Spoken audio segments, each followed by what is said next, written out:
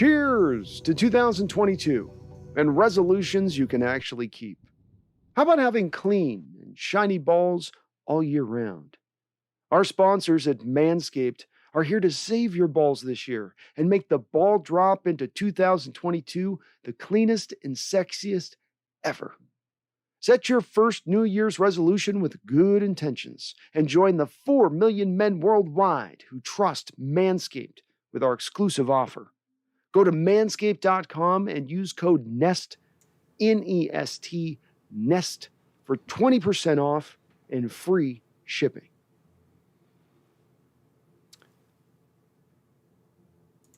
Hello and welcome to the Hawks Nest live stream show. My name is Brandon Kane. Come on in. You guys know the place. You know the time. It's Wednesday. I'm a little late, but not too late. Better late than never. Appreciate everybody hopping on in who's got a chance here this afternoon. The season's over. Been a tough season. I know many of you guys out there are kind of just turning away a little bit from football. I can already see it in the comments a little bit on my videos. Just sort of, I think, going through a little bit of your mourning period, which is understandable. But for those of you that are still riding or dying with me here, or still coming on in, let's hop on in. Let's do some discussion today. And you know, with me, as I always say, there is lots to discuss, even when there's sometimes seems like there's not a lot to discuss. First up, we've got to address the, I guess, non-breaking news within this, which would be that Coach Carroll is seemingly going to remain as the Seattle Seahawks head coach going forward. Now, certainly there could be some arrow that Jody Allen has fired from her Amazonian island to take Carroll out. It's just waiting to arrive. I as I've said before, I'd be shocked if we get much past Thursday. It's just, to me, that he's not going to get the axe. And again, you listen to his press conference a couple of days ago, season-ending press conference a couple of days ago. There remains no indications, not even little subtle hints out there that Coach Carroll appears to be going anywhere. He seems pretty resolute in saying he's going to remain and Schneider's going to remain. And this is a place, again, nobody's going to be surprised who's been following this channel. And here we've been talking about now for a few weeks is that, you know, Coach Carroll's probably done just enough to keep himself here. That does appear to be where this seems to be trending, no matter what you may want to see or may not want to. Maybe you love Carroll and want to see him to remain. I mean, regardless of that, that seems to be the path that this does seem to be heading. We'll see if there are going to be any other changes beyond that. Russell Wilson trade perhaps. But again, doesn't seem like there's any coaching changes. Doesn't seem like there's any removal of Carroll. From my personal perspective, as I've been saying for a while now, I've leaned towards wanting to see a change made. I think a lot of the people that look for Coach Carroll to remain at times lean towards simple arguments, and their arguments for keeping him are kind of few. I don't think that he is shot as a head coach. I think that he certainly showed this year, even in this bad year, that he is still a very good motivator of men. They found adjustments for 2 straight seasons where a defense appeared to be ready to fall off a cliff, but they brought it back not only onto the other side of the cliff, got it back up onto its feet, but actually got some momentum going into the other direction so that the defense could be somewhat of a force for the team in the back half of the schedule. There are so many problems and issues, though, that do remain. And this is, again, where my pushback goes to the people that are completely 100% pro-Carroll. We can go through the litany of mistakes this organization's made recently, and as I've said before, and you can even hear Coach Carroll talking about this in his press conference, you've got to split his real era up, this Carroll era, up into sort of 2 parts. You got the first 5 years and the second 5 years. And when you separate them in that fashion and sort of look at them as sort of 2 different things, then it's a little easier to see the problems that have presented themselves in this 5-year period. Because if not, you always go back to go, yeah, but that 2011 draft, man, whoo, or yeah, but getting to the Super Bowl in 2013. I mean, you know, so I'm not taking that away for Carroll. He gets credit for that stuff. But what we're talking about right now is not Carroll getting credit. What we're talking about right now is how do we right the ship? How do we have faith that the ship is going to get righted? And that's the part where I just don't have a lot of confidence as we sit right now. There are things that can change this. As I say, I'm never a fixed position like the stars in the sky. That's a joke, by the way. But, I can be moved off this spot. There are things this team can do in this offseason to give me some encouragement. And again, like I said, I don't think that Carroll is some worst coach in the league place of things. I just am a guy that looks towards wanting a team that pushes for Super Bowls, not pinning their flag into being a consistent winning ball club, but in a ball club that is aspiring for the greatest prize. Maybe that makes me selfish. Perhaps that makes me spoiled as a Seahawks fan, but it still remains the place that I stand. And I think that the place this team can go this offseason, above all else, above correcting some of the mistakes that have caused them in the past, place they can go on this is if you're going to remain with Carroll, if Wilson's going to stay here. I've said this before, I'm not going to try to repeat myself too much on this, but you got to go all in. You've got to push all the chips in this year. You've got to not go the midway approach, the just good enough, it's fine as long as no injuries happen, we'll be okay. You've got to go more the whole hog, all in, go for broke, pick whatever mantra you want, use that one and apply it here. It's the one place above all the other issues that still belie this team, the one easiest, quickest solution that you can actually completely control. Doesn't guarantee success, but I bet you this, going that route versus sitting on $13 million as this team did this offseason would be a whole lot better way to go. All right, I'm not going to harp on too much on Carroll here because I know that this is going to be a very lively subject within the chat. I know we're going to have some guys pulling their hair out, understanding that he is going to remain. So I'm going to kind of push a little bit forward here and to some of the just kind of some of the thrust. Wrong graphic. Some of the thrust of what I want to talk about a little bit today. And this is just kind of to start to give us a little bit of an overview into this offseason, into what's going on, and just give us a little bit of a timeline. I'm going to try to go into this in sort of more of a broad stroke fashion over the next couple of days. This is kind of what I'm going to do with this channel here is we're going to look at these guys that we've got out there, look at what the decisions we have to make with the team. We're going to look at the schedule. Me and Brendan are going to look back a little bit this season tomorrow and go a little more position by position and looking at where the state of the team is kind of in that respect of things. Again, trying to just sort of now, drive forward a little bit off of necessarily harping too long on the Carroll stuff. We can't control it. It is what it is. He's going to remain. And again, I know there's a lot of you out there that are very much pro Carroll and happy with this. So, great. But that's the part we've got to just sort of operate going forward with this. And at the head of this is our off-season schedule. This is going to be a very important part. I get a lot of questions in the chat in regards to these type of things. But this gives you a basic timeline. You can feel free to pause it, take a quick screenshot. But this gives you a quick time frame of where you can understand how the offseason will play out here. And you've got February 22nd to March 8th, franchise transition period, designation period. So that's where you got to apply not just your franchise tag, but also your restricted tags, right? So if you got guys, we've got some guys on this roster going into that year, like DK Metcalf, for instance. I believe you'd have to put a restricted tag on him for the fourth year of his deal at this point. I'd expect them to still sign him to a new contract when it's all said and done, but it's an important period for that point. This can also end up bringing about, potentially some trades and whatnot with that a little bit further in. March 16th, the league year ends. This is probably the most important part here. March 16th, free agency begins. So you essentially have the cap now turn over into the new year at this point in time. And we're going to be getting to the salary cap here in just a second with our Seahawks. But this gives you, obviously, April 4th through the 27th is basically your, workouts, off-season workouts you have, your last day of restricted signing periods.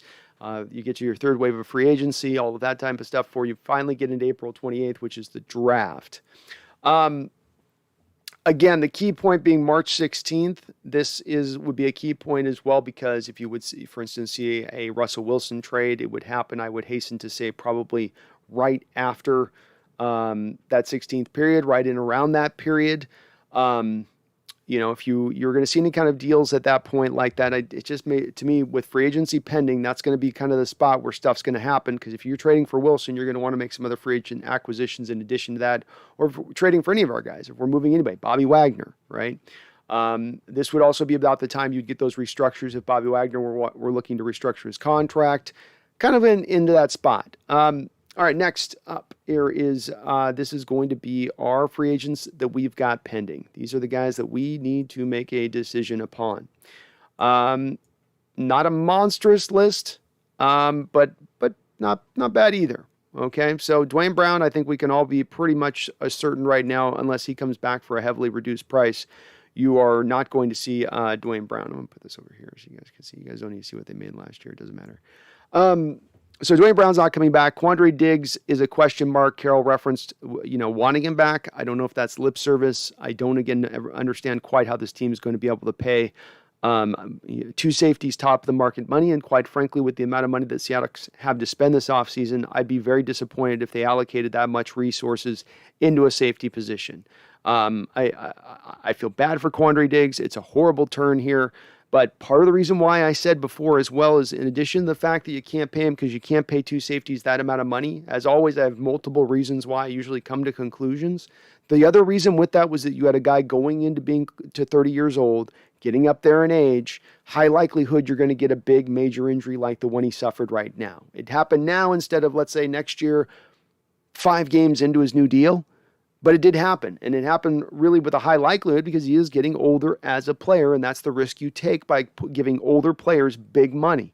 This is part of where my reticence comes into play, along with the fact I believe that you're paying for past performance at that point with Diggs, not future performance of what you're going to get going forward. We'll see what the team decides to do with it. I would be absolutely gobsmacked, shocked if they were to apply the franchise tag. It's not an option. It's not going to happen. Just don't think it's in play at this point. Brandon Shell, probably going to be let go at this point. He's had his share of injuries. His performance has been at best just slightly below league average when he's been in, if not pretty far below league average at certain games. Gerald Everett, I think, is one of the guys, along with DJ Reed, that is going to be a target of our Seahawks to bring him back in the fold as well. I would be kind of surprised if they couldn't find a common ground with Al Woods, giving him like the same kind of deal you gave him this year, a 1-year, $3 million deal. I think the team would be happy to do that. He was your probably like second, third best rated defender by Pro Football Focus this year. He's another guy I think they would try to bring back into the fold here. Offensively, Ethan Posick, Rashad Penny would be at the head of my list as far as the Seahawks trying to bring him back. I think the team liked what they saw out of Posick. I think that they would like to probably upgrade the center position as well, but the problem is going to come into play, and we'll see this in a second when I show you guys the free agent charts for this offseason. There's not a lot of great targets out there at the center position. So you're kind of stuck with what you got on that, and you already at this offseason are going to probably have to deal with the left tackle, already the right tackle. If you were to release Gabe Jackson and you're moving Damian Lewis back to right guard, you could be having to look at left guard as well. You can only get so much accomplished in one mere offseason, right? So I would expect those to be the guys they do take a look at and try to bring back in the fold. Sidney Jones, you could probably throw into that list as well.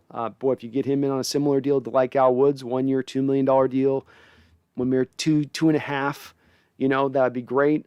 He may want to see if he can get a little more out there in free agency. He's been playing better and better. But, and again, a guy, as you can see here on the age, only a guy that's 25 years old, right? You certainly like that quite a bit. And even a guy, Gerald Everett, still 27.5. We'll see on Brian Monet. I believe the team can still put a restricted tag, I believe, on him. So he'll be one of those guys they probably tender. Likewise, Penny Hart, John Reed, same boat. Will Disley, I believe, is a full free agent. See what the team wants to decide to do with him. Not sure, but that's pretty much the full. I would be shocked if they brought back Kyle Fuller.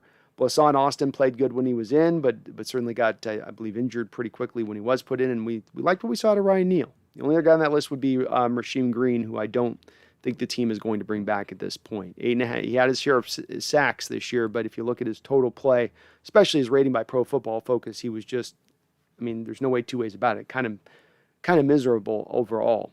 Ryan Neal, though, another guy like in that Sidney Jones place of things, where if you can get him back on a low-end deal, I'd reckon to guess the team would like to do that to have some insurance for Jamal Adams and those aching shoulders of his and those broken fingers and the groins and God knows what else.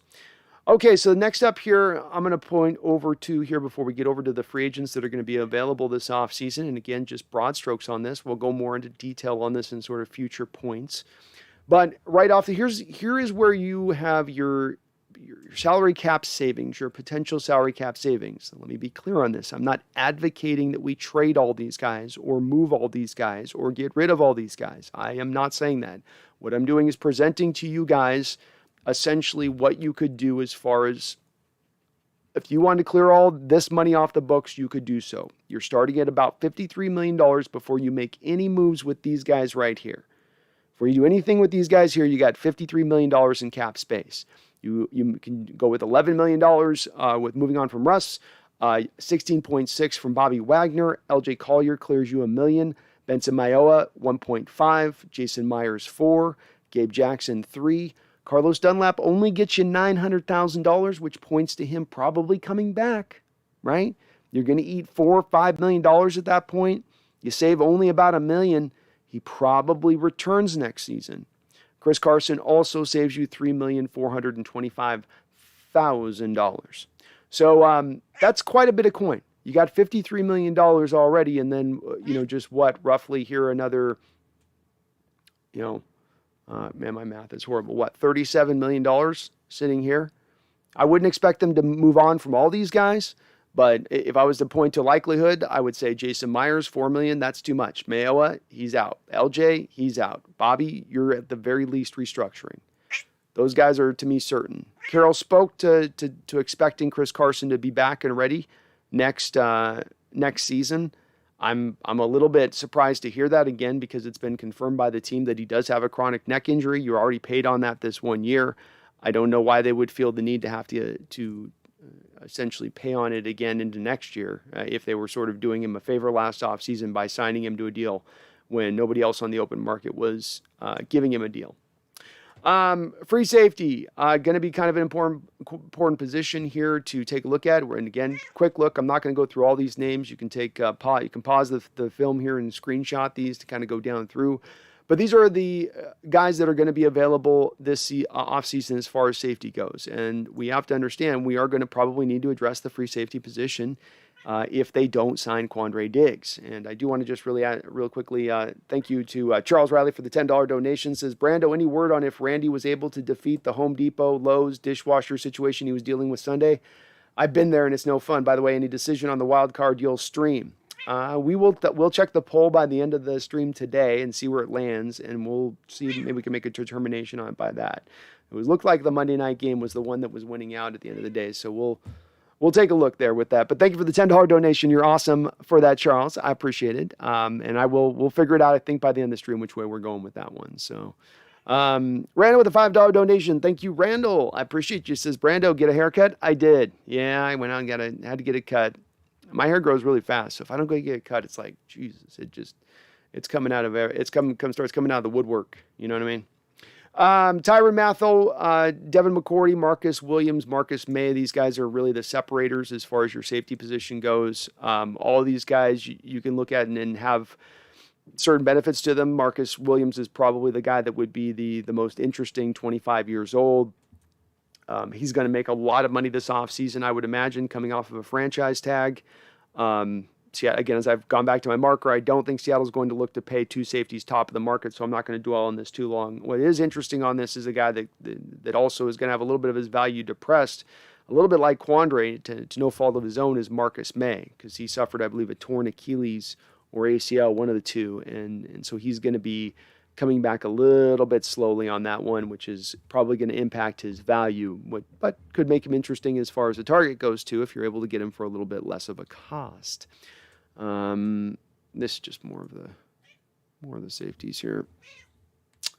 All right, here we got some edge guys, and sorry, this is a little out of order, but you guys will roll with me on this. These are just some of your edge players. Most of these guys are outside linebackers. I've had a few of you in the chat point to Hassan Reddick as the guy you really like. Anthony Barr is another guy that is an interesting player, though he is getting up there now, near 30 years old. But a guy that was very highly selected in the first round out of UCLA, a guy that's been that will linebacker, I believe, for the Vikings for years. Never a star, but a very good player for them. Chandler Jones, another guy many of you out there advocate for, still only 32 years old. I think he's going to get the dump truck backed up for him, and probably he's not going to get like 4 or 5 years, but he's probably going to get a couple-year deal which I think will push him a little bit out of our mark, as well as I think he'll go to more of an outside 3-4 team rather than a 4-3. I believe the same thing's true about Von Miller.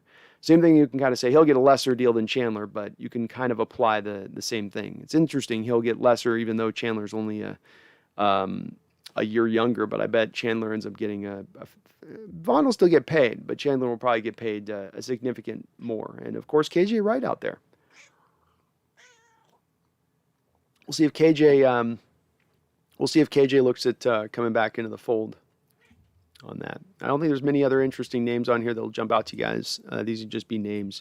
I will say this kid Camu Grugler Hill, he was a dog against us in that game we played against the Houston Texans. My goodness, that guy he got injured about, I think, 3/4 of the way through, thank God. But okay. Jesus, kitty. All right, we got defensive tackle. I think this is an important one to take a look at because we do need a 3-tech help. Damian Lewis ended out the season, I think, ranked 71.3 by Pro Football Focus. What do you have, about a sack and a half out of the 3-tech defensive tackle position? Look, he can probably play both defensive tackle positions, but I think at the end of the day, he's more the run stopper who gives you some occasional pass rush rather than really a guy who can operate in that 3-tech and give you some juice, which is kind of what you need. Brandon Williams, all these guys, Brandon Williams, Linval Joseph, Ndamukong Suh, the top of the mark. Boy, these guys are getting older. And Suh has still maintained pretty good play, even though he's gotten up to where he's gotten. But certainly if you sign him moving forward, he might be a not bad guy who's flirted with Seattle in the past at this point. And the thing you'd like about him is you could kind of rotate between him, Al Woods, and Poona Ford. You could kind of rotate him around through. I don't know how much he's going to have in the tank, though. Vernon Butler is kind of an interesting name. I'm going to be a ton excited. Larry Ogunjobi. I can't see his name. He's a pretty good player. Jaron Reed will be out there. He only signed a 1-year deal with KC, though I will say, many of you were fretting the loss of Jaron Reed. I wasn't. I don't think he's had a very good year this year with Kansas City. I checked in on him a couple times. I think he had a sack, maybe 2 on the season. So I don't think he'll be that interesting guy. Sheldon Richardson, the guy that was once here, hasn't getting a lot of run with Minnesota this year. So a lot of guys you can see on this chart. Malik Jackson, Sheldon Richardson, just guys getting a little bit older. Quinn Jefferson, he's been here through before. Shamar Stephen, a lot of former Seahawks on this list. Gerald McCoy, just a lot of older guys. No clear runaway 3-tech that's going to just light the world on fire you can bring in. That's a little tough. Here we got more of your traditional defensive ends. These would be guys that would fit into the 4-3 versus some of those outside 3-4 linebacker type guys. Calais Campbell is, older than dirt. Again, a lot of free agents in this period now getting up there on this list. It tells you that the free agents, as far as what I take away from this list at first blush is, man, it's not a deep class of free agents. We're going to need some people to be released. We're going to need some cap casualties added to this fray, if you know what I'm saying.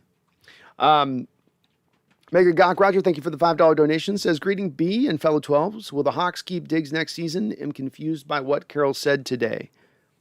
Let me get on that in just a sec on what he said today. I was looking at his press conference. I didn't see his notes today, but I did see him talk about Diggs coming back. I think that's what you're referencing.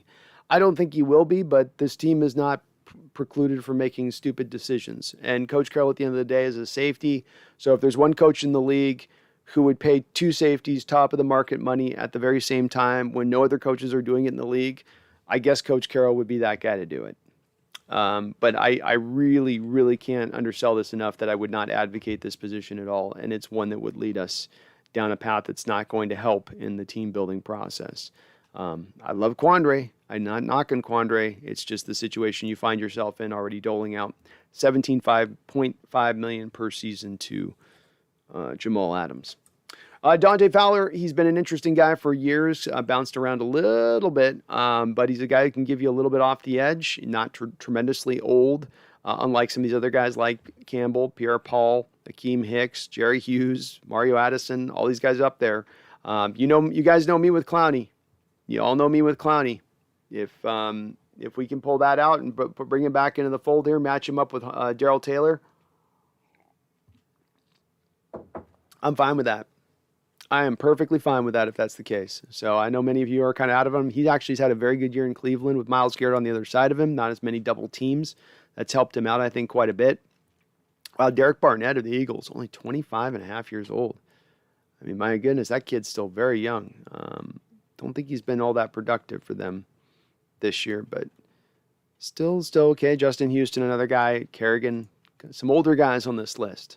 Again, not a lot of exciting guys you really like signed through here, right? You look at this list and you go, All right, we go over your next center. This one will get you guys interested. And this is one where if they do want to move on, I know I said earlier, there's not a lot. There are some guys here. Again, we're back into a little bit of that aged. We got some fine wine players. Let's call it that, okay? Fine wine players. Ryan Jensen, not too old, right around the same age, I think, of Corey Linsley last year. As he's hitting the market, he is very well received out there in the league, kind of a tough guy type. Matt Paradis, he's okay.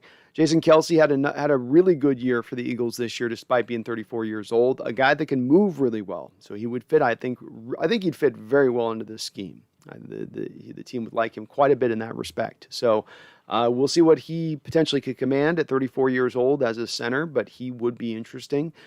Ben Jones, been in the league for a while. Justin Britt, we've had him here before. He started for Houston last year. Ted Karras, all these guys have started some games in this league. So there is that. Are any of them star type level players or going to give you upper level player? Not really. Not really. Outside of Jason Kelsey and Ryan Jensen, I think those are kind of your two top ones there. That's as good as you're going to get in free agency if you look that realm of it. And I will be getting you guys in the chat here in just a sec. Bear with me. Just want to get through this list real quick on this, just kind of previewing this. All right, so we got guards. Now, they just clump all these guards together, so we'll go through whether they're left or right guards. I think that at this point, we got to reduce away the right guards. Brandon Scherf, no. Andrew Norwell had a real fall-off year this year with Jacksonville when I checked on him about midway through the year for a trade deadline target. He wasn't doing great, so I don't know if he's still at the same level of player he was a couple of years ago. Laurent Dervais-Tardif, you could say apply the same thing with him after he took a year off. Laken Tomlinson of the Niner guard, right guard. I'm going to go ahead and knock him off. Glowinski, I don't think the team would bring him back at this point. Again, another right guard. This is common frame. Like I say to you guys every year, do you guys notice how many right guards there is on the market versus left guards? I said this last year about free agency, and it's the thing you notice every season. And there's a very good reason for that, because there is a difference between a left guard and a right guard. And it's not just one plays on the left side and the other one plays on the right side. It goes far beyond that.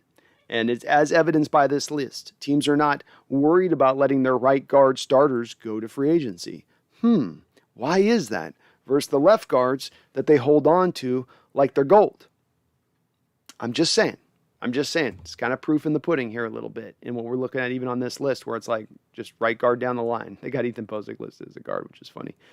Austin Corbett is a guy that would be interesting. Will Hernandez, another guy. These are two guys Seahawks could look at as targets, especially Corbett, who's played within the Rams system, has played very well within the Rams system in recent years. A guy only 26 years old.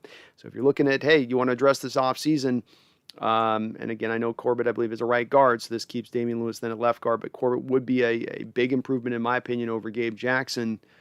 Younger player than Gabe Jackson, more mobile player than Gabe Jackson, more of a fit for the scheme than Gabe Jackson.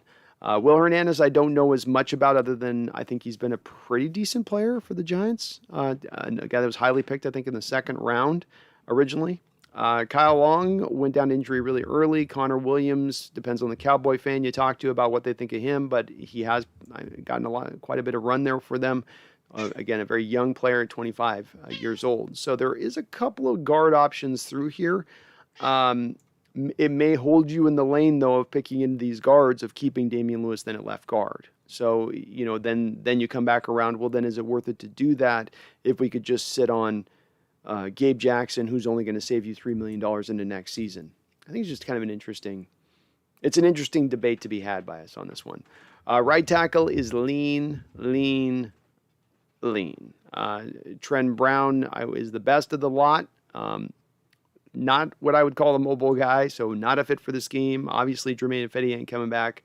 Morgan Moses, another guy aging, not a fit for the scheme, not mobile. Mike Remmers has been a guy who's getting older and not playing all that well when he's been asked to go in recently. So I think that's a no there too.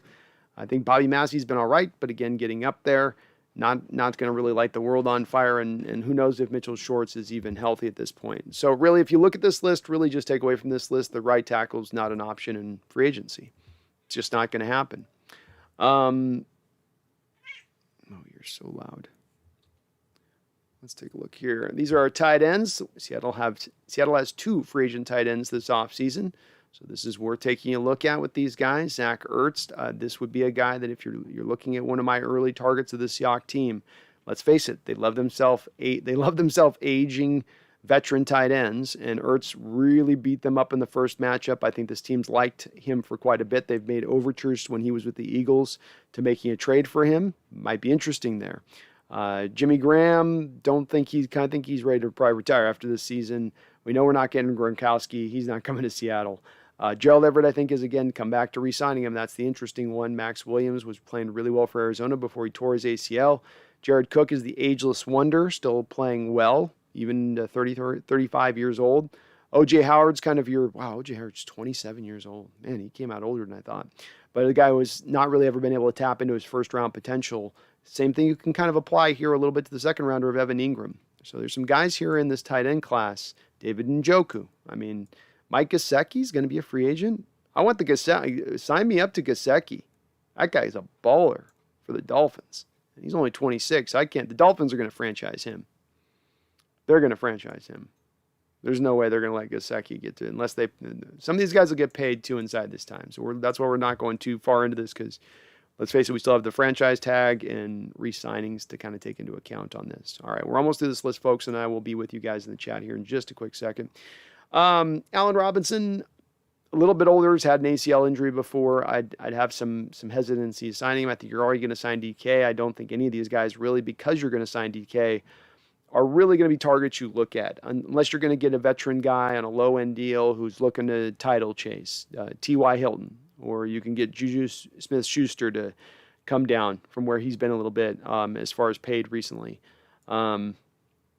Mike Williams is probably the guy that's going to get the big contract of this group. Obviously, outside of Devontae Williams. Devontae Adams will get the big contract. Allen Robinson will get the big contract. And then you probably have Mike Williams behind those two guys. Will Fuller, injured, suspended HGH. Some of you guys will mention him. He just doesn't do much for me. Rest of the list is kind of uninspiring. Zach Pascal, Matthew Slater, Zay Jones, Sammy Watkins. So, again, I think once you pay DK and you're already paying Tyler, I don't think there's a lot of money to allocate to the other side of it. Running back is where it gets a little interesting for me when I was looking at this list. Melvin Gordon is a guy not terribly old, but he certainly has looked like a much different running back than when he was with the Chargers, and he wasn't really a difference maker with the Chargers anyway. David Johnson, not done a lot with Houston since he's come over from Arizona, and he looked kind of like he was done really quick with Arizona, which was odd, but that's what it looked like. Leonard Fournette, I wouldn't mind kicking the tires on him. Kid's still only 26 years old. Some of you are really down on him. I've still been a guy that Carol loves that Marshawn Lynch mold type. Here you go. Philip Lindsay, pretty injury prone. Cordell Patterson is a guy that I think could be interesting if you want to bring in a fly sweep guy. I mean, if you want to bring a little bit of insurance in for D. Eskridge on that fly sweep stuff. This is a guy that got, I think, 650 yards rushing and basically doing it as that, de facto fly sweep end around kind of guy. He could be interesting for that. Raheem Mostert, of course, injured for most of this year, and Rashad Penny, we'd all be shocked if they don't try to at least make an offer to bring him back into the fold. None of these other guys, Marlon Mack's not been the same since his major injury. Ronald Jones is a guy that's got a lot of talent, but not really been able to quite tap into it with Tampa Bay outside of like last year where he's playing pretty good. And another guy with some injuries that he kind of carries with him. I like Ronald Jones, but I know there's also, I've heard, the rumor mill goes that there might be some question marks with him as far as character goes.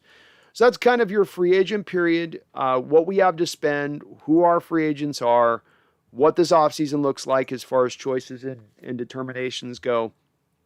We'll get into really the meat of this stuff later on. We'll get in, like I said, tomorrow I'm going to go in with Brendan, and we're going to really discuss and talk about the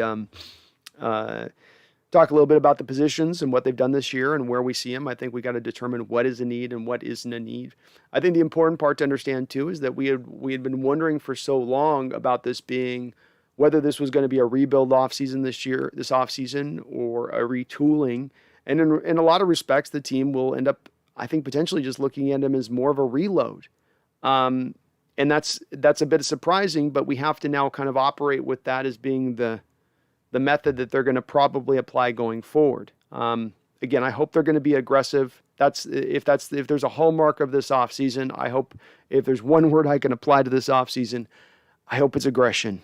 I hope it's aggression, because this team needs to operate with a little bit more sense of an urgency. Coach Carroll talked about how the teams in the division are so good. Yep, 3-year teams went to the playoffs. Guess what? You can't just measure yourself up against the rest of the NFL. You have to measure yourself up against your division as well. You're playing them 6 times a year. And while you did all right against your division this year, again, you got to be better than just, are we good enough to compete in our division? No. Are we good enough to keep at least 2 of these 4 out of play so we can at least get ourselves into second place? You got to operate. Again, just can't operate from that do just good enough approach. That's just good enough. Day's over. Let's go home. Nope. Put in the overtime hours, Carroll. Put in the overtime hours on this. Put in some more than that. I hope they do. We'll see how this offseason goes. I'm not worried. There's a part of me that just wonders if nothing's going to really get fixed. I hear these conferences, I hear the people talk, I hear the coach talk, and I go, I don't see a lot of indication of a recognition of things went badly this year. Instead, it was just everyone's a victim of circumstance, I guess. And I'm not going to be negative, but it's a little disappointing to hear. Charles Riley, thank you for the donations, and thank you for reminding everyone to like the stream. Do please like the stream if you like what you're watching. Costa Rica sports fan, I kind of want to give this crew one more year to see if it was an off year, but if next year we don't get at least to the divisional round, I'm done. Oh, you can believe by next year, if I've got to go through another year of this and it's like this again, I will be pulling my hair out and probably screaming on every every live stream show, because I'm not going to be able to. We got to do this again and again and again and again, the same way over and over and again. Why are we changing nothing? That it's, again, as I say, I understand the people that are completely pro Carroll, want him back again, want to run it back again, just think this was just one bad year and everything else. But provide me some confidence if you can. Let me drop an olive branch down to you. Give me just a little confidence in the fact he's going to fix mistakes that have hounded them for years. So moving players out of their natural position to the detriment of the player, right? Wasn't referenced in his press conference yesterday, right? We didn't, because no reporter dare asked about, hey, you've got Jordan Brooks playing out of the middle linebacker spot. Yeah, that's great. He's playing great there. Yeah, but isn't middle linebacker the best spot for him? Well, maybe. Well, you got Damon Lewis playing from the right guard to the left guard. Isn't, though, the best spot for him actually at the right guard? But well, yeah, maybe. I just, are they going to fix that next year? Are we going to go into next year and see them do something else where they're moving some other guy to some other position off of maybe where he was successful this year? I don't think it'll happen, but it's indicative that those kind of lessons learned, right? The lessons of, this burned us once. Oh, this burned us twice. Oh, hey, this burned us a third time. Let's just call it the last 5 years.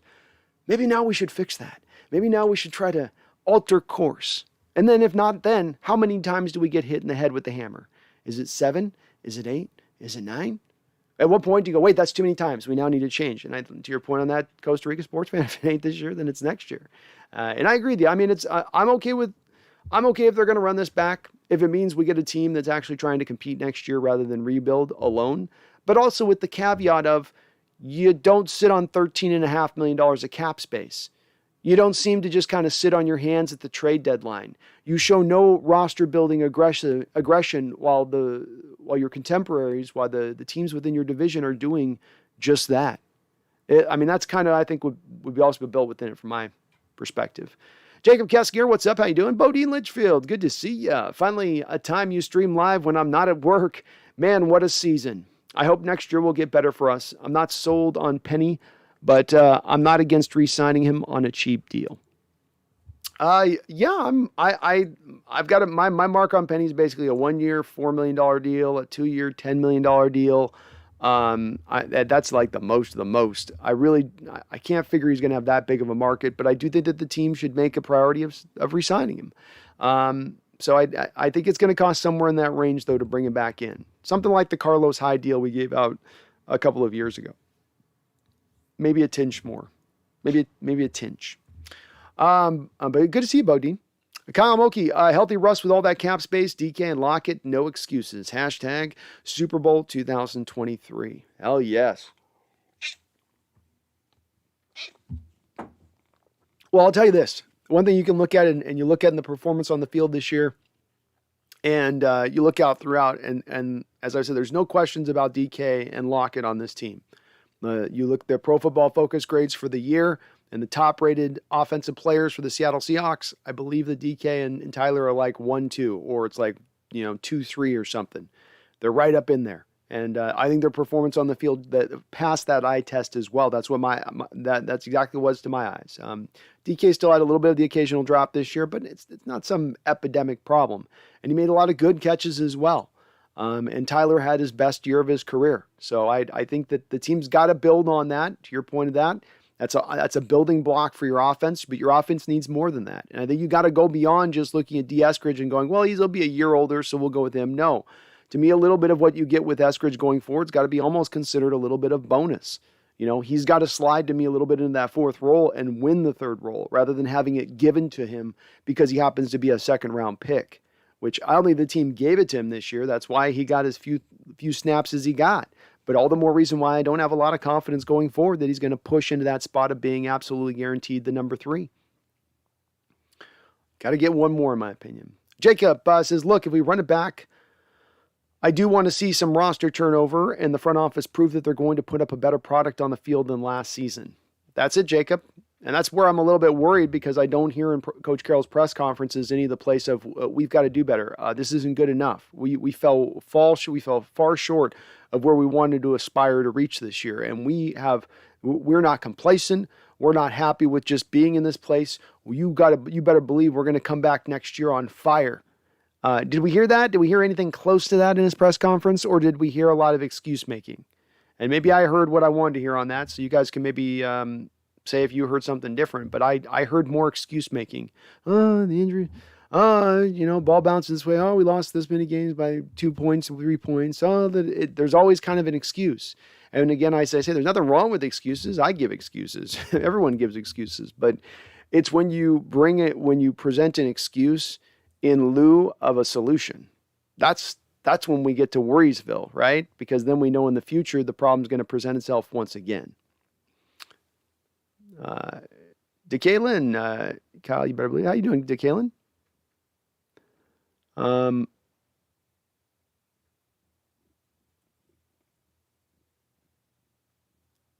Jacob says, look, if we run it back, Go 05. So Ken Norton Jr.'s contract is up and we've yet to renew. I hope it means we're going into a new direction here, new direction there. I'm encouraged that it's not up as well, because if you're going to sign him now, it means you're signing him to a multi-year deal, right? You're not bringing him back for 1 year. You want to commit to Norton for multi-years, Carol? I mean, maybe he would do that as just as a solid to his longtime confidant.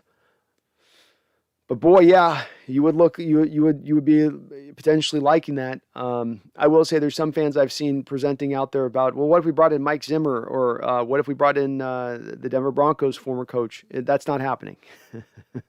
There's no coach of any revered name is going to come in here and run a defense where basically Coach Carroll's running the defense and they have to be a yes man for him. It's not an easy job. It really isn't. It's why they landed on Ken Norton last time. That they moved on from Richard. So we'll see what they do with it. But I'm hopeful like you're hopeful, Go Hawks. Bodine, we need some big splash signings in free agency. I mean, we have no draft capital, so how else will we be competitive? That is the way, Bodine. I mean, you're going to have to do that. The one thing I'll say is if you can find a trade to make where it's advantageous from the standpoint of you can trade depressed value. Here's a 4th rounder for player A. Player A is 1, not maybe the player he was in his prime. 2, slightly expensive, but 3, still has a little bit of productivity left in him. And you go get that kind of player sometimes now you're adding on that salary, but you're not doing the free agency, but you're not giving up a lot of draft capital as well. If that kind of deal is out there to be made, that might not be another way to get around for necessarily just free agency being the only path. But you're right, Bodine, that would stand as sort of the prime path, seemingly, to putting this team a little bit more solidly together. DeKaylin says, does someone know who will replace Diggs in the Pro Bowl? I don't. I'm not sure on that one. Go Hawks. DJ Reed was targeted 4 times for 2 completions for 2 yards on Sunday. Definitely want this guy back. It's all about cost with him, right? It's all about cost because you know he's going to get a 3 or 4 year deal. He's probably going to make upwards of right around 8 to as high as maybe even $11 million on that contract. Do you go that high for him? I think it's an interesting question. It seems a little rich for me, but I could probably be talked into it. Seahawks Jose Rodriguez. What's up, Jose? And if you're not subscribed, Seahawks Jose's got an awesome channel on his side of the YouTube pond there, so please do check it out. One of my longtime mods as well on the channel. Says, hey, Brandon, I know you've been pro oust Pete. At this point, if anyone goes, I'd say John needs to go because he can't draft, other than Brooks Taylor, who flashed late this season, and Lewis. The draft picks haven't been good. I am with you on that, Jose. I don't think that the drafts and as I said with this, we got to kind of chop this up between 2 5s, right? The first 5 years of Coach Carroll and Schneider's regime, and then we've got to chop up the back 5 years. Here's my one thing with that Jose, I think you got to consider and think about here with this, and it makes it almost impossible to answer this question. Coach Carroll is the vice president of the Seattle Seahawks and the head coach of the Seahawks, vice president and head coach. He has say over the top of John Schneider. He has final say over the top of John Schneider. So, Jose, who pushed for the Jamal Adams trade? Who pushed for the LJ Collier pick? Who pushed for the Jacob Brooks pick in the Jordan Brooks pick? Which, look, Jordan Brooks is rounding out into a good player, but that's neither here nor there. We knew he was a tackle machine coming out. He doesn't pick off passes. He doesn't cause turnovers. He's an outside linebacker in a 4-3 defense. There's only so much value in that. Even a guy eating up the tackles he's eating up. So that's almost, Jose, for me, the question that's got to be answered here. And when I can't answer, because only the people behind the curtain know who's deciding what. I can tell you this for sure, Jose. It's not been John Schneider operating with impunity and making whatever selection he wants to make whenever he wants to make it. I guarantee you Coach Carroll has come over the top of him and dictated some bad picks in recent years. And so then once again, it becomes hard to parse Pete from John as to who gets what and what gets what. This is why I've said, Jose, this is where really that committee that sits above John and Pete have to do their job in the recommendation to Jody Allen in making that assessment properly as to where that blame goes. So again, we land back in that same place to fix what has gotten broken in the past. In this case, to your reference, Jose, the drafting. The drafting has been broken for 5 years, for all intents and purposes. They've got an occasional good guy, but a broken clock is right twice a day, right? Doesn't mean it's not still a broken clock. But so that's where I land on that, Jose, really, at the end of the day. I kind of put as much, I put on as much on Pete there as I do John, because again, he is the guy in charge. John doesn't have say over him. Pete has say over John. Megan Gockroger with another $2 donation. Thank you, Megan. Says, all I want is a decent game at Lumen in October. They'll give it to you, I hope, Megan. Hopefully they just kill it this offseason and give you an outstanding season next year. We just steamroll everybody. I could go for a year like that. Barry Zotoro with a $5 donation. Thank you, Barry. Says, there's a fine line between excuses and reasons. All the excuses from Pete and a lack of accountability are the reason he should be fired. Barry, that's a fantastic donation, but an even better comment. Absolutely, you nailed it right on the head, my brother. You nailed it right on the head. And that is that, again, there is a fine line between excuses and taking responsibility. And I got no problem with excuses. The only issue I have is when I listen all the time to Coach Carroll and I hear him in his press conference, I rarely hear he does say it from time to time. So I'm not saying never says it. I'm not overstating this, okay? But this too often, and especially as of late, it's too many of the excuses. And again, excuses aren't bad in themselves. They're just bad when they prevent you from fixing what is a problem because you don't acknowledge it's a problem, right? There's no issue. It's like an alcoholic, they just want to drink and drink and drink and drink. And you can make all of the arguments to them about how, look what you're doing to your liver.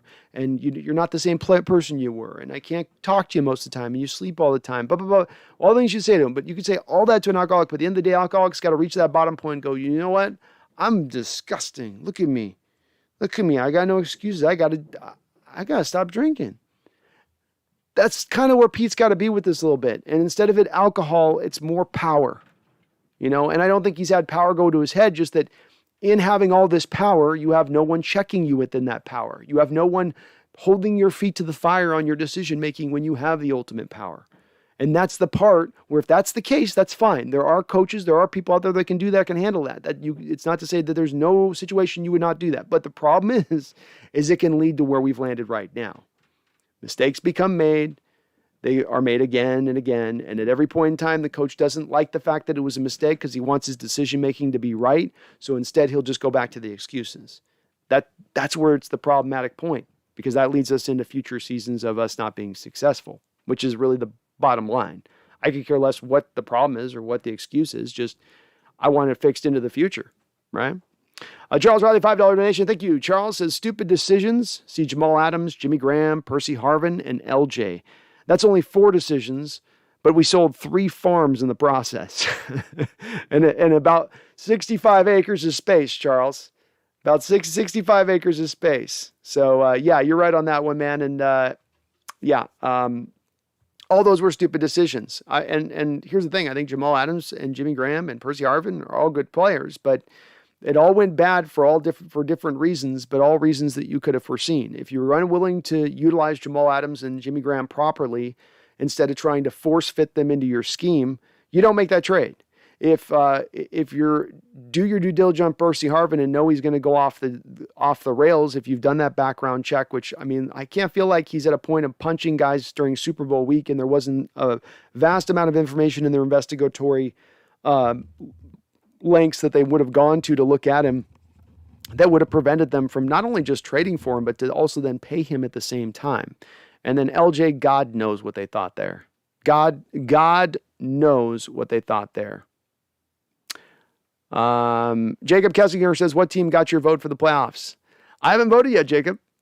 And thank you for the $2 donation. I'm not voted yet. I'm still thinking about it. It's between Monday night and the Sunday Niner Cowboy game. The Sunday Niner Cowboy game is I think the one I'm kind of leaning towards wanting, but you guys are voting for the Monday night one, which would probably be better for viewership. But I'm both of those 2 matchups do have me interested. I think the Cardinals are a little shot at this point, which has me a little bit turned off from wanting to check that matchup out. Is I think that they're just like they're running out of gas. The tank is dry and it's just just coughing now, going down a little. All they've got is a little bit of the incline from what they built up prior to the season as they're going down now. Whereas the Rams, they're not playing like anything special necessarily, but at the same point in time, at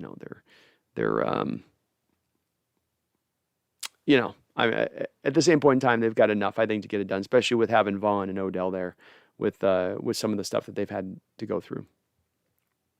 But thank you for the donations, you guys. I appreciate y'all on that. I think I'm going to lean towards that Sunday night game, but Monday night games win now. It's like 45% right now.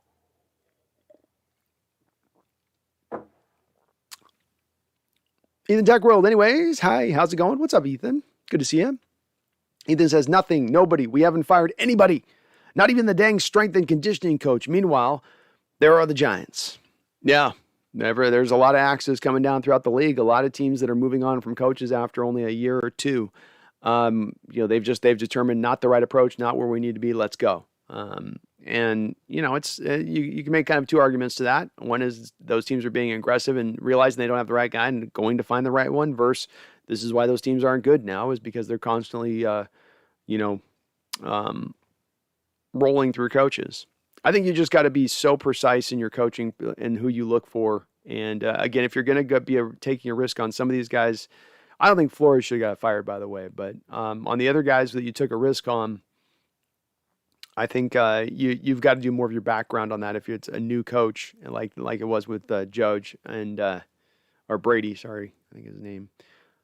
So, yep, we're not doing anything though, Ethan. standing pat, just sitting pat. Jacob, for real, get rid of that conditioning coach. He's garbage. Too many injuries, and dude has left a track record everywhere he goes of players with extensive injuries. That's right. We call him here, and they call him everywhere, actually. He's known through the countries and the lowlands and the hills and the prairies. They call him Ivan the Terrible.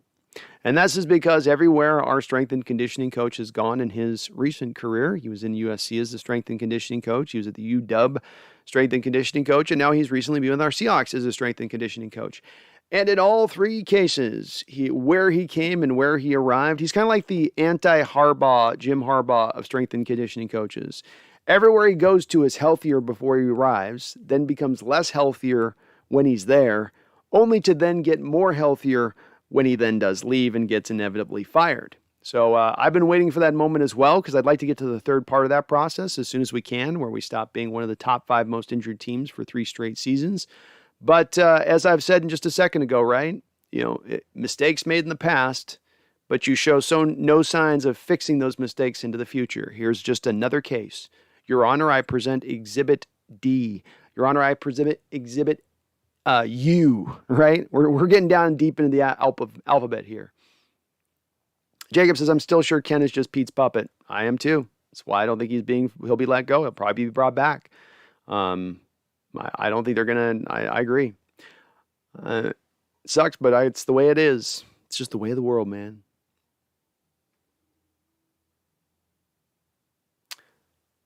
Charles says, on 710 today, I heard them praising the strength and conditioning coach, to my surprise. 710 praises everything, right? If it's team related, it's praised. They praise it all. I don't know. I guess people like their pom-poms. I can dig it. Like I always say, man, everybody enjoys their fandom how they enjoy it, I guess, Goldie Cobb says, please no Posick. I don't want him, Goldie Cobb. I don't. But as you know, I kind of go through this logically, and so I just go through it logically and just deduce it. And man, I look at how much work they got to get done this offseason. Free safety, 2 cornerbacks minimum, maybe a third. You kind of need a will linebacker really at this point, because you're going to move probably Jordan to the middle. If you don't move Jordan to the middle at that point, we can take that off, I guess. But then you still do need a Sam, because you're going to move on from Benson Mayowa. You need a 3-tech defensive tackle kind of badly.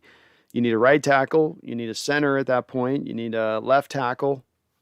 You're down 2 tight ends. You have no stable of running backs that are necessarily going to get you excited at this point, especially if you lose Penny. I mean, Carson's here, but is he here? Right? Your wide receiver position is probably the one that you can go, well, it's at least we have bodies there. But every other spot, you've got to add so much across the board. There's only so much work a team can do in one off season, even if they have gobs of cap space to spend. But I'm with you, Goldie Cobb. Posick's not done a lot for me, and I think the only reason he looked as good as he did near the end of this year had to do with the fact of the lesser competition. He wasn't being challenged by any DeForest Buckners like he was around week 1. And the other, there's one other aspect to that. I've just lost my train of thought on that. But I think he's just kind of, he's coming in for Fuller. Fuller was playing like league worst at center. He comes in and looks a little bit better than league worst. And everybody's like, wow, he's playing pretty good. He's being good. Drug Squidward, I say Geno Smith leaves and Jacob Eason is backup quarterback. Well, I think if there was any question of it, the DUI that the Dewey that Geno got here going 96 miles an hour on the road. What is it with the guys that you get plastered and then you go 100 miles an hour?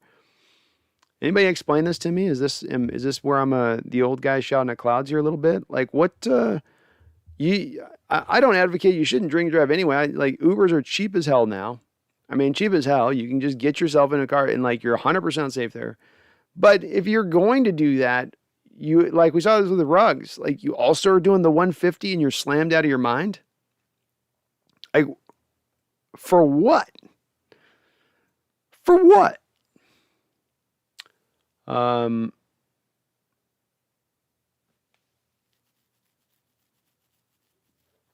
Cody Smith says, how would Jones be so cheap?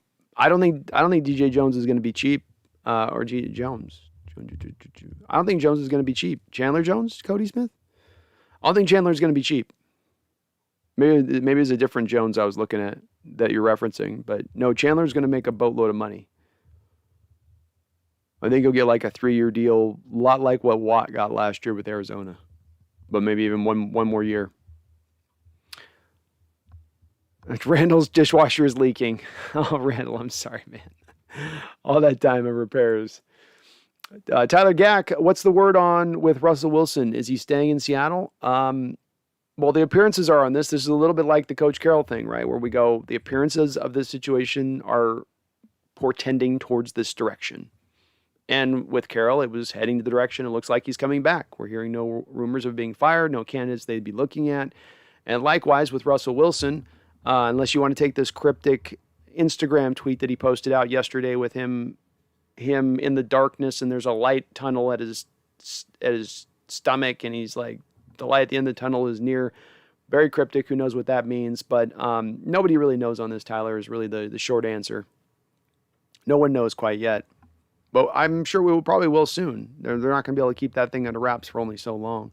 Jacob Kessinger, he's a peak guy, but I heard on the man-to-man pod he's left a wake of injuries on almost any team he's been on with 100% sure how accurate, but I can see it with the muscle tissue injuries every year. It's what I heard it. It's pretty much common knowledge, so it's not even something you have to dig too much into. Or if you probably just Google search, USC fans talking about it when he was there. Seems to be a problem everywhere he goes. It just does, and we have been the most. We were the I think we were the most injured team in the NFL in 2019. We were the 5th most injured team in the NFL last year, and I haven't seen the stats yet bear out, this season, but, Jamal Adams, Marquise Blair, let's go through some of these names. Chris Carson, Disley had a couple games lost. Dwayne Brown down a game. Your right tackle was out. Your center out. You've not been able to keep your center healthy at all. Damian Lewis was out. We're probably top 10 this year, I'd say. Oh, and Quandre Diggs went out, but that was right at the end, I guess. But then you have all your corner situation that you had decimated with over on that side. So that's a lot of missed games. We'll be up around the same mark this year, somewhere between 10 and 5, I bet. Drunk Squitter and Benson Mayo is gone too. Yeah, he's out. Benson's out. He gave you nothing this year for his cost. He saved you $1.5 million. That's one of the more no-brainer deals as we head into this offseason. Bodie Lynchfield, I'm ready to see Shell and Posick go. Can't believe we didn't pick Creed Humphrey in the draft. Me neither, Bodine. And it's why you get when these young guys land in your lap, these young linemen like that, jump on them. You get 3 years of cheap club control, and we could be going into this offseason, even if we had somewhat of the same season we had this year, we could be going into this offseason saying, all we got to really address is left and right tackle at this point, and then go to other parts of the team, as opposed to being left guard, left tackle, center, right tackle. You'd be set there. You would. But that one's going to hurt for a while. Drunk says the only way we keep is Russ, maybe Bobby. Maybe. Coax Vibe, I say we sign Armstead, Ryan Jensen, and Hassan Riddick off the street, and boom, contenders. I like it. I like it a lot. Terrence Barbie, we're not moving on from Russ, just stop. Did I say we were moving on from Russ? Can Reddick play in a 4-3 as a down lineman, though? Hard to say on that. I think he's done most of his work as an outside 3-4 guy. But I think he did put his hand down in the dirt this year with the Giants, Jacob. So I think the Giants do some 4-3 down stuff, though admittedly I haven't followed much of the Giants' inner workings on how they've done what they've done, especially because we didn't play him this year. So I'm not sure what he did with the Giants, but certainly when he was at the Cardinals, that was stand-up 3-4 city. That's for sure. Cool Breeze, meow. I know she hears me talking on the stream, and I think she just wants to start talking. The key is I just got to start petting her, and then she chills out and she calms down, and it's all good. Wheeler, what's up? How you doing, Wheeler? Good to see you. Says Carson can go. Resign Jackson. Make a strong offer to Penny. LJ gone. Let Mayo walk too. Doesn't get enough reps to be productive.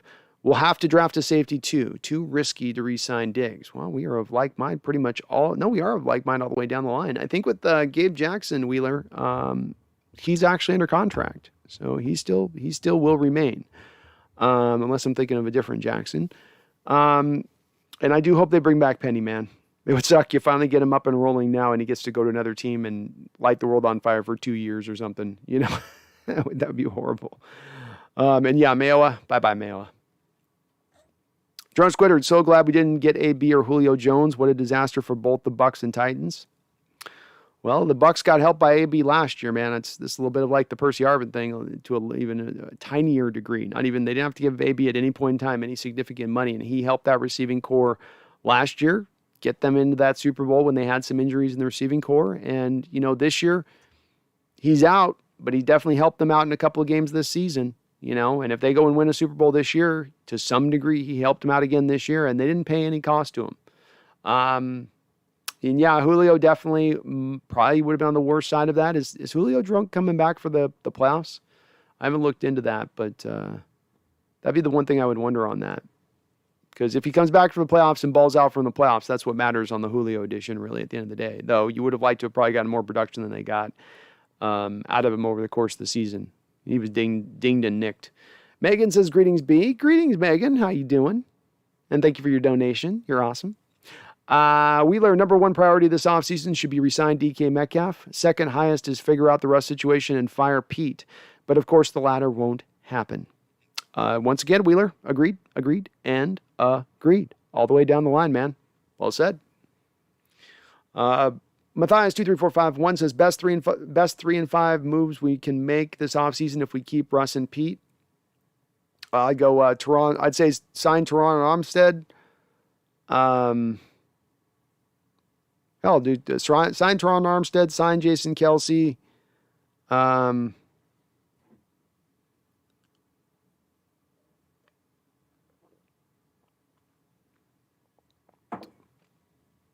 Sign Teron Armstead, sign Jason Kelsey, and draft Daniel Lele. How do you like that? Those are my three moves. And then beyond that, find some way to get DJ Reed and get DJ Reed back in the fold. Get DJ Reed and Sidney Jones back in. Well, the other two moves would probably be around the pass rush, Matthias. And those I'd have to think about, because there's no simple, easy answers there. I know as somebody mentioned in Hassan Reddick, but again, I'm not sure if he can do the 4-3 stuff. I like him. He's a good player. We might have to go somewhere different, because he also might get paid by an outside 3-4 team. Might be willing to finally slap some dough down for that guy too. Randall says first world problems. Oh yeah, it's all first world until you're cleaning your dishes out of a creek. Megan says, will the Hawks keep Diggs next season? I'm confused by what Carroll said today. Carroll's always going to be a little positive, Megan, when in his speaking. So, you know, everything's going to be great and awesome until it isn't. So he totally plans on re-signing Quandre Diggs until somebody offers more money. And then he's like, well, we were in it until we weren't. That's kind of how that'll probably play out. But we'll see. I mean, the thing I'd wonder with this, Megan, is that if they were wanting to sign another deal, they would have done so by this point. And now him coming off an injury seems to make it even less likely to happen. Ernesto Flores. Hello, Ernesto. Says, hi, do you think Russell will stay or go? This is a completely a bit of a blind guess, Ernesto, because I'm just going to be basing it mostly on the scuttlebutt of what we've heard over the last month and a half.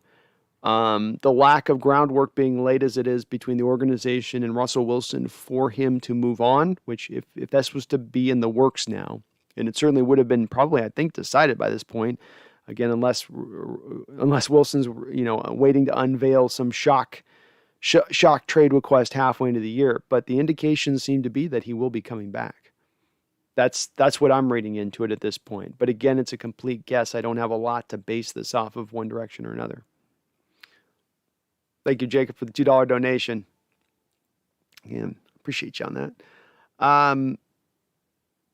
Randall says, I saw the end of the year meeting with Pete and Jody didn't happen today. Scheduling conflict or more to it?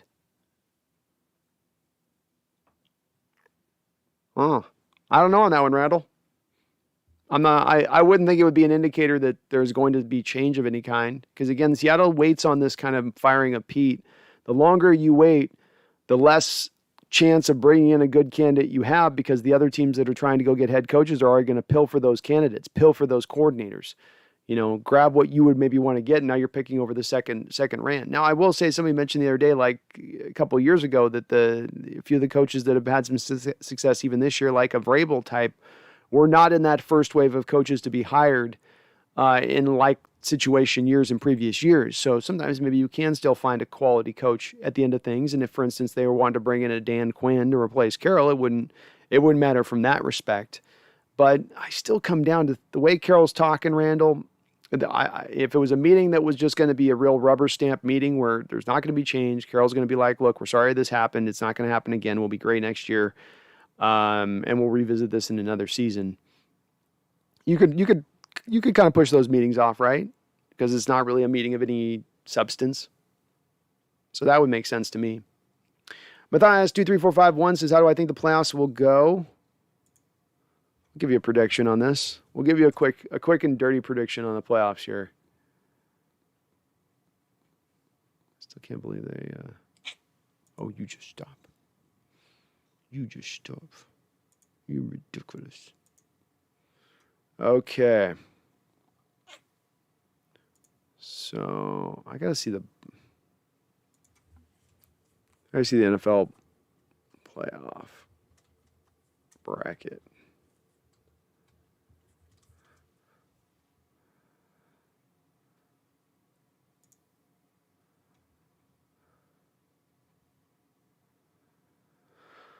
All right. Oh, shoot. Sorry. Let's get this going. Let me see here. All right. So we got Philadelphia Eagles at Tampa Bay. Tampa Bay wins that one. San Francisco at Dallas. I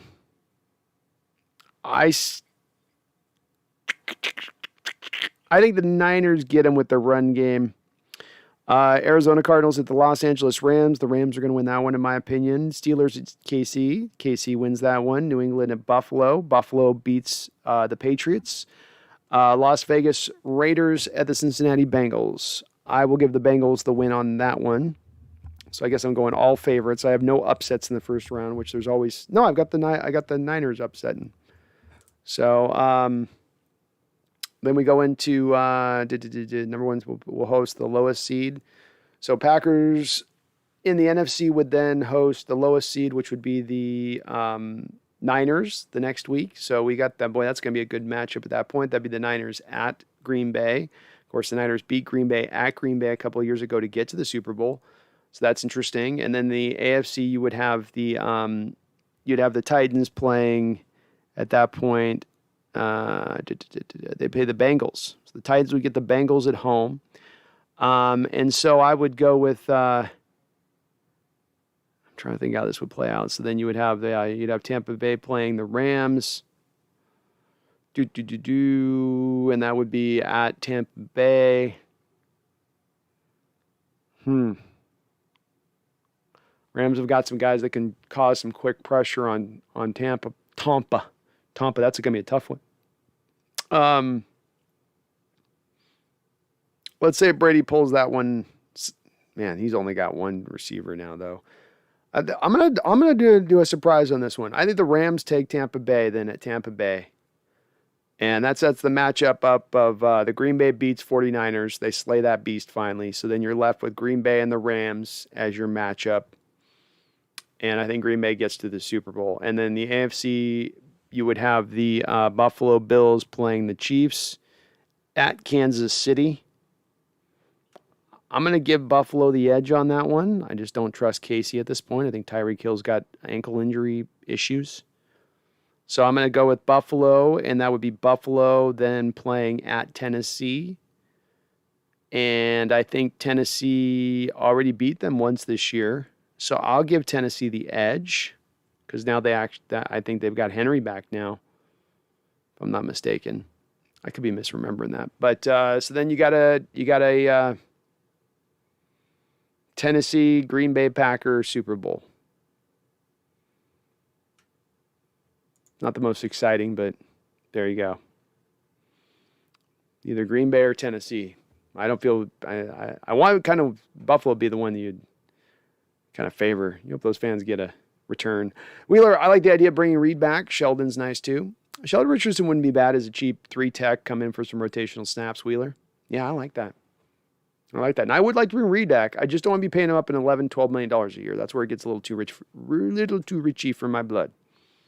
That's a little too high. Can't go that much. But if we can keep him down 7, 8,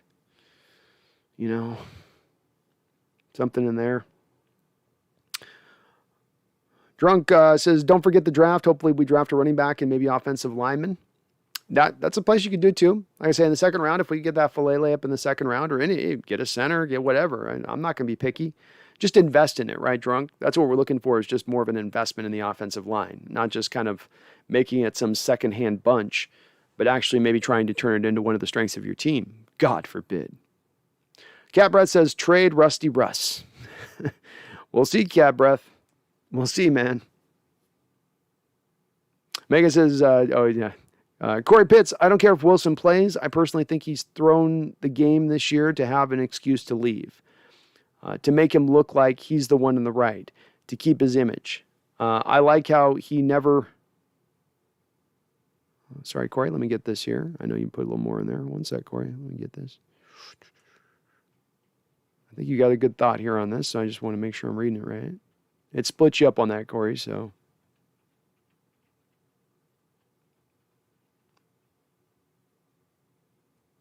Oh, man, I got mine in the chat quick, didn't I?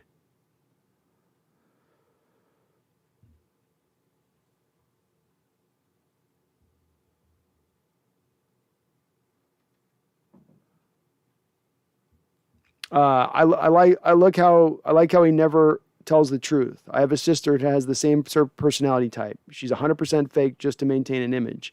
If Wilson XL 4050C leaves, I can see this team making it. I'm sure his wife's been pushing for a divorce or to move away from here. Those are her options to him. He'll choose to move. But don't be surprised when 10 years later he finds out they moved to be with her lover.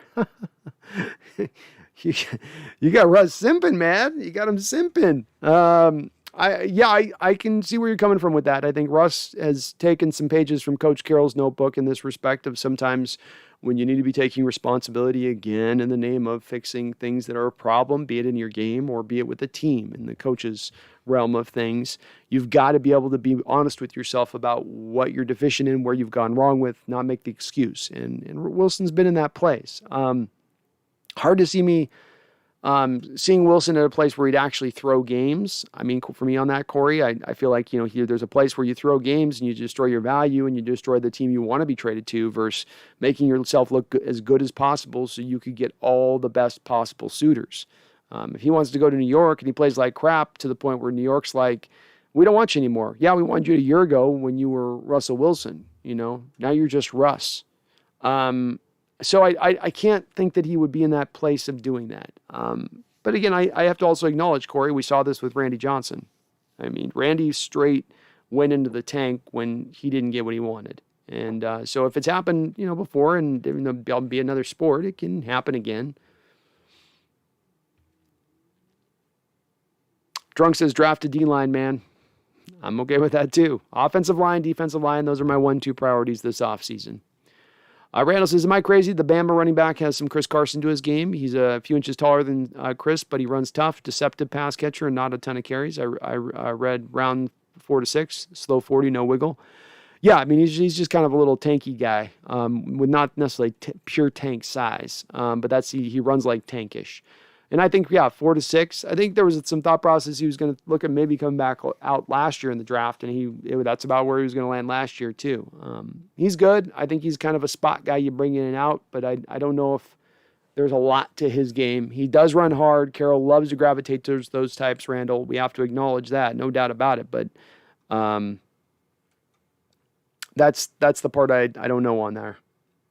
Megan Gockroach with the $2 Nation says, what happens with Diggs' injury and his payment? Well, he makes all of his salary this year, Megan. He's due to be a free agent at the end of the year. So March 16th arrives. He's a street free agent at that point. But all of his money this year he collected. So it doesn't impact anything on this contract because this contract's coming to a conclusion. Barry Satoro with a $5 donation. Thank you, Barry, and I appreciate you, Megan. It says, does Diggs count? Not a muscle injury? Why? Yeah, I think it counts because it's an ankle injury. I mean, it's hard to say one injury to the next. It's hard to say. You need more of a you probably need more of a quotient, but there's things you can do to strengthen ankles. There's things you can do to do some preventative stuff with ankles. I'm not an expert on this, so I won't dive too far into the preventative stuff. But at the end of the day, it's just when you have this cacophony of injuries that if I have a job and everywhere I go, I'm failing at my job. You would think I'm not going to fail upwards, going from college to the NFL, but that I would actually have to go finally prove myself that I can, train guys to be, to get on the field. And I don't know if it's a matter of he's training them so hard that he's going for performance and not caring about injury prevention, but something is causing him wherever he's gone in his stops to cause those teams to get more injured when he's there. That's the bottom line. And if that's the case, and this is the third stop this has been the case in, that's what we call a trend.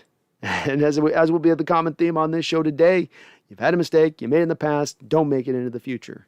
Get that man an axe.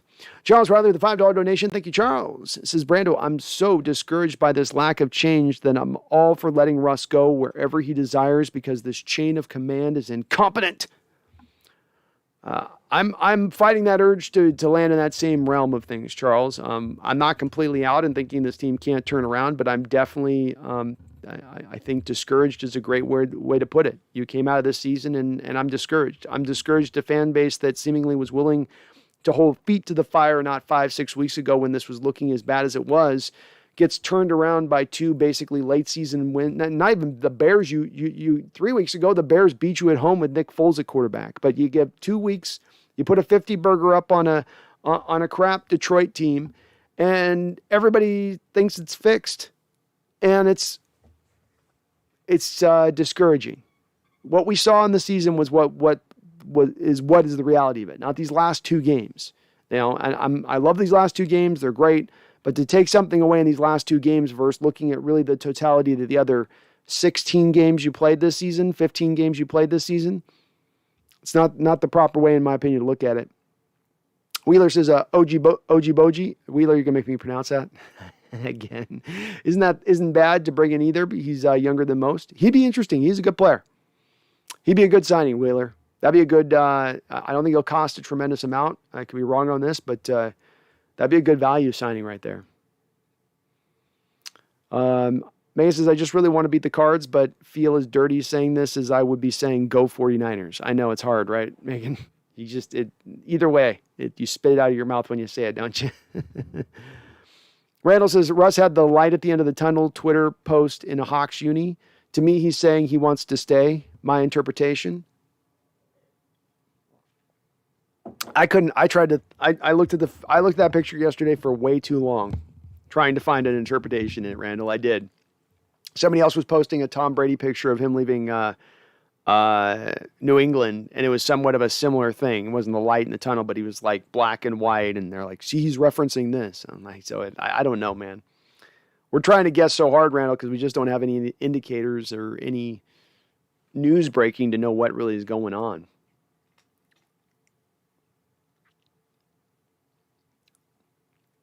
Aaron Zhang, did you see the Carol Press on Monday, especially the last answer he gave? That S triggered me so hard.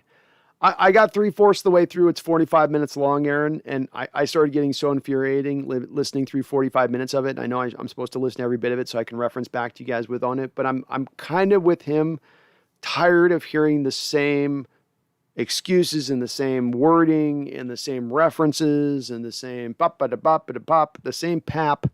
I'm tired of it. I've seen it over and over again. I've heard it over and over again. There's nothing new under the sun, he says, and it always ends up coming back again and again to excuse making and taking no responsibility, and we're not going to change anything. It's like, Aaron, you go, let me just skip to the part where you punch me in the face and walk away, Carol, and I'll be fine there. And that's kind of how I felt like in that press conference. It's just, we just came up just short. Well, we had Russell, things were broken, a little injury. Well, just went a little bad now. It's all luck. It's all luck, Aaron, you know. There's no skill involved. Just some things just go unlucky sometimes. You do everything right. And then you just get unlucky. That's a little bit what I felt like his press conference was. Ogaba. Is that what it is? Ogijoy? Oh, Ogaba from the Dolphins. Drunk Squitter. Yeah, he's a good player too. Again, operating more in that 3-4 realm as of late, but interesting player. Jacob Kessinger, I loved Clowney, dude. Great pressure, just could never finish, but he pulled a lot of double teams because he was the only pass rusher we ever really had. That's the thing I maintain with Clowney is you got to pair him with another guy that can draw some of that attention away. And what I like about Clowney is a couple different things. Number one, he's on my Xbox friends list, so I can still anytime go play Warzone with him. So I always like that part. But beyond that, I like him as a player. I've always liked him as a player. I always thought he's a little underappreciated as a player, because he doesn't put up those quintessential sack numbers that people look for from a guy who was the number 1 overall pick in the draft at one point in time. But he's a guy that when he's playing is one of the best edge defenders in the run game in the league, which has a huge value and merit on our Seahawks defense. And then he's a guy that if you can keep him on single blocks, he will drive pressure. I think the next great Seahawks moment video I'm going to be doing, and I'm starting to put some work into it right now, is going to be the Houston Texans game from 2018. That was the game that Clowney absolutely wrecked us. And it's a game that it really, to me, shows you what he can kind of do. Now, he doesn't give you those kind of games all the time, but again, when it's rolling and good, I like what you get out of him. And again, a guy, he's going to be 28 years old this year, come out of contract. He's not going to cost a lot. There's injury concerns there with him. You could get him for a decent value deal. You wouldn't have to throw a truckload of money at him necessarily. But I like him. I'm with you, man. I'm with him. Nolan R. Vance with a $5 donation. Thank you, Nolan. That Hawk logo in that picture seemed extra bright to me. In my thumbnail, Nolan? I don't think I adjusted that. In my thumbnail, the Hawk logo.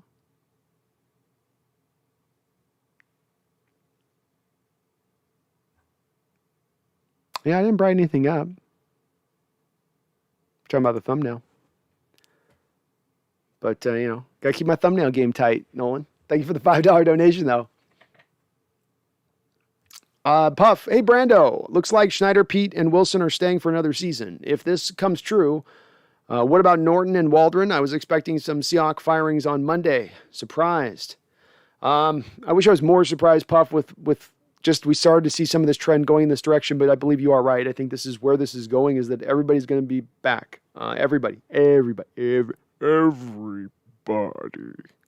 That would include Waldron and Ken Norton. I think a little bit of this will come down to, God, there's going to be so many probably background conversations we're not going to have any sort of knowledge of, and all this gets into that place of just blind guessing, Puff, which I hate blind guessing because I'm not giving you guys what I like to give you guys when I open my mouth, and that's to be giving you stuff that's actually factually based or knowledge based or something like that, rather as far as me just being, pulling something out of my butt and guessing, which that's what this would be at this point. But I would guess, to kind of make it succinct, if everybody's coming back, it's going to be a little bit of that, to use a modern meme, the last dance type situation. And if it's a last dance type situation, like you saw with the Packers this year, or you saw with the Chicago Bears, which drew this name up from the documentary, of course, with Michael Jordan last year, that means everybody comes back. You get them all, because you're trying to acknowledge, and we don't necessarily agree with this, but you're just saying, okay, it was one bad year. We don't want to change things because we think we're on the right path, and we'll make the adjustments that caused the bad year to be bad last year and have them fixed into the future. I think that's probably what they would say, or they would say we just got unlucky completely. I'm not sure. It's one of those two would be their answer. But, yep, I agree with you that, Puff. I think they're all coming back. Wheeler says, why is Posick listed as a guard? Tom Cable. He's listed as a guard because he has some time as a guard. That's what he's playing in his first couple of years in the NFL. So I'm sure that the Sports Track put him there because of that, I would guess.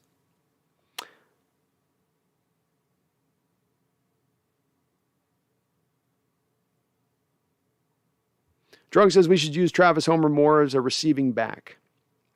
He's been a good receiving back. He's been a very good third down back. I mean, he's kind of held that down, hasn't he? To a good degree over the last couple of years, even being out DJ Dallas, who was supposed to be drafted to be the third down back.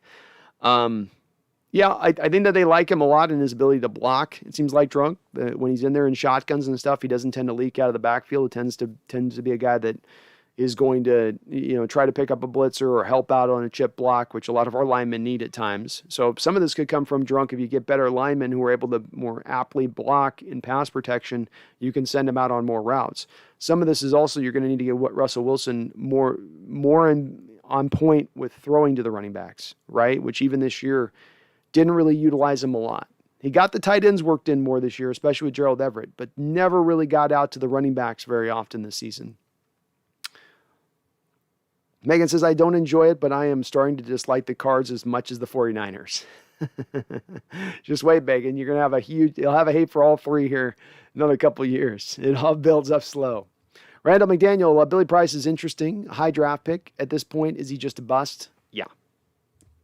What I've heard of him has not been very good things by anybody on him. I can't pull any memorable quotes out, but the basic scuttlebutt on it, Randall, is that he's not very good.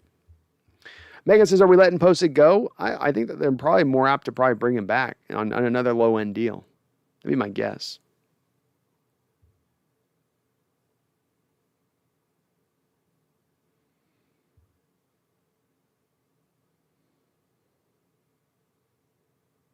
Wheeler says left is always more important because it's the blind side of the right-handed quarterbacks. Agreed, Wheeler. I think I also put a little more favoritism to the left side because the right side tends to have the center help more often than not. Left guard sometimes gets center help, but usually they're the ones having to block the three techs one-on-one. And it's kind of the funny part of it where you would think naturally you'd have it set up where your offense would have the center leaning towards helping the left guard more often than not because they're going up against the tougher draw in pass protection versus the one-tech defensive tackle that the right guard gets. But that's not the case. It's sort of you get bad and bad when you're the left guard. You get the toughest guy to block of the defensive tackles, and you're all on your own. That's, I think, to me, the number one thing that really draws it out separately of the right guard position.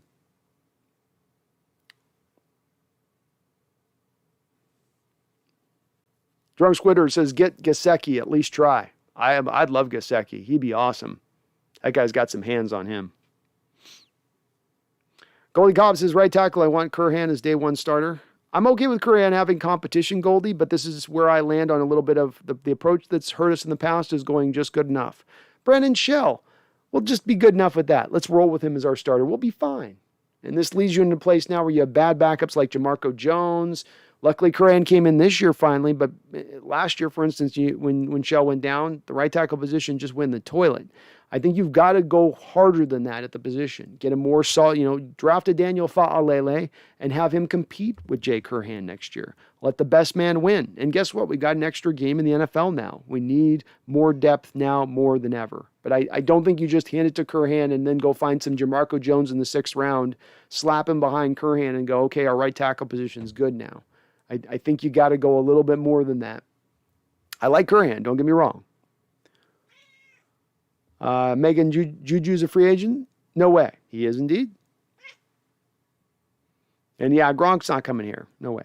Randall, weird thing about Niners is there's almost a level of respect, even though we hate them. We've been rivals so long. No, it is. It eventually gets around to respect. Once you get through all the hate and animosity, you eventually arrive there.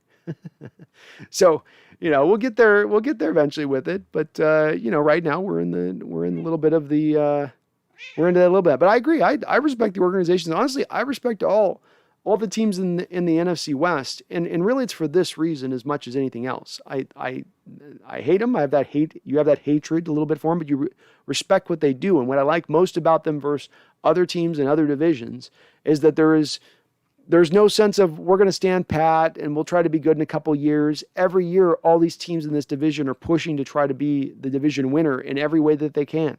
They're spending every bit of money they can. They're being aggressive with draft picks and trading them out. They're fitting as many guys under the cap as they possibly can. They're doing everything in their power to improve their team to the utmost.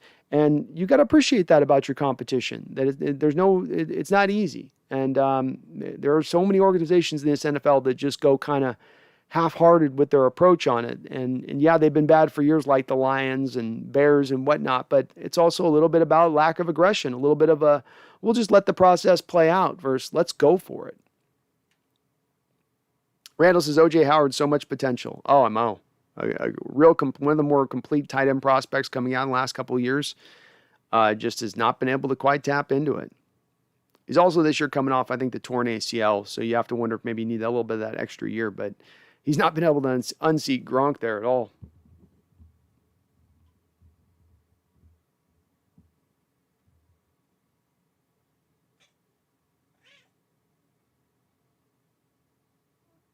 Wheeler says target Patterson and Penny. I'd be good with that. Maybe Fournette too. I'd be good with all three of those, Wheeler.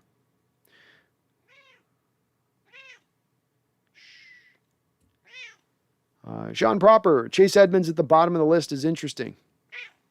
It is. I like Chase Edmonds. Got some injury stuff with him, but he's really got some. He's got some explosiveness to him and his ability as a runner. But I think he's gonna. Somebody give him a little bit of a deal. I don't think he's gonna pay him, but he might get a little bit of money this offseason. But I think he does have some injury issues. I thought it was interesting this year with Arizona not riding with him, really leaning to James Conner over him this year. Kind of surprising. ADL Williams says we wouldn't use Patterson correctly. I guarantee that. Probably not. Probably not. Drunk says Rojo too. Let's unlock his running back potential.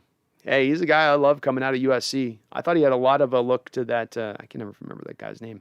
The Josh Charles, whatever. Charles, the Kansas City Chiefs former running back. If you go look at the tape between those two guys, very similar running styles. But he was good last year. I don't know what's happened with Ronald Jones this year, though.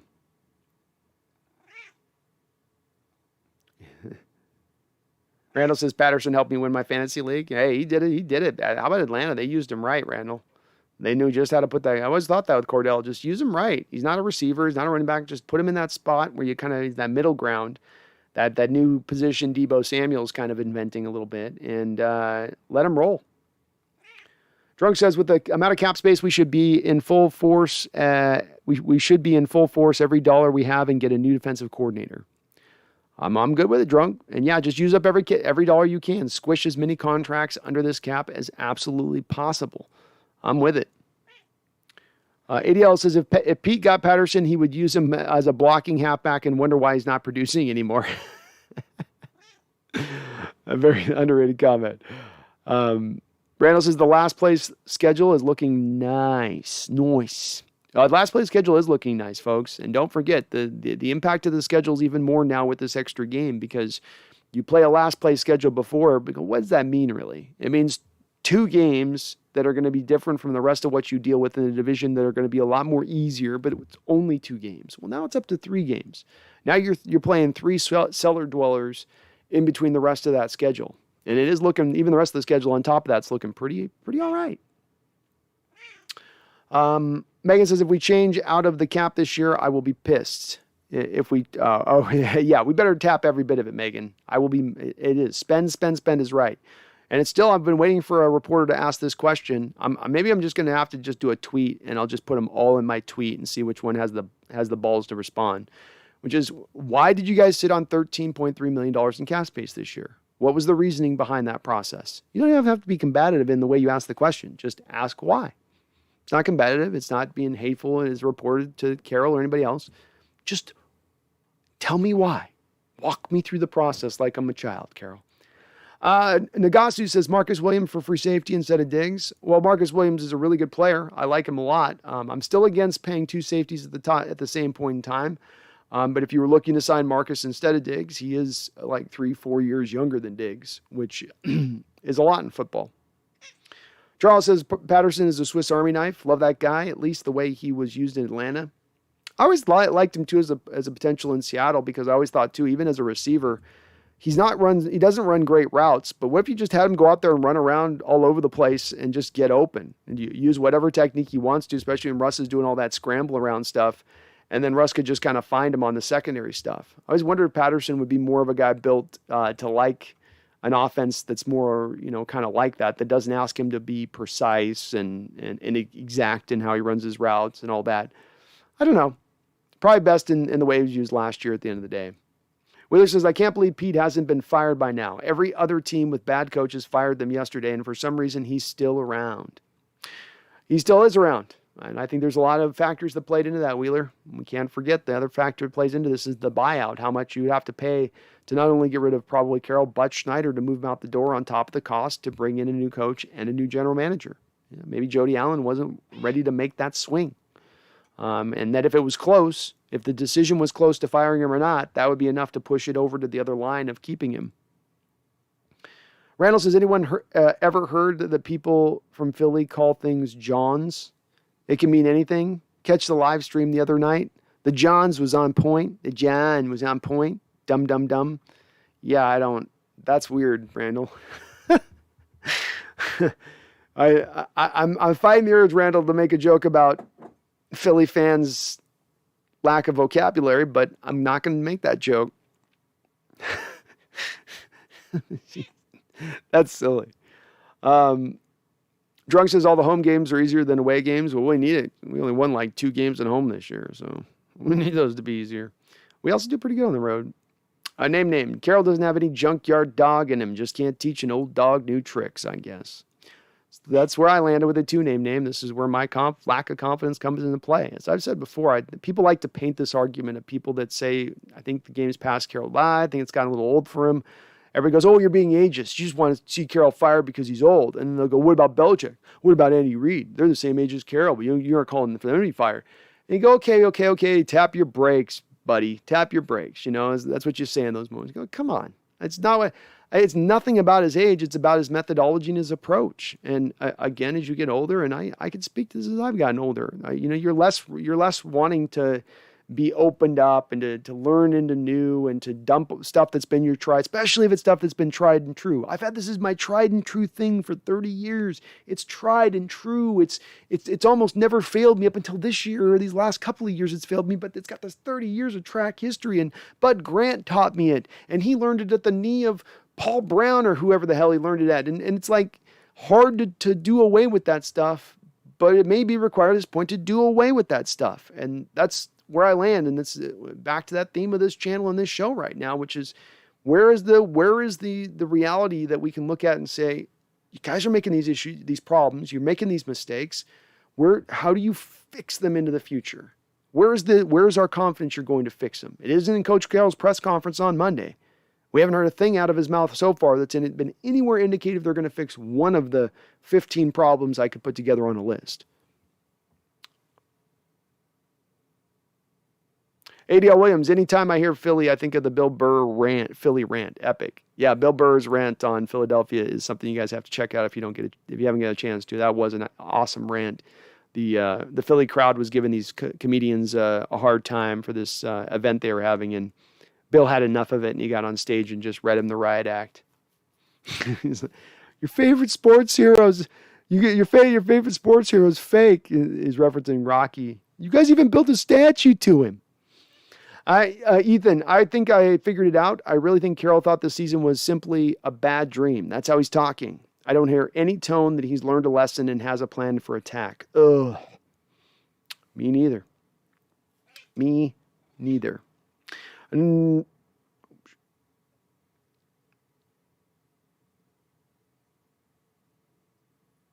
Randall says, Carroll is the family dog that has glassy eyes and sleeps all day. We loved him and hate to admit it's time to get a new dog with new tricks. Is that still alive, still here? It's just kind of time. AI says, did you see Creed was rated #1 center by PFF as a rookie? I did, AI. I've been monitoring it all season long. I basically am kind of a masochist, so I'll go and look at Creed every week. It's kind of like just taking a little like thin knife and then just burying it right up into the top point of my stomach. Just kind of giving it a little twist, then pulling it out and slapping a Band-Aid on to come back and do it the next week. But yeah, it's been brutal. It's been brutal seeing Creed do as well as he's done. One of those situations you look at again and go, man, the front office overthought themselves on that one. That was one of the biggest no-brain in a 5-year stretch of bad draft picks that you didn't take. Like people will go, oh, you should have taken T.J. Watt, not Malik McDowell. Well, yeah, maybe you shouldn't have taken Malik McDowell, but was T.J. Watt really the pick? So again, we come back to just because a guy's a good pass rusher who's an outside 3-4 guy doesn't make him a good pass rusher as a 4-3 guy. And TJ Watt was a 3-4 guy at Wisconsin, and he's been a 3-4 guy with the Steelers, and he's been a remarkable player as a 3-4 outside linebacker. There was no guarantee if you brought him here and had him put his hand in the dirt, he's as good a player. Maybe not. But with the Creed pick, that was the one was a purified need. You watch the tape on the kid, and he was going to be a good player. I didn't foresee necessarily him being the number one center as a rookie in the league, but I saw a guy that was going to be an upper-level center, and it was almost kind of just one of those easy, clean picks that rarely come down the pike in the draft, where it's like, no-brainer, simple, easy, 10-year starter, done, at a position of need, done. But instead, we went with D. Eskridge, who couldn't even get on the field ahead of Freddie Swain or Penny Hart for a majority of this season. Oh, in the rare times he was actually healthy.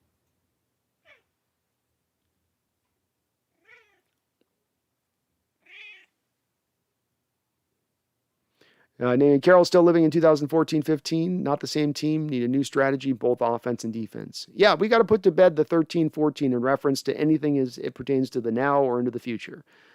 You went to the Super Bowl twice. You won the Super Bowl. Carroll gets credit for that, and it was amazing. But if you live in that time period now in 2022, if that's what we're going as far as if we're looking at Carroll and saying let's keep him because of the Super Bowl he won in 2013 at this point, it's almost a decade ago. We gotta kind of put that to bed a little bit in making this kind of assessment in my opinion. I think most of you are doing that though. So I'm not telling you guys things that you don't already know with this. Randall says Carroll's referring to it as walk it back. Yeah, because if he says last dance, then it starts inferring somebody's going to go after this dance, right? So walk it back. Well, he's older, Randall. He can't run like he used to, I guess, nor dance. Ethan Techworld, someone tell Pete and Schneider to count up $100 million and give it to Teron Armstead. Hide it in a birthday cake and give it to him for all I care. Let's spend big. It's been 7 damn years. Well said, man. Wheeler, I don't even mind how our defense was last season. Sure, we let up most yards in the league, but at least they were good in the red zone. They were, which is absolutely to type for the team. You know what I mean? That's absolutely that's the way Carroll. That is the part I can give Carroll credit for. That is on purpose. You certainly wouldn't like to see as much bend in that bend but don't break defense as they showed this season. But that is the defense. That is the defense you run.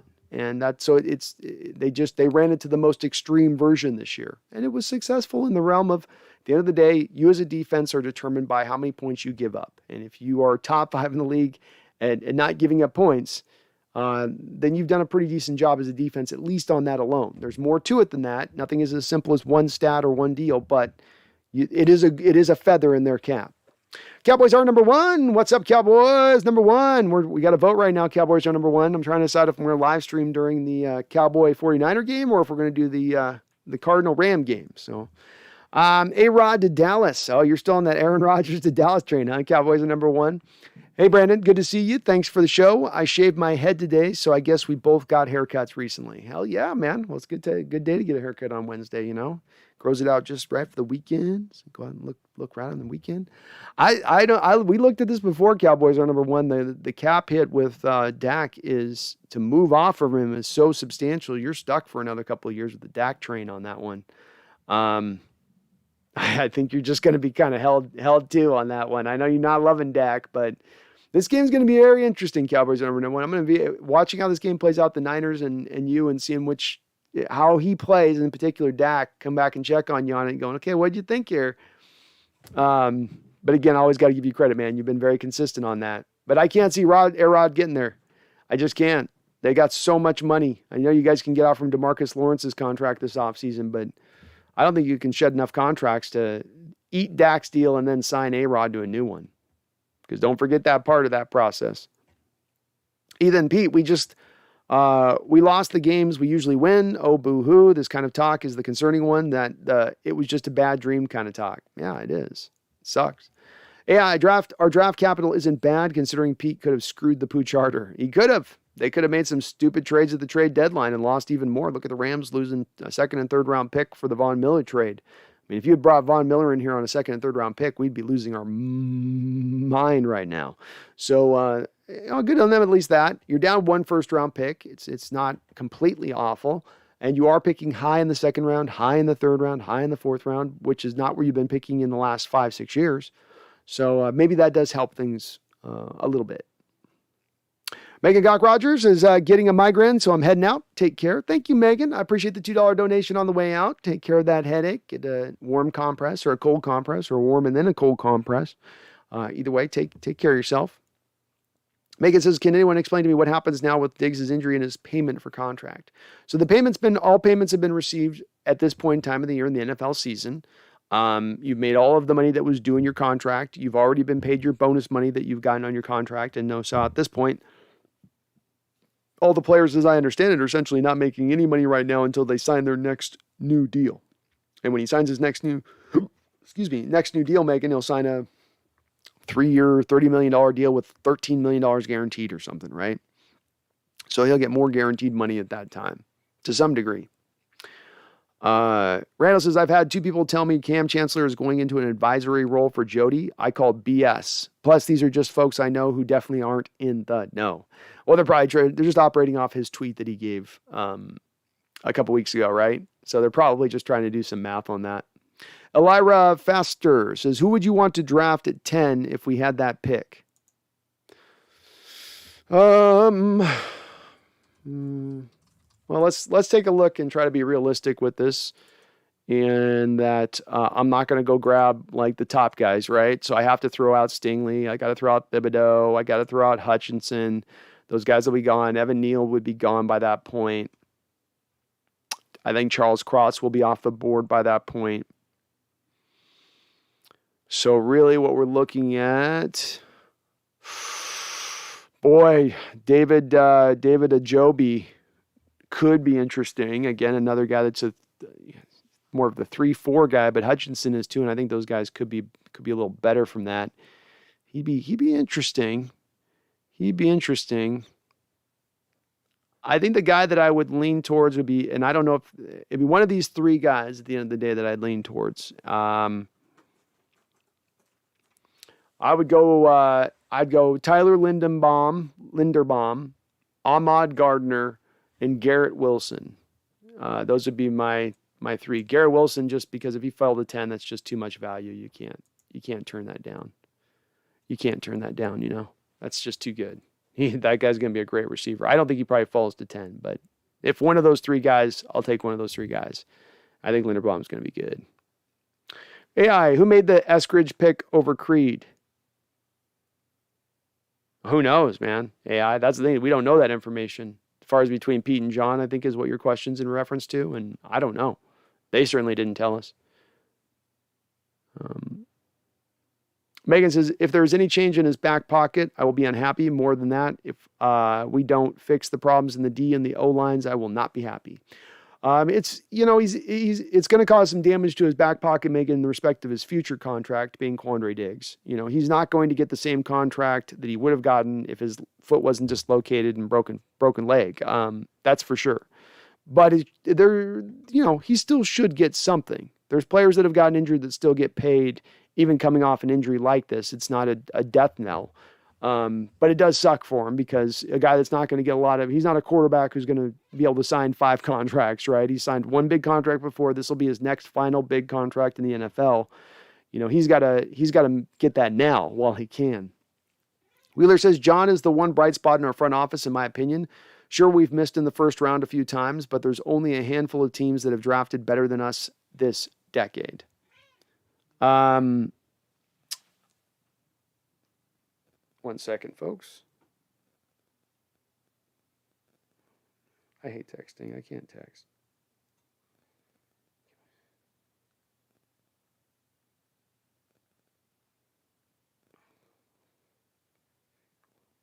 All right. Get back to you soon. Okay. Better than him. I do like John overall, Wheeler. I do have some problems with him. Some of this I've said before, it's hard to determine what is John, what is Pete, as far as how this thing's gone wrong with some of the drafting and some of the spending of the money, some of the trades like Jamal Adams. But look, John's done some good stuff too. The DJ Reed find was not Coach Carroll. That was John Schneider. That was John Schneider sort of forcing that on Carroll, who loved his 6-foot cornerbacks, and him saying, no, look at this guy. You're going to like this guy. Let him get healthy and watch him run. watch him roll. And that indeed did happen. Here's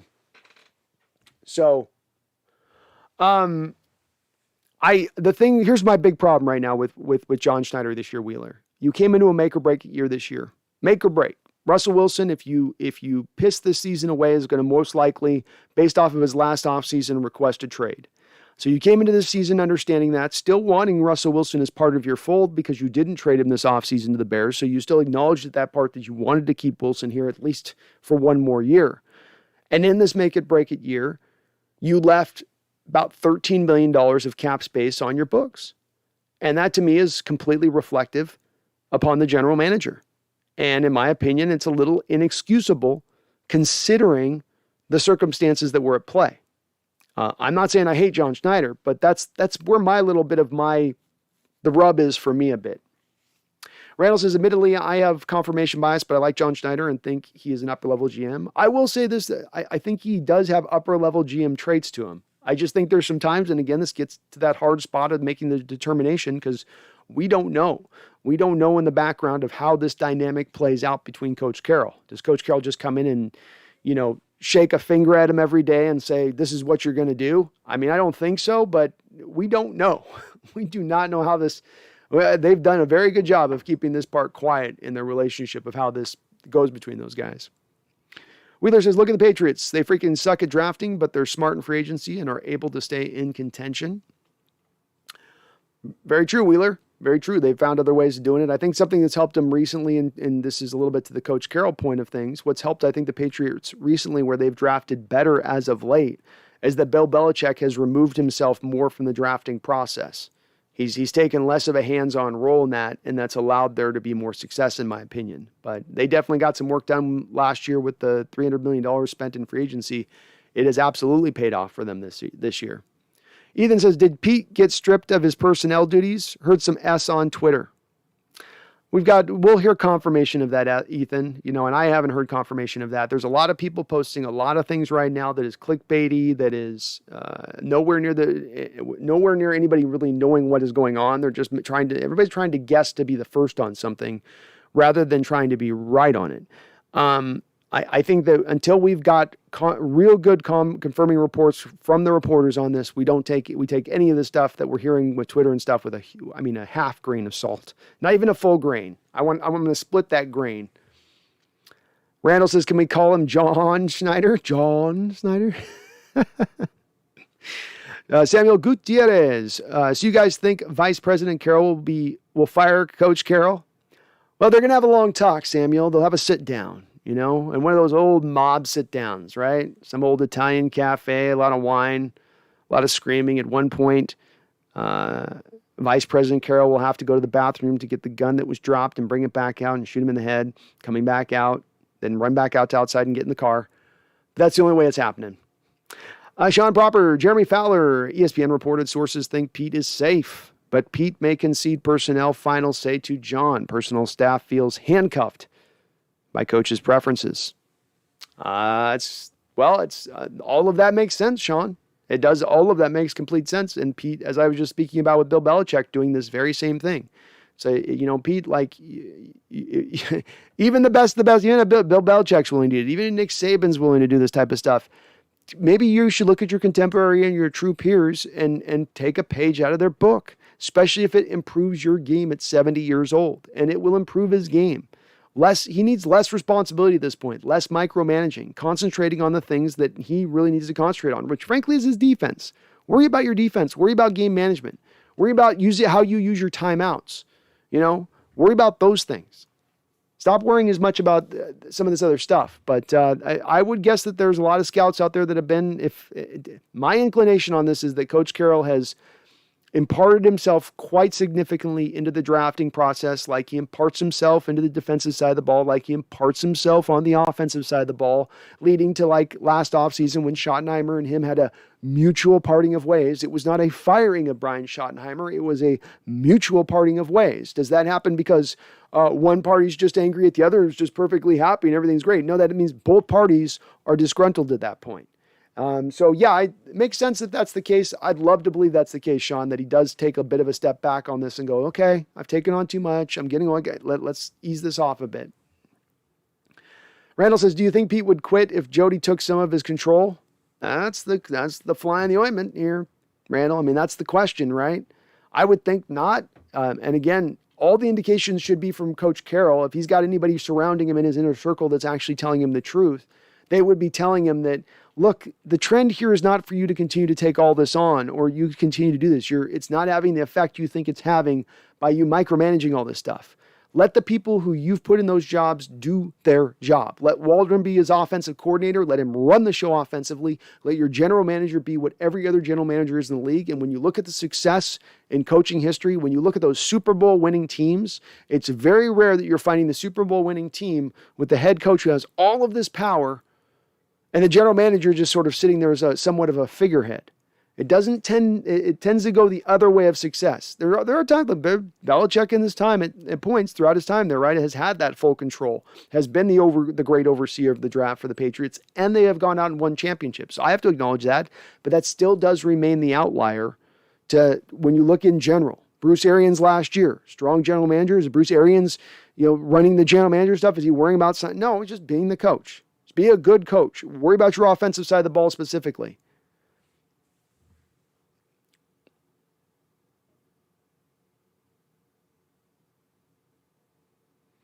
Sean Proper, I can't see Pete walking away from $60 million or whatever it is. I agree with it, Sean. I don't think he would either. I think it's 40. It's more down the 40 realm, but still a significant amount of money. Cowboys are number 1. A-Rod to Dallas. Can you do Jerry Jones trying to convince Christopher Walken to bring in AB because we lost Michael Gallup? Yeah, I got you on this one. Cowboys are number 1. Okay, here we go. So, come here. Hello, Jerry. Good to see you again. How you doing? I understand you looking at making a trade. I want to tell you something, Christopher. Christopher, good to see you, Christopher. Real good to see you, all right? Come on in. Come on, sit down now, Christopher. I got an idea for you. I want you to try out this idea for me, all right? Just give me this idea now, Christopher. It's going to be a good idea. You're going to like it. I want you just to try this one on. Throw it on me. Jerry, I want to know what the idea is. All right, stay with me on this. We moved Dak Prescott. How are you going to move Dak Prescott? Just stay with me for a second, all right? Don't interrupt me now, Christopher. You know what happens when I get interrupted. You know what happens. Okay, I won't interrupt you, but you got Dak. A lot of money costing you. Big cash. How are you going to do that? Where are you going to go from that? I'm going to tell you, I can make my money. I'm from Texas. We do it bigger here. We got all the money in the world. I got money where I got it. I'll go for my future cap. I got it. I don't care. He's Aaron Rodgers. He's a Hall of Fame talent. He spins it better than any man in the world. I want the spinner in here. I don't want the quitter. I want the spinner. Give me the spinner. I understand, but how are you going to make that money? That's a hard cap. It's only going up to $208 million. I'm going to tell you, we're going to convince, get with this now, we're going to convince Aaron Rodgers to take a veteran minimum deal in order for us to stack a Super Bowl roster around him. What do you think? What do you think? It's not going to work. Number one, Aaron Rodgers loves money, he loves water, and he drinks 3 gallons a day. You're not going to get him to take a discount. I'm telling you, it's not going to happen. You got that Prescott. He's on a good deal. You signed him the big money. You can't eat the money. You can't eat the dead money. Where are you going to get the dead money? Where do you get the dead money from? I don't know. Nobody knows. Seems kind of silly to me, Jerry. You're being weird. I don't understand it. I'm not being weird. Damn it, where's Steven? Steven, get in here. Get Christopher walking out of here. Wait, why are you pushing me out of here? What's going on? I'll keep going, Cowboys, everyone. I'll keep going. I didn't get to the Gallup part of it. Oh, you said bring in AB because we lost Michael Gallup. Okay, I totally I didn't even read your whole thing on that. I was doing it as A-Rod. I'll have him try on AB and say, all right, you didn't like A-Rod. All right, how about this? We're getting in the playoffs now. I want you to get AB. We're going to get AB now. He's a free agent. Just got surgery. His ankle's feeling great. I called him this morning. His ankle's feeling great. Now you want AB. Second goes Aaron Rodgers. Now you AB. You're making me dance everywhere, all over the place. I can't dance. I'm not a dancer. Sean Proper, who made the Eskridge pick over Creed? Don't know who made the pick, but the pick was made to appease Russ. It could have been made to appease Russ. It could have been somewhat for Waldron, too. Waldron needs a fly sweep running back or fly sweep wide receiver in this role. You didn't have that with DK. You didn't have that with Tyler, and you didn't have that with Freddie Swain. So you had to have a guy that could do that role for you, which is the one defining skill set I think of Eskridge is he can do that. Shouldn't have been enough to draft him on its own, but I do think that some of that factored into it as well. Nabornos. I'm dumb and don't pay attention too much right now. Is Dunlap coming back? I think he is, Naboros. He's only going to save us $900,000 by cutting him, which, with him coming on at the end of the year, I think they probably do bring him back. Larry Coleman, Seahawks Show. Go Hawks, people. Go Hawks, Larry. Kyle, okay, my only argument on sitting on cap space and not doing anything at the deadline is there wasn't anyone that would trade with us and nobody in free agency that would sign with us. I guess my response to you on that, Kyle, is show me the proof. You know what I mean? Show me the proof. And you can, I don't quite buy into that. Like, for instance, there's nobody at the trade deadline that you can go get because a good general manager understands the lay of the land, understands who and who isn't going to be available at the trade deadline because he's having discussions with other general managers about where their headspace is going to be if, you go to Howie Roseman of the Eagles and you go, okay, you've got Zach Ertz, you've got Jason Kelsey, you got blah, blah, blah, blah. You got a couple of these guys, Fletcher Cox. If you guys were to go 5-5 to start their 3-4 to start the year, could we trade with you mid-year to get Jason Kelsey? Would you be open to that if your year goes that way? You have these kind of advanced conversations. So there wasn't anybody to trade for the deadline doesn't hold much weight for me, even though I think there's some truth to it. You need to understand that then in the offseason and then sign those guys in the offseason. And Seattle showed no inclination this offseason to giving any big money out. They didn't really the last offseason, Kyle. Even when they had $50 million to spend in 2019, they spent it all on these bargain basement, dollar store shopping players, and it was all 1 or 2 year deals at the very most, which is not really going for it, It's more of your sort of treading water with those type of signings. Young T30 says, even Dunlap was mad because he wasn't getting enough play time and he's explosive when he gets into rhythm. Well, I'll say this, Young, when he was getting a lot of play time early on in the year, he wasn't doing much with it. The team gave him a lot of significant snaps early in the season and there weren't a lot of pressures, weren't a lot of sacks. So, he definitely came on over the course of the year, but, and I like Dunlap, I like keeping him in the fold, but at the end of the day, he just kind of disappeared through a lot of this year.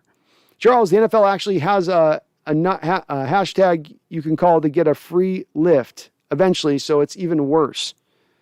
Ugh. I don't get it, Charles. I really don't. It's so silly. It's such a silly thing. I mean, I use Ubers now. If I ever go out drinking, I'm not even rich. If I was rich, I'd be using them all the time. Why would you take that risk? What if you were to hit somebody, Charles? You hit somebody, you kill somebody, they sue you. All your NFL money's gone. And not to mention you're going to prison. It is mind-numbingly dumb. Randall, what's up with our backup quarterbacks getting arrested? I know, Tavares and well, we like our backup quarterbacks edgy, Randall. We like them a little edge. Larry says, Seattle Seahawks, a new year, can't wait. Can't wait either, Larry. Young T30, Gino has to go because he's effing ass. He lost us 3 games. He doesn't have what it takes to win. He won us 1 game, but we'll probably look to upgrade the situation moving forward. Larry said, should Russell Wilson stay, I think? I think he will stay. Danny, odds we get a late night Schefter bomb saying the Seahawks are firing PC. We need change in some form. I'm literally horny for change within the Seahawks organization. You rubbing pillows, Danny? 3%. And if it doesn't happen by Thursday, Danny, I don't think it's happening. If this thing doesn't, if this guillotine has not dropped by Thursday, then Carroll remains, in my opinion. Danny says, haven't been here in a while. Moved cities. Been super busy. Happy to be back. Well, it's good to have you back, Danny. I always like seeing all the old names when they pop back in after a while. So good to see you in here. Hope you're doing well in your new city. Danny says, I live in Vancouver now. What's up, neighbors? Now, what's up? Vancouver, British Columbia, or Vancouver, Southern Washington? Randall says, I saw the Seahawks online Twitter guys saying to bring Dwayne back. These Johns want to bring everyone back. Randall's going to make Johns a thing. Yeah, there's nobody that's not great. They love them all. Leave me alone says, give us Mahomes. I don't think Kansas City's letting him go. Clara Bekoff, how you doing, Clara? So good to see you. Says, hello, Brandon. Clara from New York. Need a corner and retool the offensive line, fix back end of the defense. Sounds good to me, Clara. I can go with that. I probably put O-line as my top priority, but you can address all that stuff. And you got loads of money to spend this offseason. So if they just, all they need is the willingness to spend the money, which they didn't have last offseason, but if they have that willingness, we're going to be good.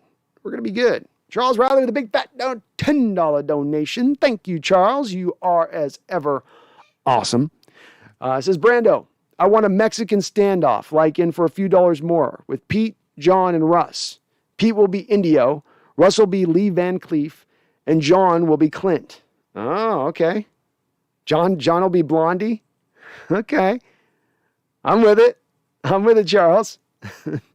What happens, though, when none of them have any bullets in any of their guns? They're just pulling the triggers to nothing happening, which is where I think we're going to end up at this offseason. Just a lot of clicking. Not a lot of bangs, just a lot of clicks. Paul Third with a $2 donation. Thank you, Paul. Says, do general managers get incentives if they are under the cap? Not that's ever been reported on, Paul. I've never heard of a general manager ever making money to keep the team underneath the cap. So, no, they just tend to get their contracts, and their contracts tend to be guaranteed.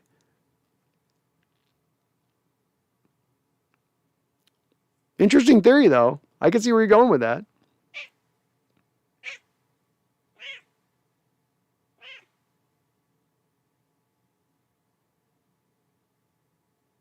Ethan says, Brendan Nelson made a video talking about Wilson's stats and how it seems like we're starting to see a little more of Wilson acclimated to the new offense. He's not all there yet, but it got better.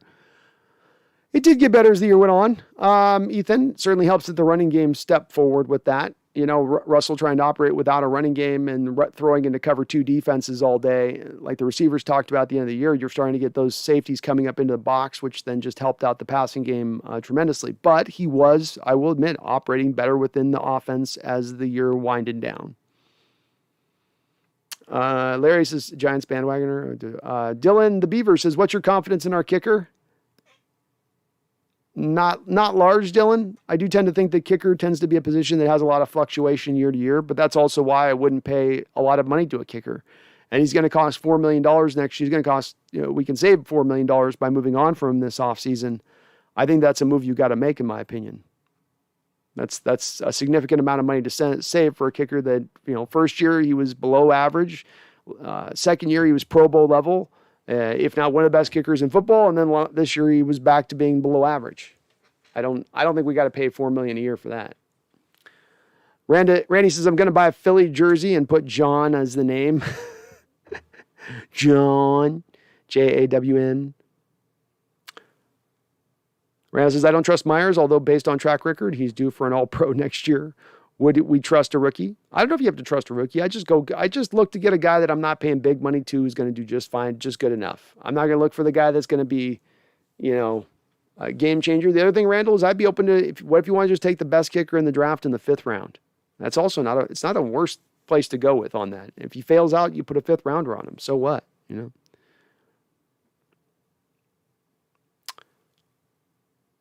Alexander Matthews says AB did an interview acting like he was the savior for the Bucs. He had a little over 500 yards, 2,209 or 500 yards, 2,290, 2021, 80 catches in those 2 seasons. That's second string wide receiver stats. Yeah, Alexander, I was trying to kind of back AB up when he initially did his I'm going to walk off the field and stomp off approach that he did, where I was like, well, something obviously weird was happening there. And, Arians is a fiery personality that didn't really want AB there in the first place. But I have to admit, the whole media thing that he's gone on and the whole, throwing shade at Tom Brady, like Tom Brady's the general manager, is somehow going to get him a contract, and being completely tone deaf to everything that led to him arriving at Tampa Bay and the problems that had led him to being there, being a problem child with Pittsburgh, being a problem child with Oakland to the point, or Las Vegas to the point he couldn't even get on the football field. It's kind of tone deaf on his part and sort of silly throwing the shade like he was throwing it. Tom had his back through a lot of that stuff. Tom was trying to bring him along. It's not Tom's fault that you acted out, Dylan the Beaver, guys, is he reading late comments? Dylan the Beaver. So people that are new on the chat, I know we get a few people in here. I try to read everybody's comment, Dylan, and so this does put me quite a bit behind the chat. But I try to go quick. I try to get through the stuff. But I do feel like everybody that's watching, everybody that posts a comment, you've been nice enough to post a comment in my chat. I want to try to respond to everybody as I can within that. I think it's a good way to go. So I will get your comment on it. Sometimes it just takes me a little bit, especially when we got a lot of people in the chat like we kind of do tonight. Charles Riley, I like that Flores cat. Yeah, I like Flores too, man. You could have brought him in. He's going to be a good coach. Guy's got 2 winning seasons with Miami in back-to-back years despite not having good quarterback play. I think the Dolphins are again, you talk about why certain organizations end up where they end up. That's why. You get a guy that's actually good, and then you want to look to bail off of him. I mean, they chose the general manager over the coach in this situation. You know, what's been good? What's been better about the Dolphins the last couple of years? The general manager or the coach? Coach, in my opinion. Randall says, remember how somber Russ was at the end of 21 when he lost a home playoff game to backup quarterback? He did the interview at home and seemed to talk like he was leaving. Nothing this year.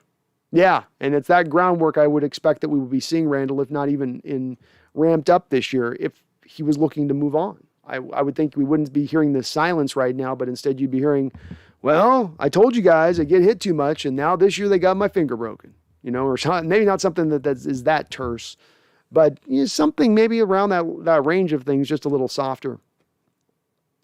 Randall says, if Pete's gone, we aren't going to hire one of these first-year head coaches.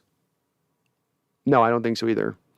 Seems like something happened at the end of the year with Pete and Russ to rekindle the bromance. It seems to, that's what I'm kind of thinking too. I don't know. That's what I kind of think too on this. Randall says, Bengals getting that W? They might. Brian A. Wilson, what up? I'm just here so I don't get fined. I'm just here so I'm fine. Hashtag keep 54, keep 3, don't re-sign Penny, have an O-line, D-line, only draft mindset, target key indie FAs after the draft for depth and potential futures contract. I like it, Brian. Well, you're not getting fined, but you're bringing some smart ideas, so I dig you about that.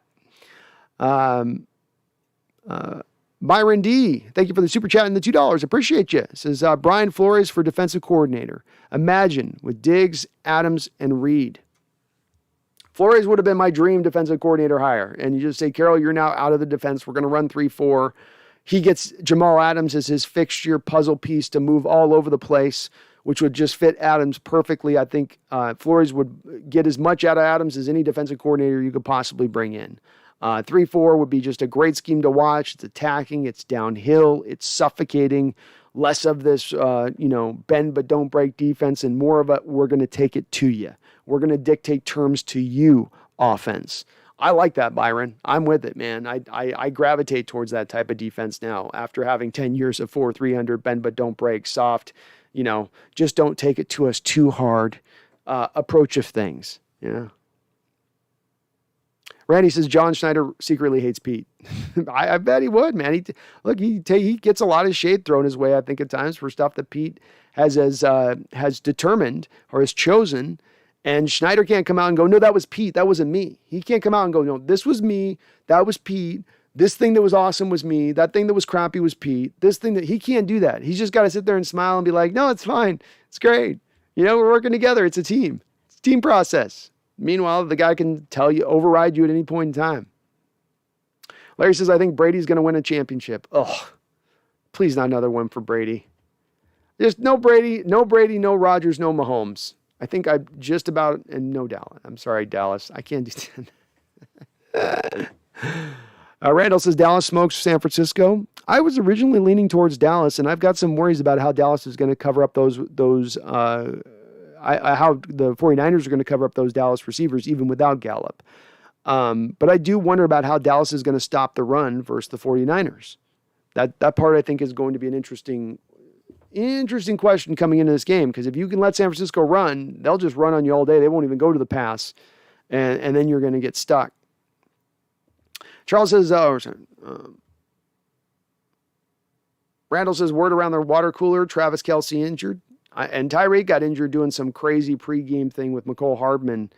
If you guys want to, it's just an insane display of athleticism. But he came down, I think, on McCole's foot, and it looked like he's playing a little injured into the game after that.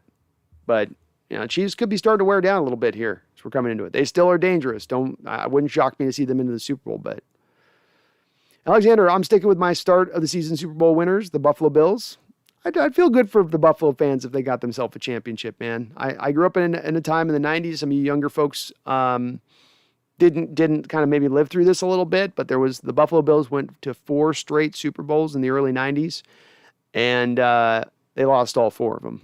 And I'll tell you what, it was, your heart went out to them. Your heart went out to them because they were so good in the AFC, so dominant, had so many good players, and their fans were so supportive of them at the same time. And they're up in this little tiny area up in northern New York. But yeah, tough on them. If they got it this year, that would be kind of cool. Brian Griffin says, John Clayton hates the idea of trading DK to try to build the pass rush because he is a top 5 receiver potential. But if you had a top 5 pass rusher, would you trade him for DK? No, I wouldn't. I tend to think that I can find pass rush easier than I can find elite talent like DK. And the more that I've dived into this, Brian, and looked at this information, the stat that I come back to time and time again on this is the double team stat that came out a couple weeks ago. I mean, there's even somebody sent it to me on Twitter here today, even a couple of shots from the Cardinal games, all 22 shots, showing DK being completely double teamed. I mean, just absolutely the Cardinals devoting just 2 guys to DK. You guys just bracket him. So as I've referenced on this, Brian, you have Devontae Adams at 28.5%. It was the most double teamed defender in the league. 28.5% of his snaps, he is double teamed. Okay. DK Metcalf is number 2 throughout the whole entire NFL. So y'all people that I'm sure would argue blue in the face. Well, this receiver's better, and that receiver's better, and this receiver's better. DK Metcalf was double teamed more than Tyreek Hill this year. DK Metcalf was double teamed more than Stephon Diggs. A Buffalo Bills team, by the way, who doesn't have a Tyler Lockett across from Stephon Diggs. Josh Hill will throw to Stephon Diggs all day long. DK Metcalf was number 2 on that list, and he was only 1% behind Devontae Adams. So what you have is basically a receiver who is the most double-teamed or the second most double-teamed receiver in the entire NFL. That speaks to how much fear he strikes in the hearts of defensive coordinators. Do you think they're thinking double-teaming him for show? Do you think they want to create openings in other places on the field that are wide open so guys like Freddie Swain can catch a ball with nobody around him for 15 yards and then go get a touchdown? No, they're doing that because he's striking that kind of fear. And rightfully so, because he is an elite talent. He's going to be one of these next upper-level crust receivers in the NFL for the next 4 or 5 years, and he's just tapping into his prime, just starting to get into the prime. I don't understand it either, Brian. There's no way you move DK Metcalf. He is part of the solution, not the problem. And again, as far as pass rushers go, it's like I showed on that list at the start of this, Brian. I showed the free agent list and what would be available. Go look at the free agent list of wide receivers that are going to be available this offseason, and then go look at the pass rushers that are going to be available this offseason. The pass rush list is a lot deeper, a lot more varied, a lot more bodies. The elite receiving talent is a lot fewer. So to me, I'm going to value the more elite receiving talent than I am that top 5, pass rusher. And just because you trade DK, here's the other thing with that, Brian. Just because you trade DK to get a top 10 first round pick, there's no guarantee that Ogunjobi of the Michigan Wolverines, who you might select at that spot, is going to be that top 5 rusher. And certainly pass rushers tend to take about 2, 3, 4 years to really develop into what they're going to be, unless they're those super elite out the box guys like Nick Bosa, or Chase Young. But even Chase Young hasn't tapped into like a 15 sack a year point yet, so it's, I wouldn't do it. I wouldn't do it. Randall says DK for Crosby. Hell no. We get their 1 and flip them our 3 hypothetical. I wouldn't do it. Nope. I wouldn't do it. I just can't. I can't do it. I can't do it. I've given this one a lot of thought. I'm riding with DK moving forward. D-Max in the house. What's up, D-Mac? My guy. How you doing, brother? We got to get some forward in late there, brother. I got thirsty after that got to get another one. Megan says, no matter how many exercises to strengthen a busted ankle, it will never be 100% right, especially if there is muscle, tendon, ligament damage. Been there, done that. Well, supposedly there was no tendon or ligament damage. That was the reports on. I don't know if there was 100% truth to that, Megan. That's what they were reporting. But yeah, I'm with you on it. I just think that especially when you sustain that, if you sustain that injury, maybe when you're 20, maybe there's a little bit better. But when you're getting into being 29 years old, 30 years old, I have less faith that you bounce back 100% from that. And I do like Crosby, Randall. Don't get me wrong. Max Crosby's a great rusher. He's like Jared Allen reborn, right? But I just, I can't do that. And you're gonna have to pay him, by the way. Crosby's about to get paid too, Randall. So if you trade with DK for Crosby, like you're paying Crosby pretty much every bit or near about what you're gonna have to pay DK.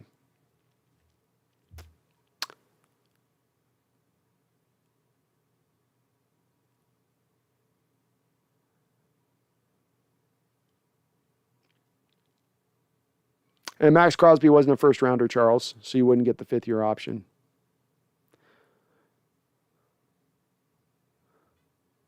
Wheeler says, no, don't get it twisted. Ogunjobi is going to make a fair amount of money this offseason. Some people pay him. That was my inclination on it, too. He's got a 91.4. For Max Crosby. Yeah, he's good. Paul, I know what you're going to say, but IMO, big money receivers, Julio Jones, OBJ, Adams are now counterintuitive to team success. Tagging DK and flipping him for picks will be better in the long term. It's just kind of where I sit as far as, I think there's always explanations for things, and everything is always, when it comes to certain stuff like this, a little bit case by case. You mentioned Julio Jones. Julio Jones was paid for a long period of time there with Atlanta, and he was performing really well and performing at a high, with great productivity. Is it his fault that their defense got decimated by injuries for a couple of years straight? No. Is it his fault the offensive line started to go backwards and they couldn't really run the ball? No. OBJ, I don't know why teams were so much in a hurry to pay OBJ like they were, like the Giants were. I don't think that he had given you what DK's given you on the field when he started getting his money. As far as Devontae Adams, I think that's been a great deal for the Packers. They've given him the money, and he's gone out there and he's been the one guy that's really given them production from the wide receiver position for 3-4 years now. I mean, is he part of the problem to that team? I mean, is it his fault they've never went out there and got a true number 2 opposite him? I think within this, I'm trying to say, Paul, is that just paying the receiver is not the problem in itself. It's what you're doing on the other side of things, if in addition to the paying that receiver. And I think that's more of where I gravitate to on that. But I understand that there is situations of paying him. There's also guys, Paul. You got Tyreek Hill's made money. It's helped to get the Chiefs to the Super Bowl 2 different times and win one, right? Tampa Bay Buccaneers. I believe that they've paid Mike Evans a significant amount of money. They got to the Super Bowl last year. Demaryius Thomas was making significant money when the Broncos got to the Super Bowl. There's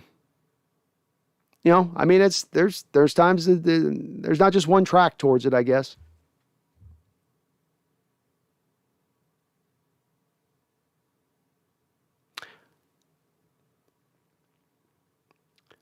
Paul Third, offensive grades are a joke.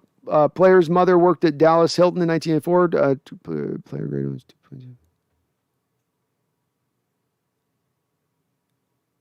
2.0. Wheels, a.k.a. Chucky. Hello from Seahawks fan in the Bay Area. I think Russ and Pete will be back with the Hawks. Well, I thank you, Wheels, a.k.a. Chucky. Good to have you in the chat. I hope you're right. Well, not hope you're right, but that does seem like you're right on that, I'll say.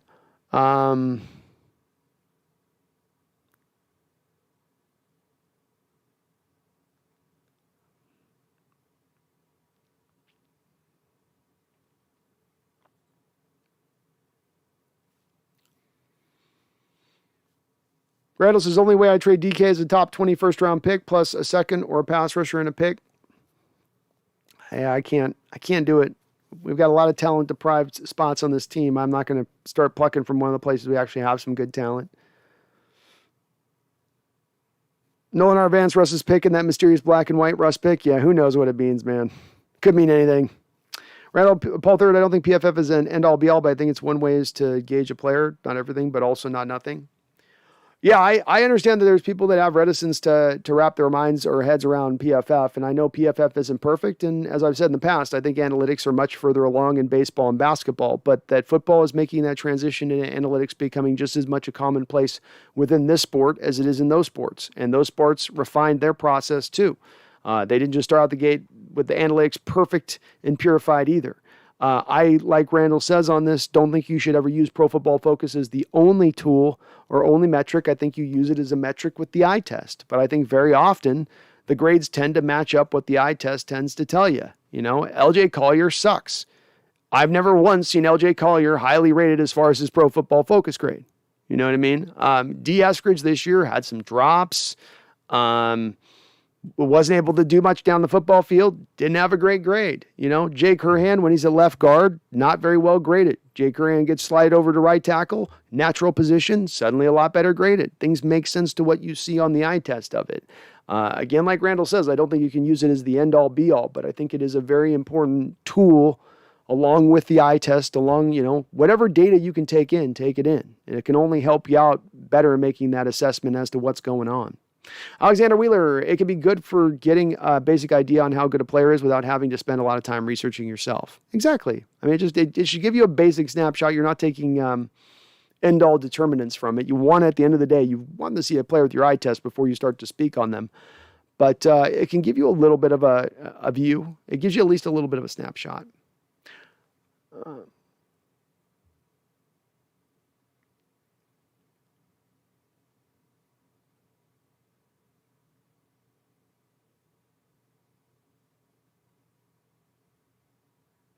Danny W., did you see the Twitter post from Brian Baldinger breaking down how DK Metcalf was responsible for 3 touchdowns versus Arizona? The penny touchdown was because of the safety that was out of position shadowing DK. Yeah, Daniel, I'd offer anybody out there that's looking at wanting to trade DK right now, go over and watch the Brian Baldinger breakdown of DK Metcalf against Arizona in getting those 3 touchdowns and how he was drawing so much of coverage his way. Again, not a lot of receivers draw double coverage. And when you have a receiver in your offense right now who's just heading into his prime to be 25 years old, who draws a significant amount of double coverage, if you can't, to me, I want to use that as my advantage offensively moving forward. I don't want to bail on that to bring in another wide receiver who's not going to draw a double team that takes away one of the great advantages I could be utilizing on my offense, an offense that's been terribly inconsistent over the last few years. I mean, we have an offense that's been up and down, and then we want to move on from one of our more consistent players. I can't understand it myself. But yeah, I did see that video, Daniel, and it was pretty telling. I mean, there's one play where DK drops back, and you've got 2 wide receivers and you got 2 cornerbacks, and Seattle's got the 2 wide receivers basically stacked back to back, far out a wide from the line of scrimmage, and they've got their 2 corners opposite. So they go off the snap. Swain just sits there right up the line of scrimmage. DK runs up the field. Both of the 2 corners take DK up the field. I mean, not even trying to like hide the fact they were double teaming him. Just, yep, we're doubling him. You're going to have to go somewhere else. And Russell did on those plays. One to Tyler Lockett, where Lockett's wide open because you got that double team there. I've referenced often the Colts game at the start of the year this year where Lockett gets a safety and a 2-way go bind option where the safety's got to bite one way or the other. Lockett gets him to bite, and he's got all this free space in the back edge for Russell to throw one of his deepest balls of the year. They traveled like 62 yards.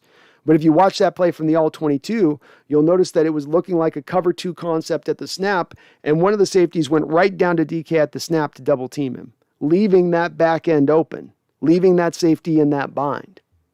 I think that's the other part that factors into this a little bit. But again, I get people that don't want to pay receivers and they're looking to want to put the resources other places. I get it, especially because the places you guys would want to put the resources are 2 of the positions that I'm advocating for wanting to improve, being the offensive line and the defensive line.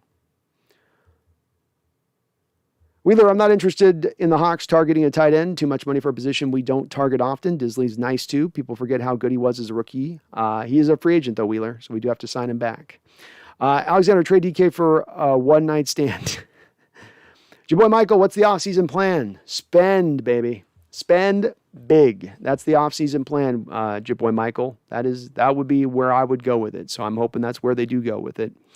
Paul Third, with a $5 donation. Thank you, Paul. I appreciate you. Says 15 to 20 million on a receiver when you don't have an O-line or defense is money down the drain. Well, the part where I always got to go to on this a little bit, Paul, is we've got to think about this in a little bit of realm of, well, I guess, 15-20 is fair, I guess. 15 to 20 million on a receiver when you don't have offensive line or a defense is money down the drain. Well, I guess built within your, and I appreciate the donation, of course, Paul, and the multiple donations today. Thank you so much. Built within that, though, is a little bit of a misnomer, isn't it? Because what you're saying is in that 15 to 20 million to pay that receiver, that means I don't have money to put to the offensive line or defense. And when you have 53 million, let's just take this offseason, Paul. Let's talk about this in real world terms. We'll jump outside of the vagaries and go into actual real dollar bills here. Okay, let's go into dollar bills. Let's really drive down on this one. So we've got, with my proposed cuts that are probably going to happen, these are just the likely cuts. This is not Russell. This is not Bobby. So Bobby and Russell remain untouched. We are sitting at that point on $64 million of cap space. $64 million of cap space. Okay. And so again, just taking this to the real world on this. Right now, DK has got basically a restricted tag Seattle can put on him. They've got what his contract would be $1.6 million for next season. That's what he's going to cost the Seahawks if they put that tag. That's what gives them the leverage so that DK can't get every last dollar bill he can absolutely possibly go get. He's got to drop down that top dollar because Seattle's got that leverage where we can make you play out on that year of 1.6 and then we can franchise tag you twice. First, getting you to a new contract right now, getting you bonus money in your pocket right now. What do you want, DK? Do you want to wait 3 years or you want to get paid right now? I want to get paid right now. So what does that consist of? Well, it can consist of, you said $15, $20 million, but the first year of that contract, next year's hit, you're only going to really have that cost somewhere in the neighborhood of probably about $11.5 million or so. Maybe $12 million. Because it'll be only that 1.6 and then $10 million of the bonus because he's going to probably get $40 million bonus, $50 million of bonus. Something in that range of things. The year after that, maybe it costs just $17 million. And again, the cap is going up each time this is happening. So if we look at next year's cap and you have $63 million and he's due to cost, let's just call it $13 million off the cap next year, you still have $50 million, Paul, to go out there and spend on other positions on the football field. You can still completely address, you could still sign Teron Armstead. You could sign Jason Kelce. You could still do both of those two moves. You could still go add another pass rusher. So I don't think just because you signed DK, it's not like we're sitting on $20 million of cap space. We signed DK and now we have zero cap space to spend on anybody else. That's not the decision we're having to make here. We have right now as it stands, the seventh amount most of cap space in the entire NFL. You're rolling over $13 million from this year's cap into next year's cap. You clear that $10 million, you're now vaulted up into top 5 in the entire sport for cap space. So we're not in a position right now where we really have to, if we're going to want to move on from DK because we say you're paying a wide receiver, that's just not a smart way to allocate resources on your team. I can kind of get you with that. But if we're saying we can't pay DK because it somehow means that we can't address these other things, I don't know that that's necessarily the truth as far as I see it. But I do thank you for your donation and appreciate your perspective on it. Paul Third also with $2 donations. Oh, sorry, I got that already, Paul. Brian Flores for Denson.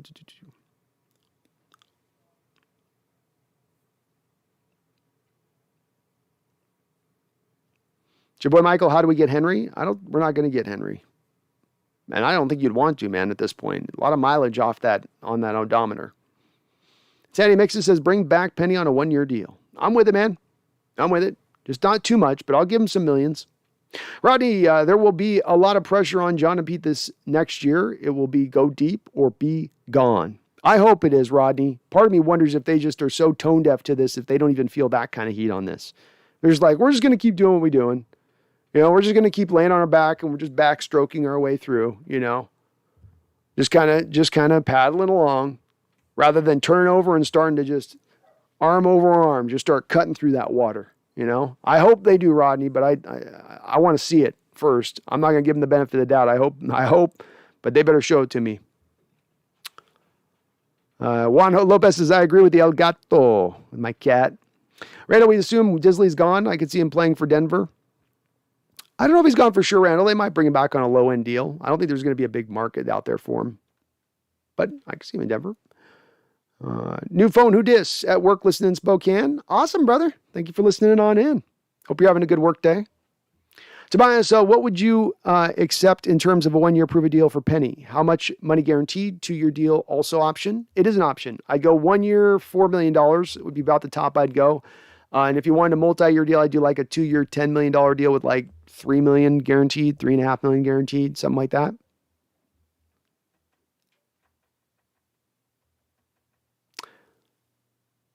And Sandy mixes whole line needs a look. Expect Gabe Jackson. Whole O-line needs a look. Expect Gabe Jackson. And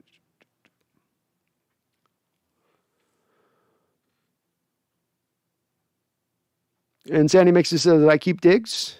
There's a lot of people that want to keep Diggs. It depends on... Alexander, I think it can be argued that Penny is past his ACL injury, which has caused his leg to be ravaged with coinciding leg injuries and can go back to his college injury-free self.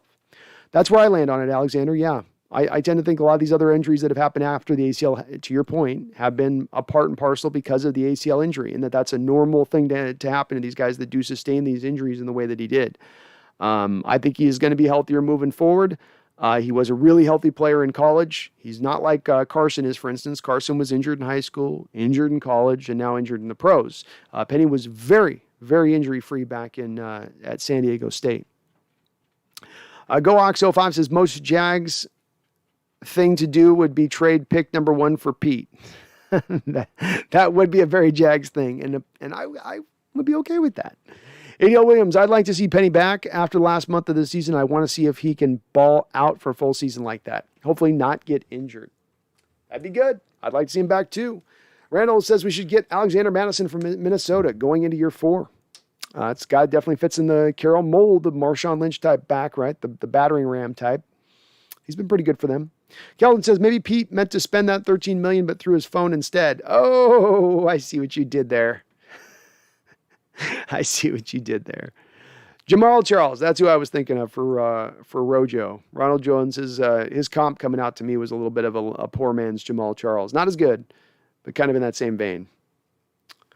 Chris Nape, why would you assume Diz is gone? Carroll said Diz is as good a blocker as any tight in the league. I would prefer giving Colby Parkinson a lot more targets. He has great hands. Everett is not worth $7 million.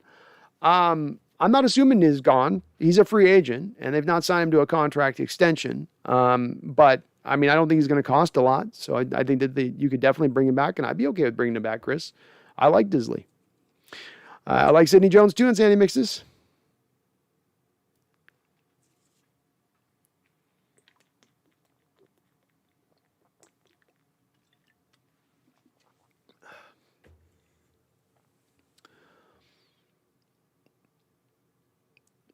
Slater Sanchez, holy S, you guys did repeat almost a decade ago.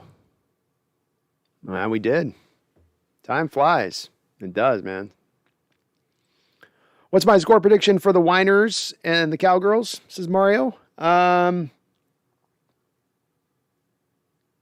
go, I'll go 23-19 Niners.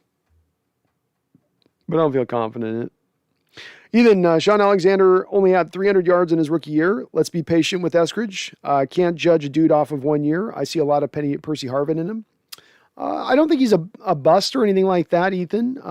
And some of my judgment you got to remember with me, Ethan, is that my judgment also goes back to scouting him heavily coming out of college.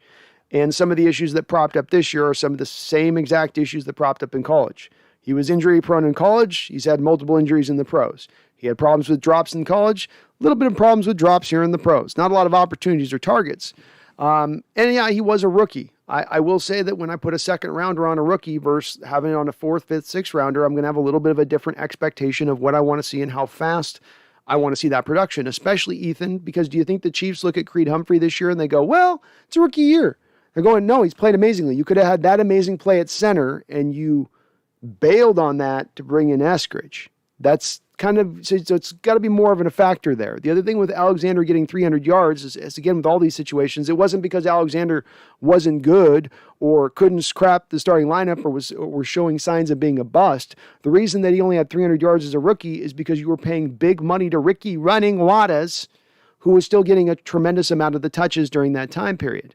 So there wasn't as much of an open pathway for Sean Alexander to get in there. Now, you could maybe make that argument with Eskridge, but he was supposed to come here as that third guy. And again, it's not to me about not being able to unseat DK or Tyler. It's the fact that he couldn't unseat 7th-round pick Freddie Swain or undrafted Penny Hart. Freddie Swain, in his rookie year as a 7th-rounder, got more run than D. Eskridge got this year as a 2nd-rounder. A 24-year-old, by the way, Ethan, a 24-year-old rookie. By the way, not a 20-year-old kid, 24-year-old rookie. So, yeah, I don't know if it's exactly apples for apples. I do see some Percy Harvin in him, though, so I agree with you there. Chris Carroll said a number of times they will be making changes. Penny, DJ Reed, you will have a decent money. It would be nice. It would be nice. Penny, 2-year, $9 million. How much is a corner like Reed worth? 2-year, $9 million sounds right on, Penny, Chris. And DJ Reed's a little bit hard for me to make an assessment on this. And the problem with this one is the Shaquille Griffin contract. That thing just blew my mind. Like I kind of don't know what to make of it, you know, with that contract. I'm just like, somebody gave him $14.5 million per. If somebody's given Shaquille Griffin $14.5 million per, what is DJ Reed worth, who is a superior player? He doesn't have the size and he doesn't have the draft pedigree necessarily. Though he was a late 3rd rounder versus Reed being a 5th rounder, they're not that far off. I tend to think that the low end for DJ Reed's $8 million. The high end is probably somewhere around $11 million on like a 3-year deal. So 3-year, $33 million deal sounds probably somewhere in the realm of what it would cost at this point, which would be pretty costly, but maybe worth it.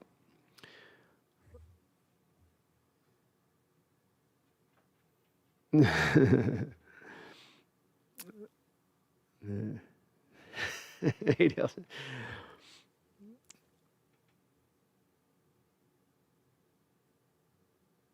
Brandon McDaniels, Von Miller, a free agent? He is. Yeah. That trade was brutal by the Rams. 2nd and 3rd round pick for a half season of Von Miller. That thing better work out for them. And I don't want to bring Von Miller in here either, ADL. I think he needs to be more of a stand-up 3-4 defense anyway. JB Hinks, what's up? How you doing? Wish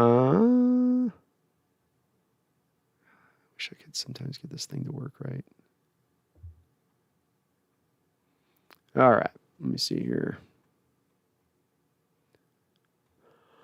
Charles Riley with the $10 donation. Thank you, Charles. Man, always coming in hot on the dono train, brother. You're awesome. This is Brando. Randy and I wonder, what's the best way to grow your channel? Is A, YouTube war with like content and brainstorming with adult content spammers are early brainstorms. Your thoughts? Well, I've given this actually a lot of thought recently. And it kind of leads into a little bit of a place that I'd like to talk about in this stream a bit, Randall or Charles. So thank you for the $10 donation to kind of open this door up a little bit. I'm going to be doing some more little bits and a little more of the shorter content here as I get into my new place and my new studio setup and hopefully a little bit more time to get the stuff done. Work has been running me wild lately and ragged, but I want to do that. And so the shorter content is something that I know is going to help me out. I do streams that are 8 hours. You guys love it, but there's a lot of people that just want their content easily eaten. Easily consumed. Another place that would be great if I could do a long-term would be chop up some of the smaller bits here on the live stream on my thoughts and put them up into videos.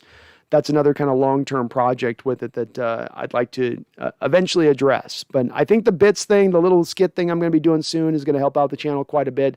And we're going to be doing some expansion on this channel. And I do want to talk to some people out there. I know there's some people, I posted the poll here about the game that I want to live stream that's not a Seahawks game here this Sunday. And I got a few people in the comment section saying, oh, we watch Seahawks games, and sort of intimating a little bit like, you know, how dare I stream anything else but Seahawks? And like I said, I'm going to be doing some Mariner streams probably this offseason a little bit. We're going to be expanding this channel, and the channel's going to go in every different direction. I'm not under any rule here that I got to, in my opinion, just stay under Seahawks talk or just in Seahawks Ram. I talk Seahawks nonstop on this channel. I love talking Seahawks. I don't think any of you would say I don't cover enough information about our Seahawks. So there's room to grow out there and dive into other topics and dive into other things.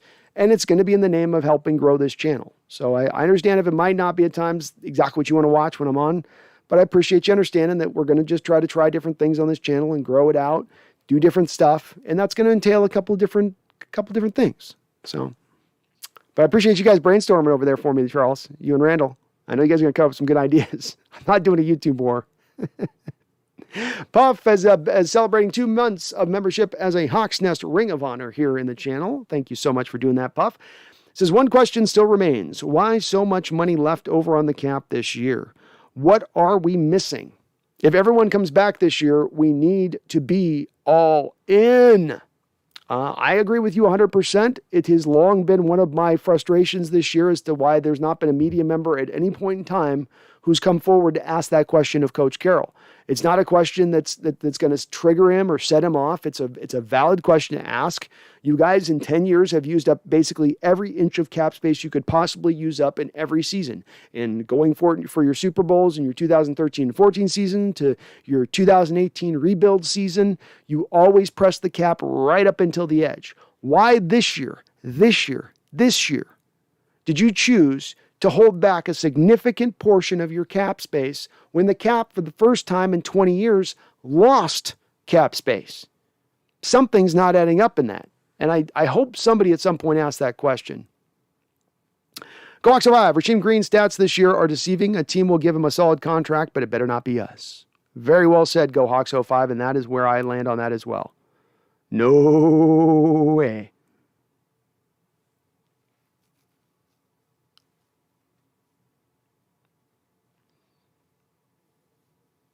Randall says, do you put much stock in the Super Bowl? I don't watch the game, but you get a lot of info from the practice. Oh, Senior Bowl. Sorry. Not much. Obviously, yeah, to your point on that, Randall, not much from the game. The practice stuff gives you some good stuff. You can get a good idea of stuff. And yeah, it's a lot of these guys, depending on the conference and depending on the college that they play at, might not have the stiffest of competition. And now they finally get to come to a place like some of those small school guys. You finally really they go out there, they dominate against the lawyers and the doctors and such that they're playing against those teams. What is it now? You're going against a legitimate pro prospect. I do think it can give you a little bit of a better idea.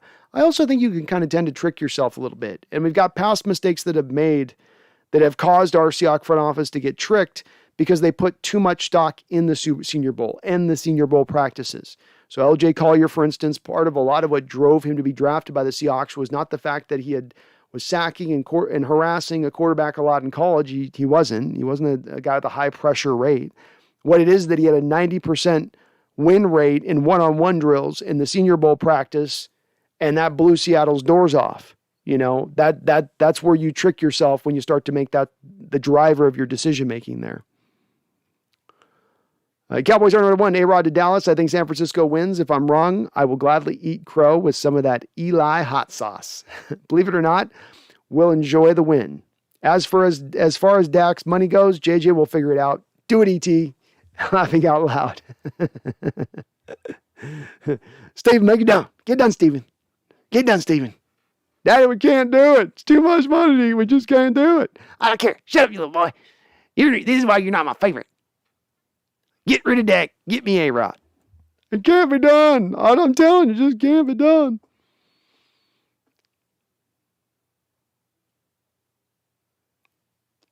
Jackson Shore, I wish Paul Allen was here. I trusted him about everything Seahawks related. I do too. There's a distinct lack and feeling right now, Jackson, of there being an emptiness with the ownership a bit. For all of Jody's big talk a couple of weeks ago, sure, I'm not seeing a lot past a lot of big talk. And Paul Allen was the opposite. There was no talks, no leaks, just action.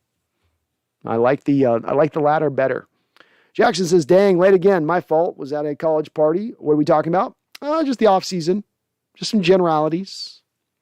Mac P, Pacific Northwest. Sources confirming to me, Chef Russ Wilson does not salt his pasta water. Get him out of here. Jackson, I'm hope the lockout ends soon, so ready for Mariners baseball. Yeah, they'll get it done, but they'll wait till the 25th hour.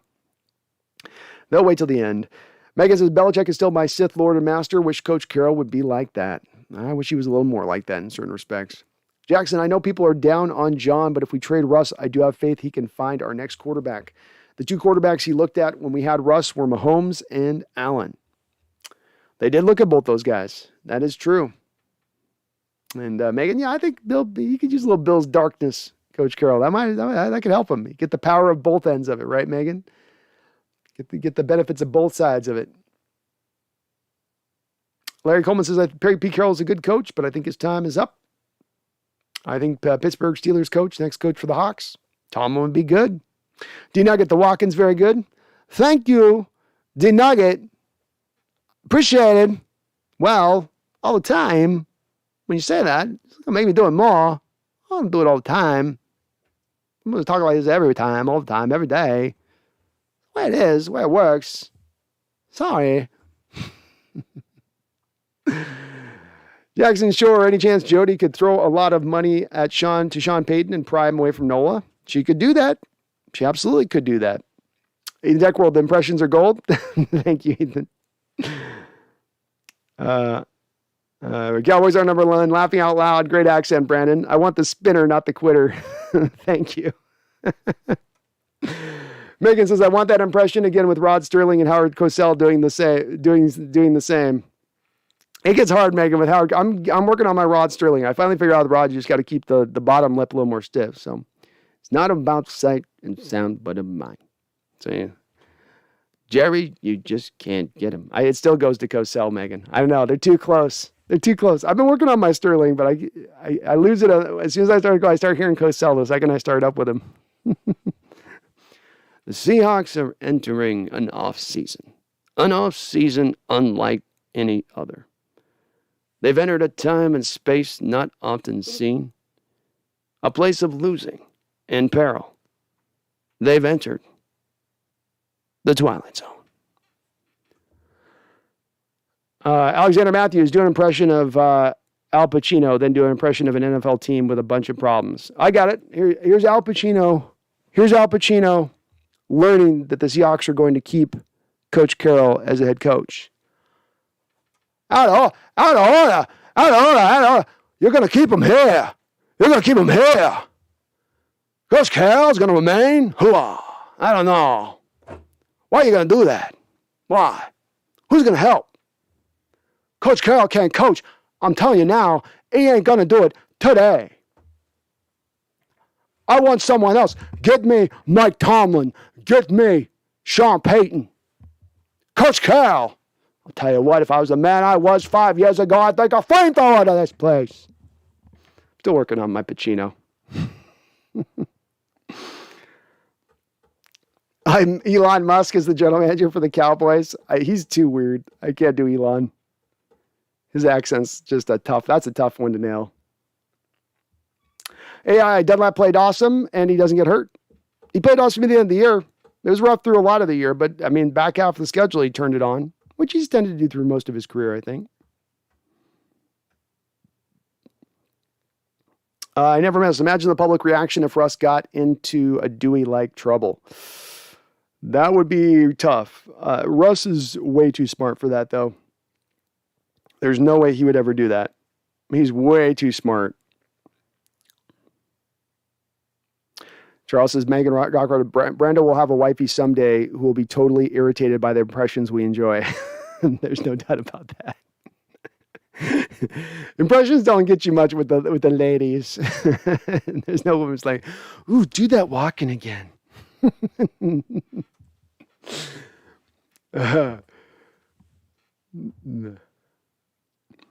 Megan says, Charles, for sure. I pity the lady who falls for B. Hey, that's true. I can't lie. It's a rough lady. Any woman who's with me, she's got to hold on tight. Jackson Shore, it's funny because my roommates are Jets fans and they say we're crazy and ungrateful for saying fire Pete. I hate that argument. I really do. And they're Seahawks fans that have been making that into my chat and posting it in my comment section here and there. It's few and far between. But again, it's to me a little bit of it's a more of a simplified way of looking at the situation rather than the complexity that exists. It's a little bit like saying, well, they've been a consistently good team for 10 years, and this is the first year that you have a losing record. So henceforth, to fire Coach Carroll is crazy. And that's just sort of a simple methodology and approach to how you look at this situation. It requires more than that, in my opinion. Nothing is just that straightforward and easy. And as I've said, when you look at the last 5 years, you can't even get to the divisional round. Say nothing of the conference championship. Say nothing of the Super Bowl. You can't even get to the divisional round. How is that a consistent winner? You know, I can't land on that. And again, I'm not surprised to hear Jet fans saying that either, Jackson. You know, This is a little bit, and I'm not trying to knock Jet fans too hard on this, but I'm sorry. This is a little bit of like the difference of one fan base to the other. This is why your fan base hasn't won since, 71? This is why. Because that's the way they look at the NFL. To be consistently good is their prize. No, that ain't our prize. We've been to 3 Super Bowls in 20 years. We have a higher standard here in Seattle. We expect a little bit more. We're not the dregs. We don't compare ourselves to the Detroit Lions. We don't compare ourselves to the Cincinnati Bengals. And you better damn well believe we don't compare ourselves to the New York Jets. We are a cut above. And we as a fan base will operate within that distinction and that expectation, and we ain't going to apologize to anybody for it. Standard champion, seeing so many people wanting to keep Diggs at all costs. What is the best realistic situation in which we do that? Oh, God, you're going to make me do this? Okay, I'll do it, standard champion. You could go 3 years, probably a similar deal to like DJ Reed, what he would get. 3 years, $33 million.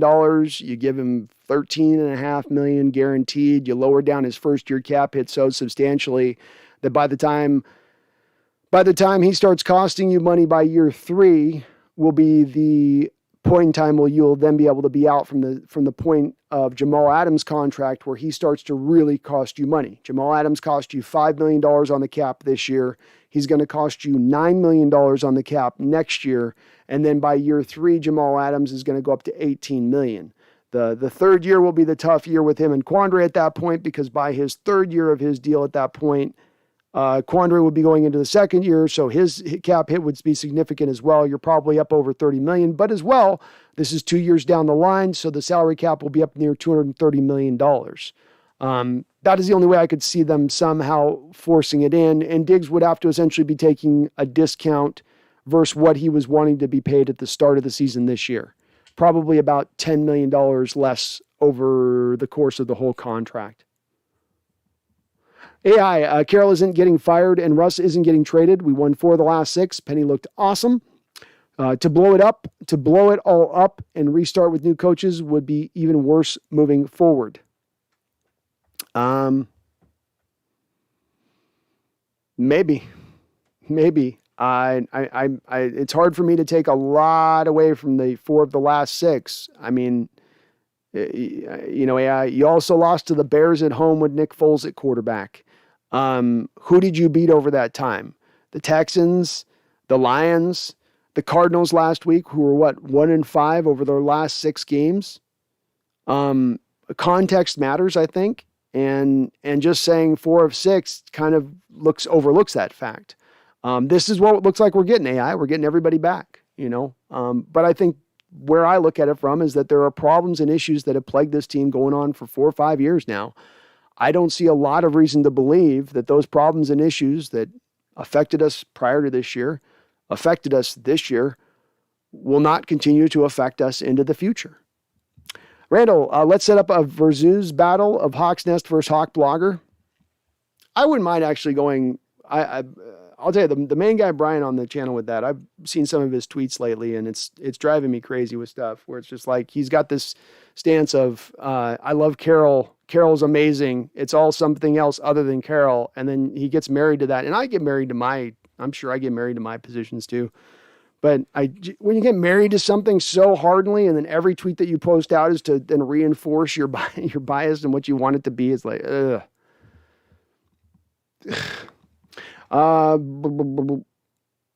Ethan says Elon would order a Falcon Heavy SpaceX rocket on top of AT&T Stadium. Then he would say,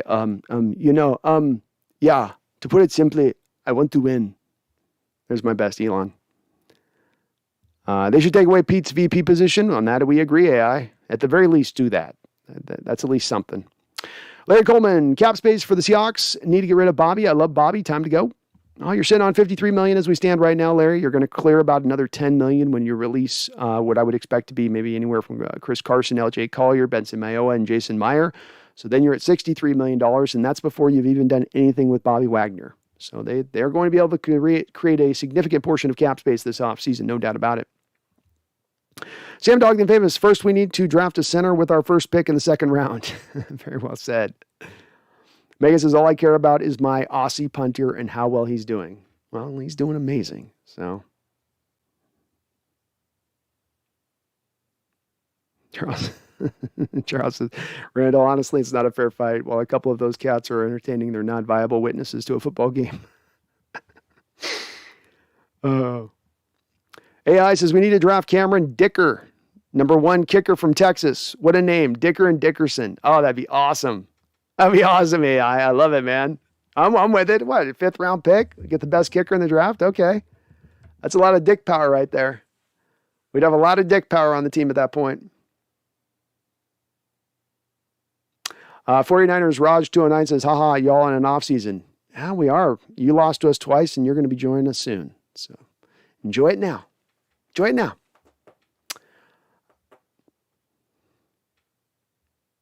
Drunk Twitter, thoughts on Bryce Young? I thought he made some pretty amazing throws in that title game. Boy, he does look slight. I can't deny what people have said about him. He still looks like a guy that needs to put on some weight pretty quickly. But he makes some really, really nice throws. I love his pocket presence. I love his moxie and his just feel back there. It's sometimes one of those intangible things that's hard to touch exactly on what it is with him. You just kind of know it when you see it a little bit. I still want to see some more tape on him. I still am not going to say far and away this is a top 5 first-round pick in next year's draft.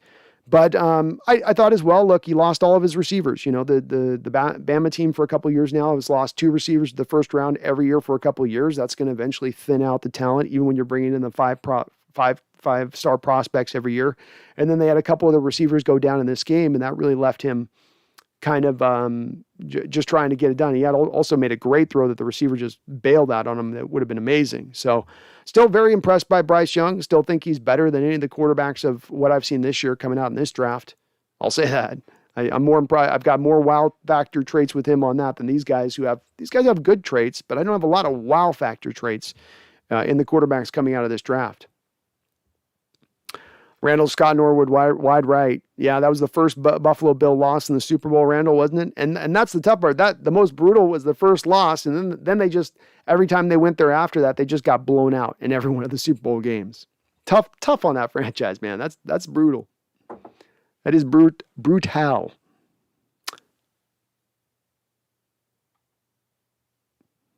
I got a donation here, so sorry. Charles Riley, $5 donation, says, Brando, on a search, they say tutorials can help your channel. Maybe call the video a tutorial and explain your process for grading one thing.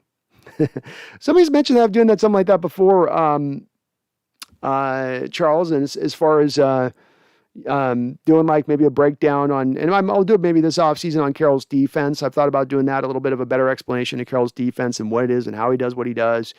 And just kind of go into a little bit of that. So I've been thinking of doing that, Charles. I think it'd be an interesting video and people might dig that because I better understand the scheme, better understand why we do what we do and what the thought process is a little bit behind it. Probably wouldn't be that super hard to put together either. It'd be pretty quick.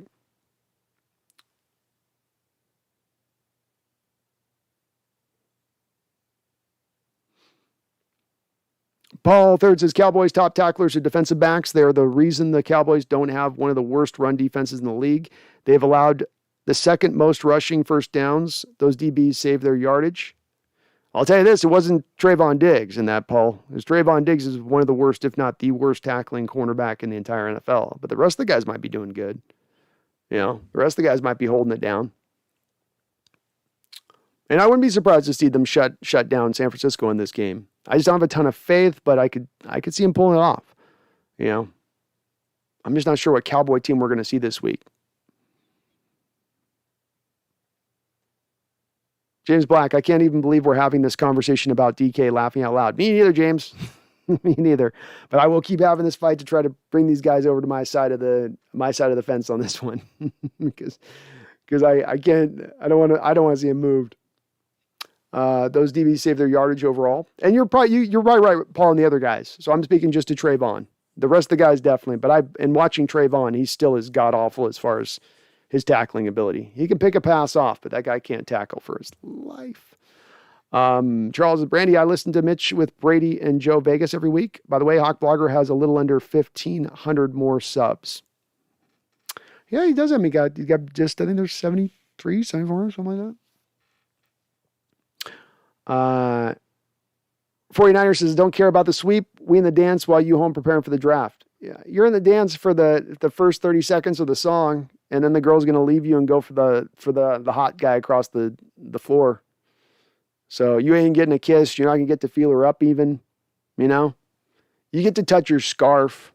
That's what you get to do. So, I mean, if that makes you feel great, then good. I never miss. I honestly don't want any first-round picks because I have no confidence in their draftability. I would rather have 10 3 to 7 round picks than 2 mid-firsts at this point. Hey, well, fair enough on that. I mean, they've spoken about it in recent days. Both Schneider and Carroll have about having a hard time drafting because they're drafting late in the first round and late in the second round, late in the third round. You know, they spoke to that a little bit, especially with their first round struggles.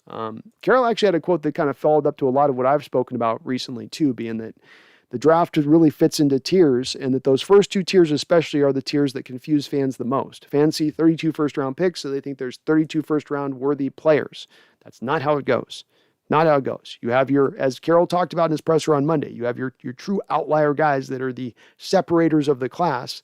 They run maybe 10, every once in a while, maybe up to 15 deep. But then beyond that, you're into your tier 2. And tier 2 can go anywhere from, pick 13 all the way on up into pick 65, where all those guys are pretty much in the same territory and there's no guarantees. Just allows for more of a difficult place in selecting.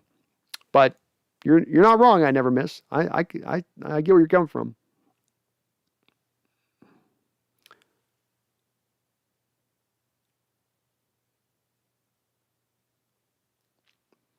Brandon Moody, thank you for becoming a member. I appreciate you.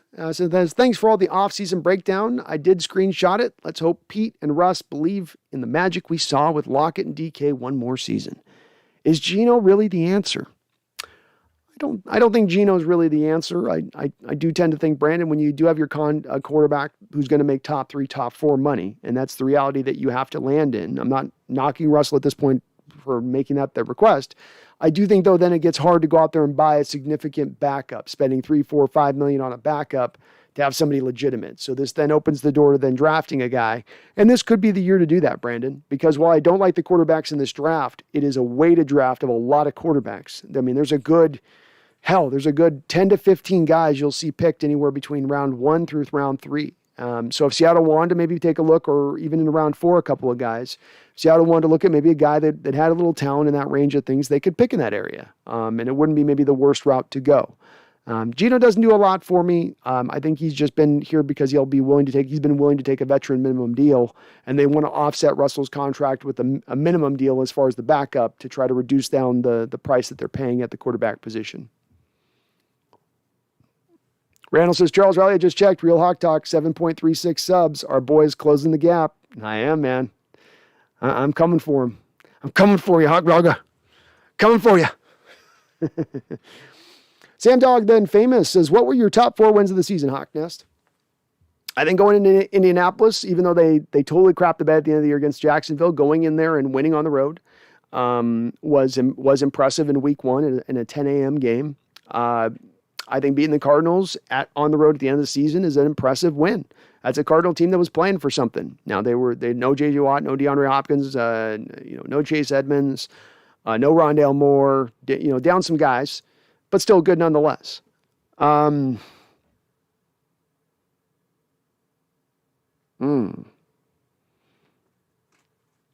would probably say the second 49er win at home, I believe it was. Russ played so much within the context of this offense, which impressed me. So that'd probably be my third win. Fourth win.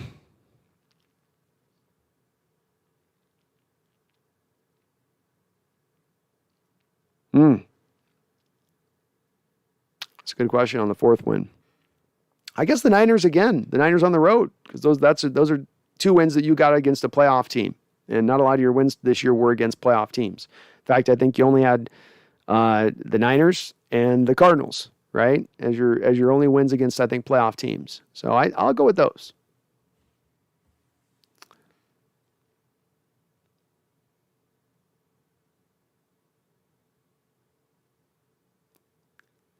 Randall says should go the 50 Cent route and start a beef with other channels, maybe out of Disvid. Oh, I'd go so hard at that, Randall, too. It'd be oh, goodness.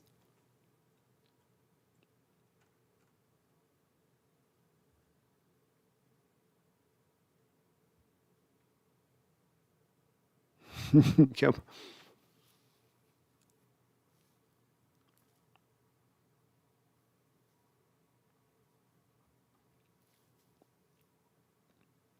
Ethan says Russ, DK Penny is a real good big three. It's good. It is a good big three, yeah.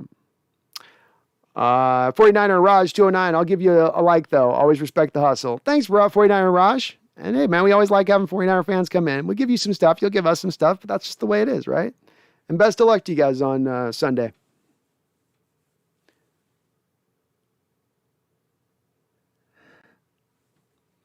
None of your biz. What's the least Seahawks can spend to cut free of Jamal Adams? It would cost you $16 million of dead money hit to move on from Jamal Adams. Unlikely to happen, in my opinion. Small, tiny, itty-bitty possibility, but very unlikely. Very unlikely. Next year, you could maybe get out from it a little bit more. I think next year it goes down to like 10 or something. It's a little easier to sustain at that point, but not this year.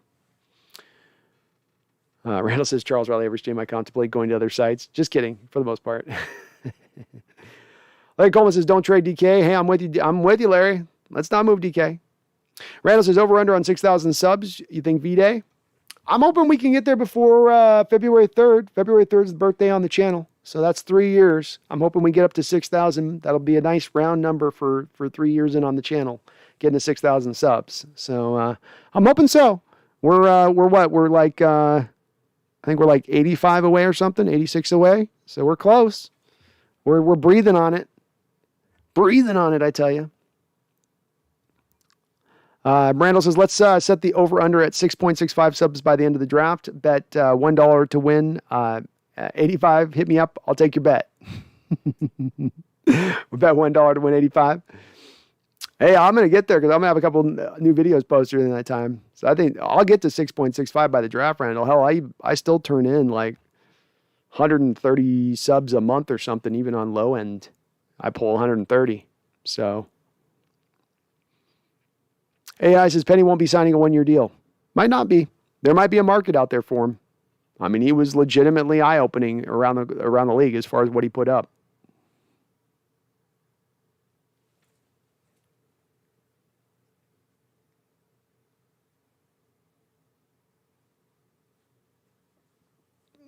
Oh, Chuck Barris, the spy? Yeah, Chuck Barris was supposed. That's according to him, he was a spy. A great George Clooney movie, by the way. It's Chuck Barris film. I go X05. I want the Bills Cowboys Super Bowl. Dig bros lining up against each other under the brightest lights. That'd be cool.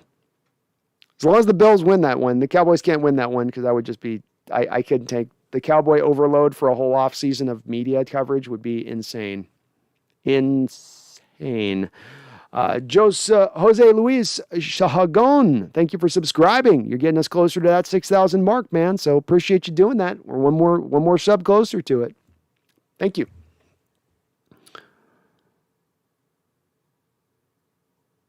Jose Garcia, what's up, Brandon? How you doing, Jose? Good to see you. Says, not sure if you talked about it, but do you think Brian Flores would be a possible replacement for Ken Norton? I think it would be a dream scenario for folks like you and myself as fans, but I don't think that the coaching staff would be able to get that done. Whoever comes here as a defensive coordinator has to do so under the control, the heavy control of Coach Carroll. You've got to be willing to sort of put your ego in the back. He's going to have a lot of say over the top of you, and I don't think a lot of coaches are going to want to sign up for that. Flores is going to have a little bit of his pick of the litter. I'm not even so sure that he might not get another coaching job somewhere else. Say nothing of the primest defensive coordinator job that would exist. And this is not considered right now the primest defensive coordinator job that exists at the moment. So I don't think you'll be able to recruit a guy like that, but I like where your mind's thinking. I'd love to bring on Flores. He's awesome. He is awesome.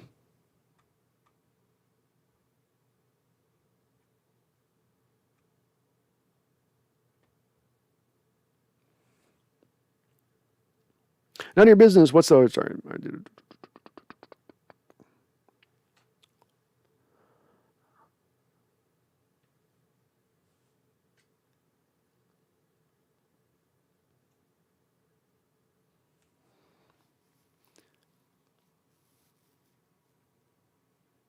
Randall says, stream anyway, bro. I love the content. It's going to be, I think that this is where I'm probably going to go with this offseason, Randall. And it's the eye to just generating more views, more subscribers, more of this to kind of push this and ramp this up quicker. So there'll be more times I do stuff this offseason with more content. I'm going to be more reactive to breaking news and going live. And it just, if people can ride with me or not, I'm at the point now where I'm legitimate enough. I got enough subs right now. I'm not going to beg for anybody to watch. If it's like not what you want, you got to go, then go. If you love what you love, then ride with the rest of us, So I'm at that point. I've kind of made my peace with it. I'm comfortable with it. I feel good about it. But, I did when I put that poll up, I saw a few comments and I'm like, I expected it.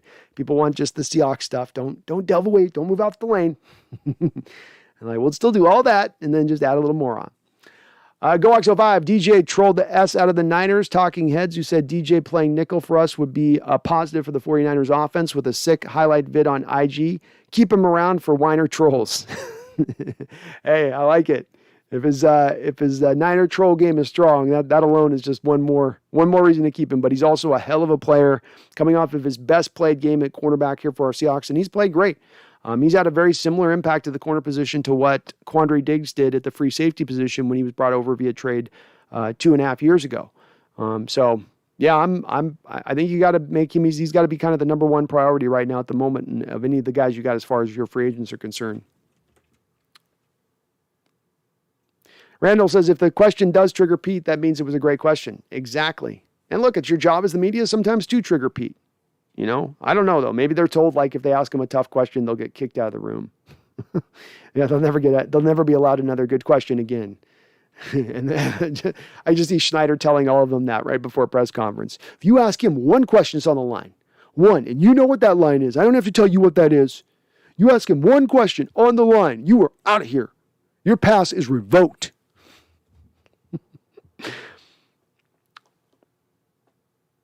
Charles says, yeah, I wish my allergies didn't prevent me from both. Cats are also fun. I got to get some allergy med and vacuum so I can get one of those creatures. Hey, cats are awesome, Charles.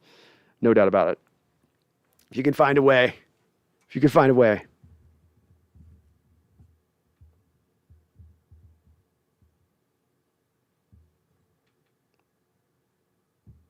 Charles says, Brando, on web search, they say tutorials can help.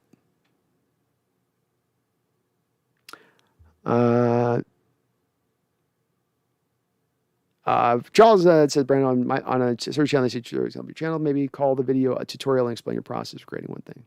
Yeah, I got to do some more of those. I do, Charles. And some of that stuff I want to do some all 22 tape too, which would lend itself well to that type of stuff. It's a great idea though. It's where I want to be leaning towards.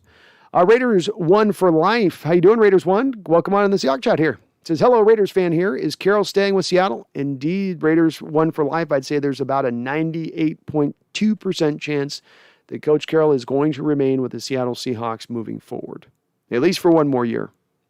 Grox 2022, Jets' last Super Bowl was 1969, a couple years back. So I was even giving more credit than they deserved on that. So, hey, I think, and it's not the fan base's fault on this, but I think years of losing can create within a fan base this need. Just get us to a place where we can be just a winner. We can just win more games than we lose. You get so desperate. It's like, you've not had a scrap of food for 3 weeks. Somebody throws you a crumb and you're like, oh God, that crumb is, is this sourdough? No, that's artesian bread. That's artesian. That's great. Oh my gosh, can I get some more of that? That was really good. Rather than look, we've been, we're used to a different standard. And it's not the Jets fans' fault, but we're not Jets fans. That's not where we operate from. In deck with Al Pacino. It's too funny. I'm going to work on my Pacino because I like me some Al. Hooah! Tell you right now, Seahawks going to win.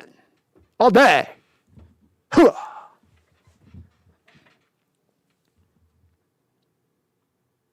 Larry says, I think the Seahawks going to change a big difference next season. I hope they do. I hope. Frank Buckner, let Bobby Wagner go sign Trent Brown, Ben Jones, Cam Robinson. Even if they get one of them players, they can upgrade the line. Definitely think Bobby's got to have to restructure, Frank, if not be released outright. I was looking at Trent Brown, and Frank, I like Trent Brown, but Trent Brown is a monster that doesn't move all that great. And that's been more of what we've looked for, Frank, as far as traditional line play in recent history. The problem is, though, that with Waldron, you're going to want to start to look for more mobile offensive linemen. And so do you want to go for the less guys that can't move, like a Trent Brown or like a Cam Robinson? I'm not sure on Ben Jones. But that would be a little bit of my wonder on that. Teron Armstead is the guy that I've gravitated towards, Frank, because he is a guy with real good movement ability. If you look at some of his testing scores coming out of college, he's upwards mobility for a left tackle. So I think he would fit from that realm of things. But regardless, Frank, we're in agreement. Address the offensive line one way or another. Put resources into it. Randall says, draft the kicker. We could brand and get double Dickerson. Oh, God. Ron Sosa, what's the biggest position you think we need? Well, the biggest position you need right now is left tackle because Dwayne Brown's a free agent. You don't have any anything in place to Stone Forsythe. You can't roll with that. So you've got to get a left tackle. That's your biggest position of need. Beyond that, you could go right tackle, center. So you could almost go offensive line with the first three positions and then maybe cornerback and free safety and then tight end. That'd be my order. Ron. Cowboys number one. You only get to touch the scarf, laughing my ass off. That's why we need an elite quarterback. Aiming for the whole pie all year, every night.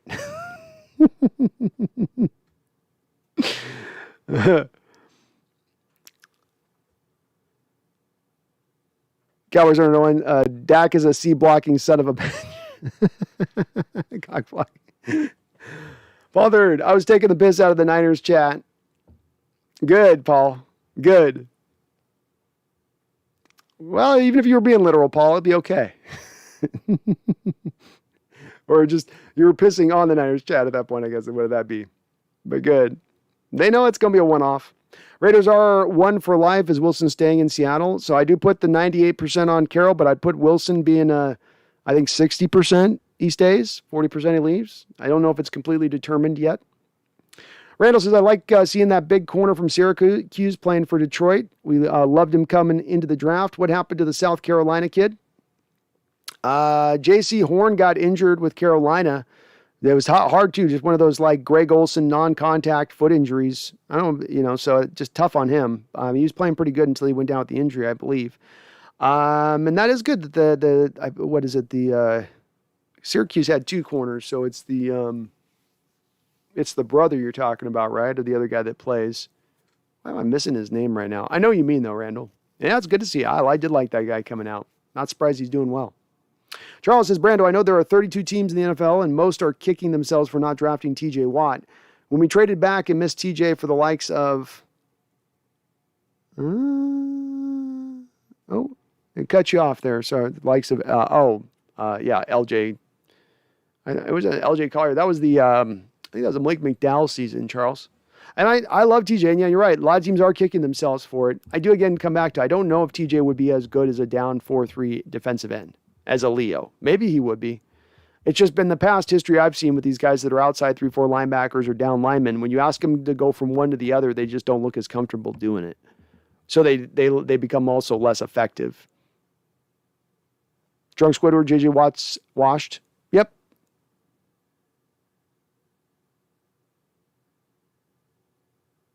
Randall says game at Niners was big. Remember how bad offense was to start? I do. That was a tough opening half.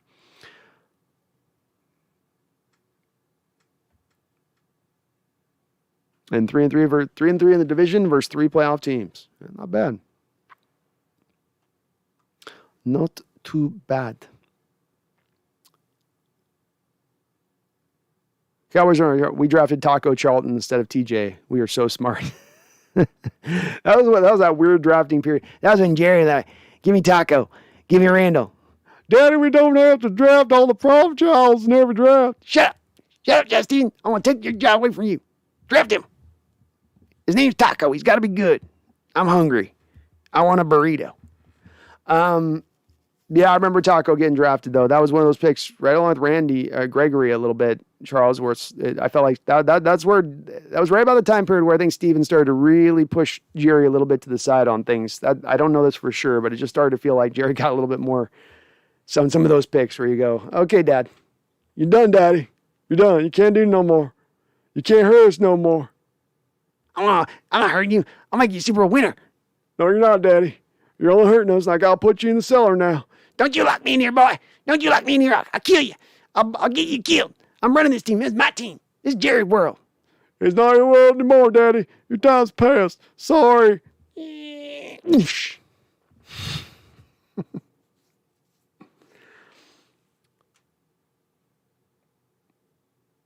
Paul Thurs's Cowboys front seven's not going to stop the run. It's part of what I'm worried about with them as far as this 49er game. It's just not a good matchup for them, and football is a matchup game. Paul says, I think you call it single high safety. Cowboys tackle leader is the safety, J-Ron Curse. Then you guys got guys like Anthony Brown, Lewis Diggs, Casey, Malik Hooker making up the secondary. And they got a pretty good secondary. They do. The rest of the guys are all legit. I think those are all good tacklers too. So you're right on that point with it. And they do a little bit of the single high stuff. They do a little varied. They do a lot of single high stuff with the 3-4 defense, which is interesting.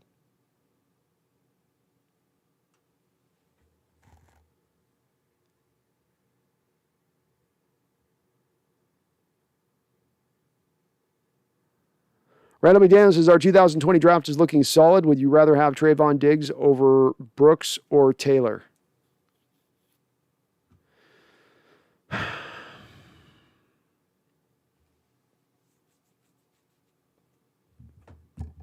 Trayvon's a tough one for me, man. I've actually talked, and I've got my friend who I consider my, I consider DMAC my cornerback expert that I go to and like to talk to on matters of this type of stuff.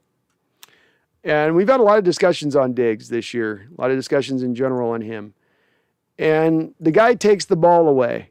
He takes the ball away.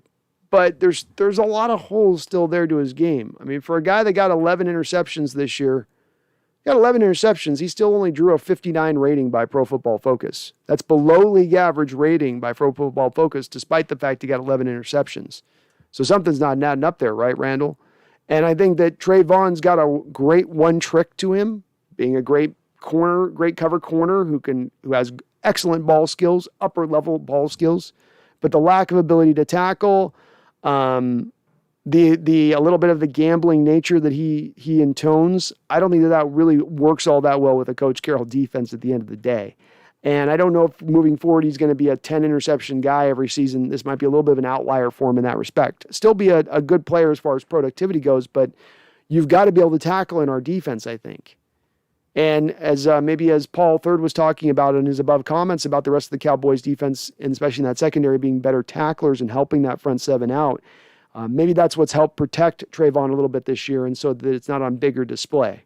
But I do come back to me and DMAC both come back to it. In fact, you can still go back and see this on, of course, me and DMAC, the year Trayvon came out, did the top breakdown of the top 10 corners coming out. And we nailed it with him, I think. We said, look, he's going to give you ball skills. He's going to give you interceptions. But what about all the other stuff? Where does that factor in? Where does that matter? And that's kind of the key with Trayvon. What about all the other stuff? Ram FTW, thoughts on the Rams-Hawks rivalry? It is our strongest rivalry going right now, Ram. It's a one-sided, make no mistake about it.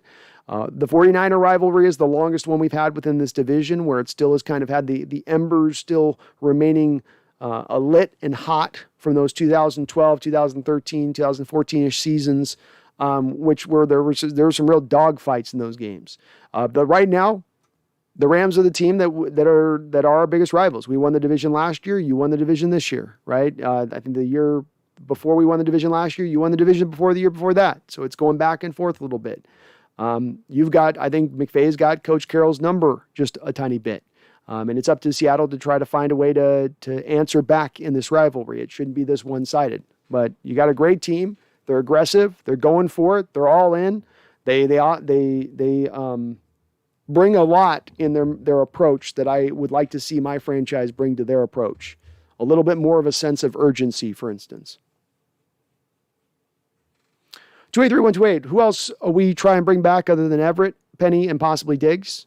I think DJ Reed, 283, Sidney Jones are two guys that jump out to me. Al Woods, I think, will come back as well. That'd be the guys. Randall, the first 6 players in 2020 draft all played this year and contributed. Sullivan, only guy not on the team. Yeah, I think that was a pretty good draft overall in retrospect. I mean, you had much worse drafts in the last 5 years than the 2020 draft. That stands as one of the better ones, and the other ones are like, oh my Lord. So, yeah, it was a better one. It was improved. Twas improved. Oh, okay. Charles, with that $10 donation too. Sorry, Charles, I misread it. So I know there are 32 teams in the NFL, and most are kicking themselves for not drafting TJ Watt. When we traded back and missed TJ for LJ, that was a fireable offense. 4-3 or 3-4. I don't know if he came out in the LJ. TJ Watt. I think TJ Watt was a couple of years ago. So I want to say that. So he's 2017. Yeah, so TJ Watt's 2017. LJ Collier's 2018, I think. So they weren't, it was, that was the Malik McDowell year. Oh my God, LJ Collier's stats are so depressing to look at. So depressing to look at LJ Collier's stats. Boy, give me a gun. Give me a gun. Yeah, so he came out in 2018, so there was a year difference on that, Charles. Your point still stands, though. I mean, TJ couldn't have been worse in a 4-3 than LJ's been. And he would at least probably give you a handful of sacks a year, right? He'd give you at least 8 sacks if he's not at that double-digit realm, up at 20 this year, I loved TJ coming out. I loved the pedigree with it. I would have been perfectly happy even if he was a mismatch for the scheme and picking him. I feel like you can win with players like TJ Watt, and yeah, that was a bad one. That was a bad one. Randall says, think Watt would have adjusted well to the Leo? It's kind of the question I'm not sure of, man. I'm not sure of. I can only go off of the history that I've seen at the position and how it's played out in recent years as far as watching players who try to go from standing up to putting their hand down. And it just seems awkward in both respects for both ways. Either going down to up to down. There's guys that can do both, sure. But there's some guys that are just at their best standing up and rushing versus getting that hand in the dirt. And I don't know for sure with TJ which way it'd be. Perhaps. He did do but he was a 3-4 in Wisconsin, and he's been only a 3-4 with Pittsburgh.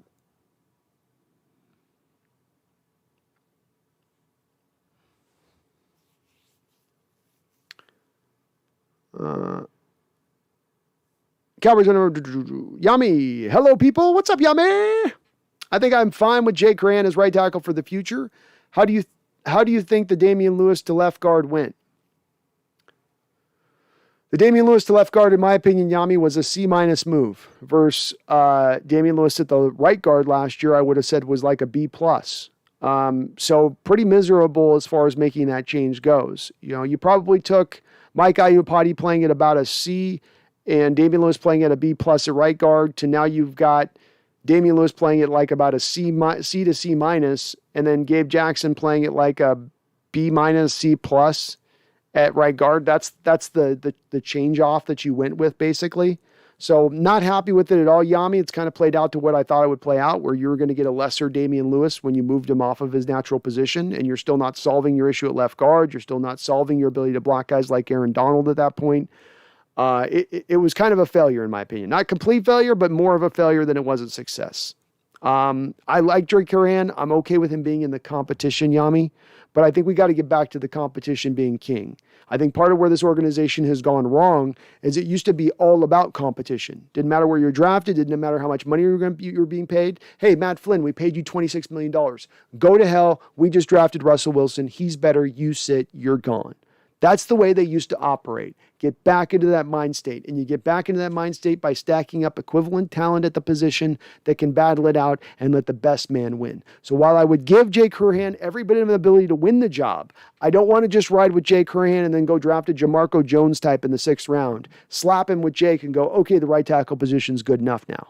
He gets to be in the competition, but he's got to win it. Cali Boys over number 1, JJ about money, more than wins. We are in trouble. Is he? I don't think, I think he's all about wins. He'd eat money if you have to. It's just the salary cap that I'd worry about with that. Oh, Yami, you got accidentally... Oh, you figured it out. All right. Charles Riley, oh, you're responding. Cowboys on a run. You're right, Diggs is a tough one. He has a lot of holes, like you said, but those INTs are really difficult to look away from. If I can get 10 a year, I got to look the other way. Hey, it's fair enough. And you do reach a mark, right, to your point on this Cowboys are number one. You do get to a spot where it's like, okay, there's so many picks he's getting now. I can't overlook these other things. And I don't pay corners to tackle, right? So I could get that. I could. Just going, okay, it's all right. And some of this is a little bit Cowboys are number one, how it would be for our defense. And I know that Dan Quinn's running some of the same stuff we run there with you guys, but he's also done a lot of different other adjustments. In fact, he's done more adjustments than any other previous Seahawk defensive coach under Coach Carroll after he's left to modify the scheme along. And so if you're talking about coming to the purified Coach Carroll scheme with the cover 3 and the rally to the ball defense, well, the rally to the ball defense, part of that is that you need your cornerbacks to be able to tackle. And so it's more of the requirement within the Coach Carroll scheme. I think there's other schemes that don't necessarily rely on their cornerback to have to tackle as much. I think the Cowboys have probably offloaded some of that from Diggs' shoulders. But yeah, I mean, you get to that spot of it. It's like, I sort of put him in the same realm, Cowboys are number one, of like Marcus Peters. Peters is getting older now, but it's a little bit the same way. You know, you get a gambler, you get a guy not necessarily the greatest of tacklers, but he can take the ball off. He can jump a route. And he's going to be consistent in doing so in that respect. You know, he's not just a guy 1 year outlier, get you a couple interceptions. He will consistently, when he's on the football field, get his share of interceptions. Is it 10 every year? I don't know, but he'll get you at least a baker's dozen, I'd imagine. Alexander Matthew, Brandon, go to bed. CIA operative, what's up? Long time no see in here.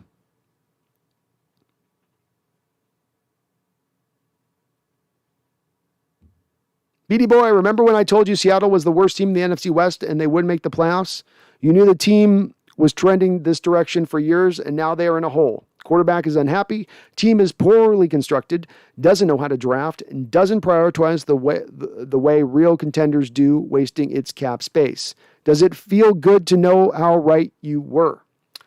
No, it feels awful to be wrong, BD boy. And, I don't want to be wrong on this channel. I want to be right, and especially want to be right way more than I've been wrong. I'll take my track record of 3 years and my predictions I've made, and I'll put it up against anybody, quite frankly. But with that said, I don't think that there's anything wrong in getting your opinion wrong. The place where you get yourself wrong is by staying grounded in that opinion and being unchanged from that opinion, being immovable from that opinion. And indeed, my opinion has changed over time with more data that I can take in. And I think that you would probably agree that that's a smart approach to take, because no one's going to be right 100% of the time.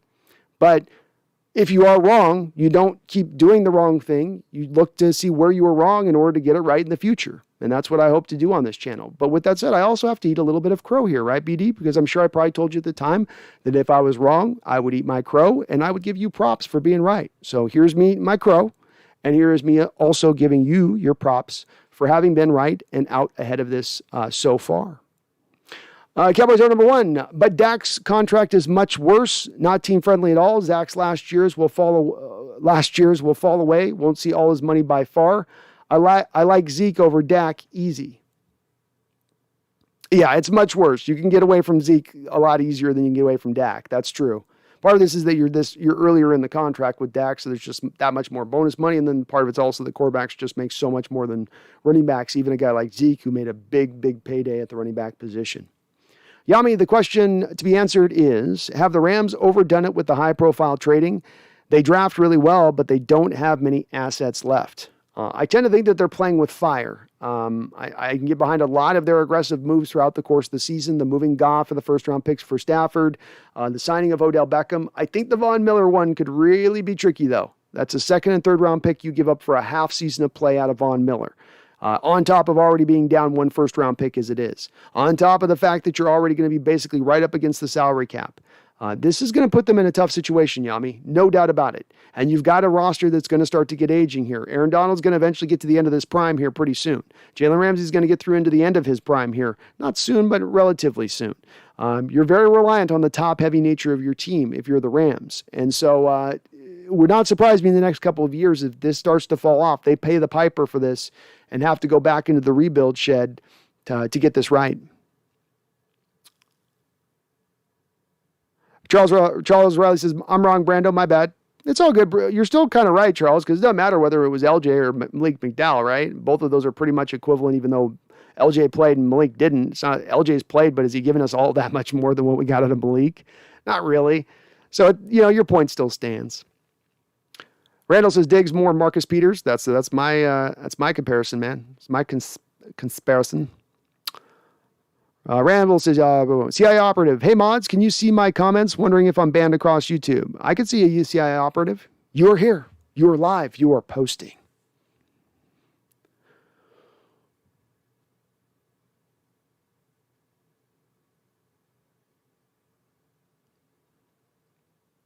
Randall says, Randall, go to bed. Thanks for the stream. Thank you, Randall. I appreciate donations, and have a good night, my guy.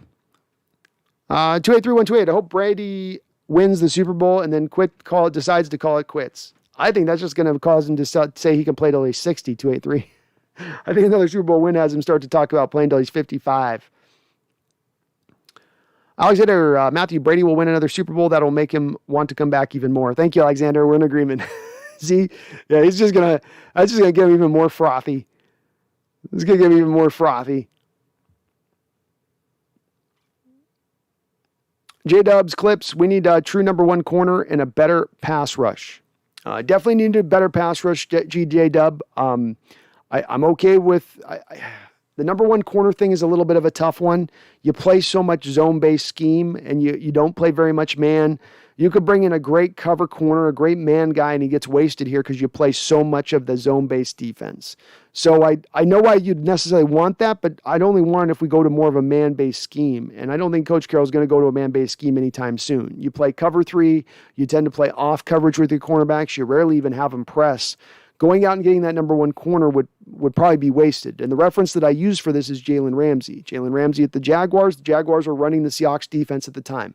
Jalen Ramsey is disgruntled because he's playing a lot of zone and a lot of off-cover corner, right? Which he doesn't like because he wants to man up on guys and he wants to lock guys down. So they move him to the Rams where he plays a significant more portion of his snaps in man-based coverage. It's just a thing that gets wasted in our defense, unfortunately. Cowboys owner one says Zeke just gets the heat. They don't understand his money. Yeah, I mean, he's kind of been a little different as a back to a degree since he got paid, it seems like, though, too. It seems like he ran a little harder, a little more anger to him when he was getting a little less money. Maybe that's just to my eyes on that, because admittedly, Cowboys are number one. I don't watch Cowboy games every week, but just in watching him sometimes. Charles Riley, the $5 donation. Thank you, Charles. Always coming in with the hot $50, $60, $70 every dono, man, every stream. Thank you, brother. Says Brando, the Chuck Barris conspiracy Randy brought up is a good topic for the conspiracy streams. File that one. I will indeed, Charles. I will indeed. And there is that going conspiracy out there that actors are somehow spies, and yeah. But no, I will. I'll keep that one on point because that is definitely an interesting story. And the nice part about that one is you do that conspiracy talk, and then you tell everybody at the end of the conspiracy talk to go check out the George Clooney movie, which basically does the whole, which treated the Chuck Barris story of him being the assassin like it was true, like it had really happened, and they played it out like real. It's a good movie. It's actually underrated. Frank Buckner, what do you think about bringing back Clowney if he is not expensive to help Dunlap and bring in Kevin King to help with the cornerback depth? I'd be okay with both those two moves, Frank. I probably lean more to Sidney Jones than Kevin King at this point. But both of them have a lot of familiarity playing in zone. Neither of them is going to cost a significant amount of the cap to bring him back. I love Clowney, Frank. I'm a Clowney believer, man. I have been for going year on years now, and I don't think he's going to cost a lot. He's still a relatively young player. I think he's going to have a little bit of a depressed value out there on the market as he's had the last couple times because he has an injury history and because he doesn't get the high volume of sacks that I think some people expect him to get. but he's still a really good player. You put him in there with Dunlap and Taylor. Now you're starting to round out that defensive end depth nicely. Nobody's having to eat up too many snaps. You can pair things around like that. I like it.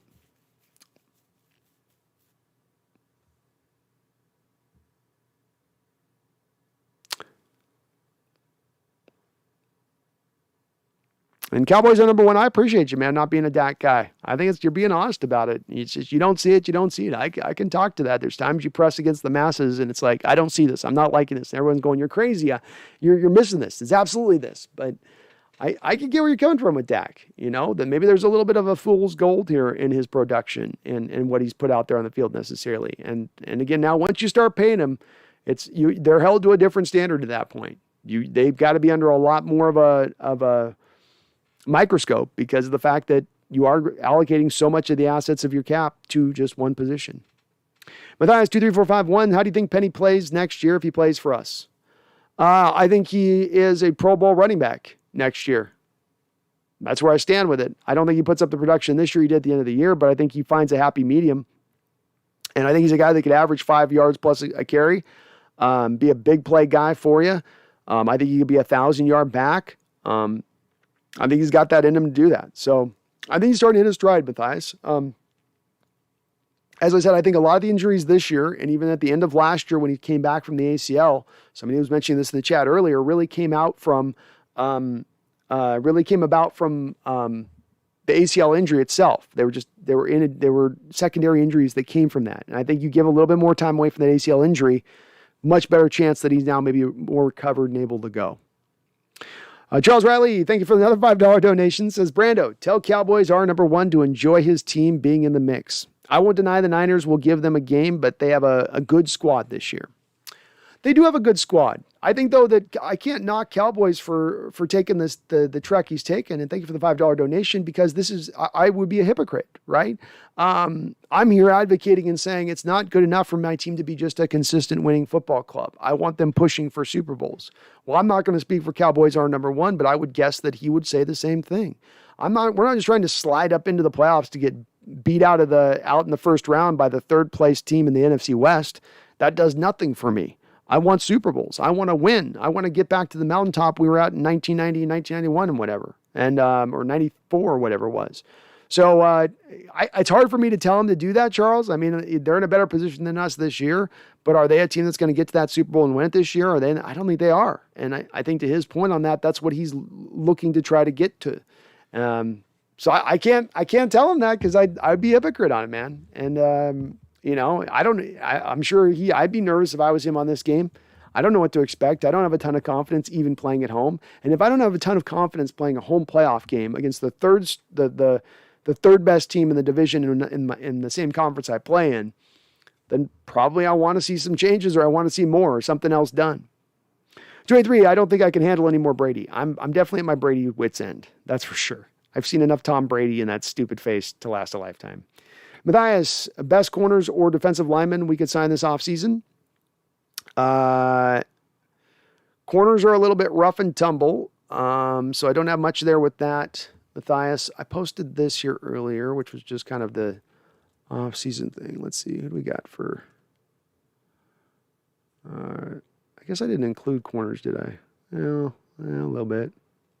Kyle Fuller, Patrick Peterson, Bryce Callahan, Jason Verrett, Kareem Jackson, Kevin King, Xavier Rhodes, Darius Williams.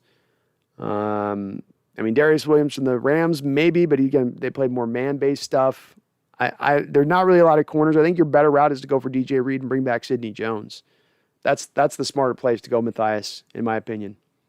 Roll with Trey Brown, maybe draft another corner to round out the ranks. But this team seems to get by with not needing the upper level talented corners. Hell, Michael Jackson was your second rated defender a couple weeks ago. He's like your ninth corner on this team. Yami, I honestly think the only thing that causes Brady to leave is going to be a nasty injury. Hate the guy, but can't help but respect what he has done. Very much true. Very true. I'm with you on that. Not a fan of the guy, but I can't deny his greatness. Can't deny what he's done. I mean, to be this good, this at this age, as he has. I mean, he's put up basically an MVP-like season. Might win the MVP here at his age. That's amazing. Just amazing. I mean, hell, last year he was playing with a torn MCL for most of the year. Got to give him props. Yeah, I mean, but Trey Brown is so much better when pressing.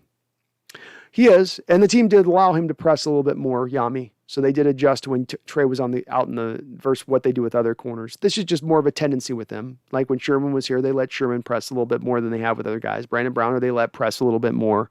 But with some of the more recent guys, they've just stayed with the off coverage, or they'll show press and then they'll just have them drop in a bail at the snap.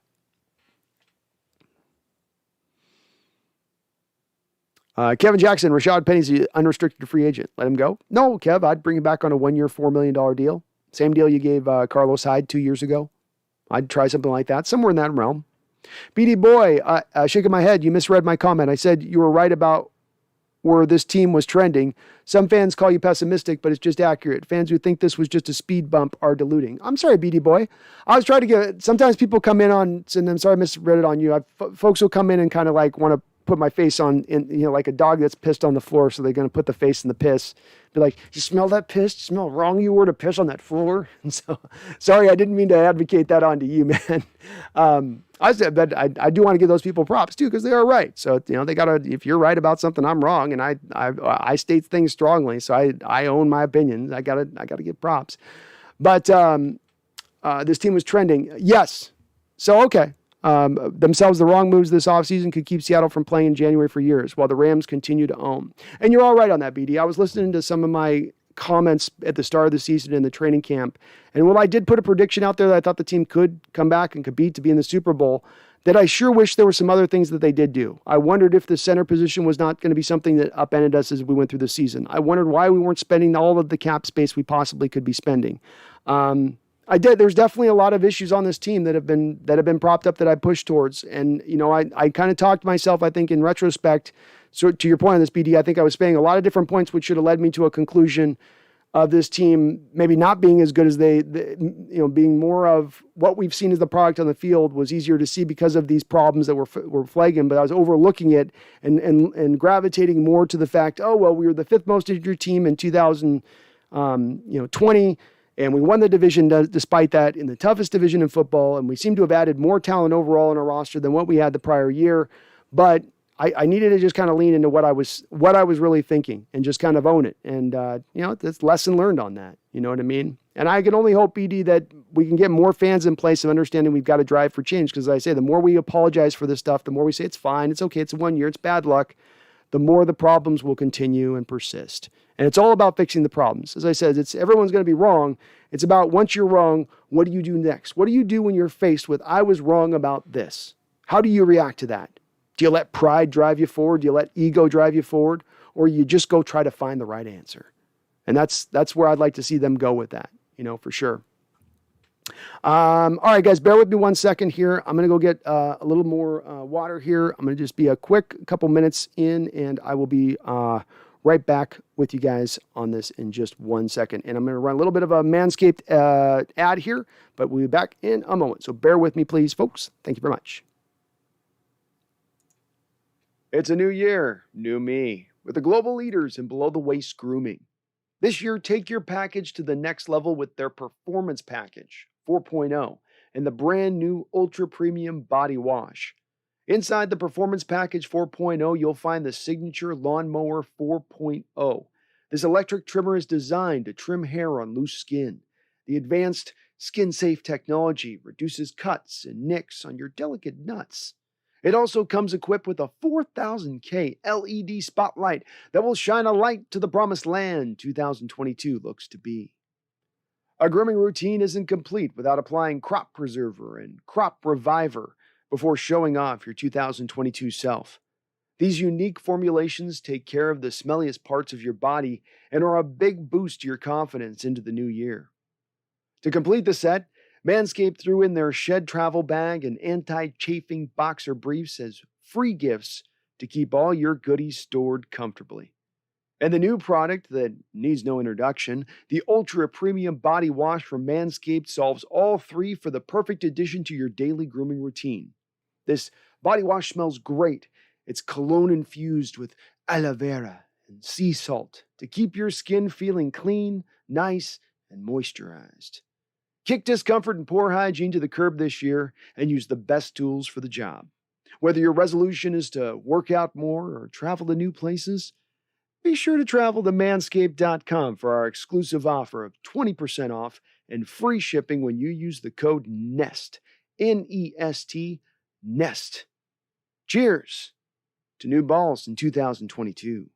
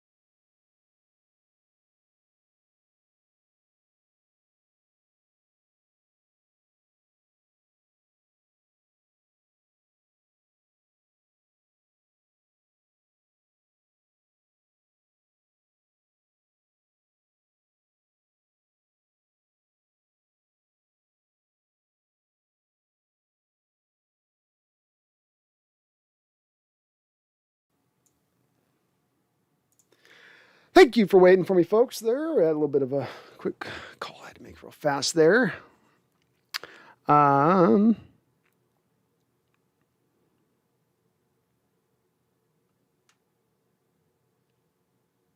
Drunk Squitter, don't forget Trey Brown's coming back. I'm not. Trey Brown's definitely is coming back. I do get a little worried that I put him a little bit in the same place as far as Marquise Blair goes. These ligament injuries tend to be a little bit like the ACLs, where you think theoretically they should be able to bounce back quick. Trey's a young guy. But sometimes that stuff can kind of linger a little bit. Like remember, obviously a much more serious injury, but the Jimmy Graham ligament thing kind of seemed a little slower the next year, seemed a little bit less. And I don't know if he ever really recovered that athleticism after that, or the speed after he had that injury. But that's where I'm a little less likely to rely on him like Marquise Blair for that reason. They're kind of like bonus to me going forward. They're here, but I don't know if I'd like slot him in as my number one. Matthias says, how would you rank last year's draft picks? I give Eskridge like 3 out of 10. Ha ha ha. 3 out of 10 sounds about right for Eskridge from my standpoint. I'm not going to hold the kid's feet to the fire for being injured. That's not necessarily his fault. But I will fault him when you come back and you are healthy and you are 100% and you can't beat out 7th rounder Freddie Swain and you can't beat out even Penny Hart. I mean, you're riding like 5th on the depth chart right now at the receiver position. That for a 2nd rounder, that's not good enough. Trey Brown, I'd give Trey Brown a B. I think he was as impressive as what you've seen at the cornerback position for a rookie, a first-time starter out there, as we've seen going back to maybe Richard Sherman.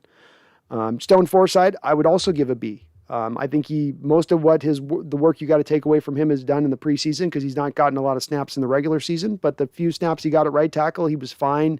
And I believe it was that, 49er game that he started in. And he's played good he played in the preseason well at left tackle. He graded out well by Pro Football Focus, looked good in my eyes on that.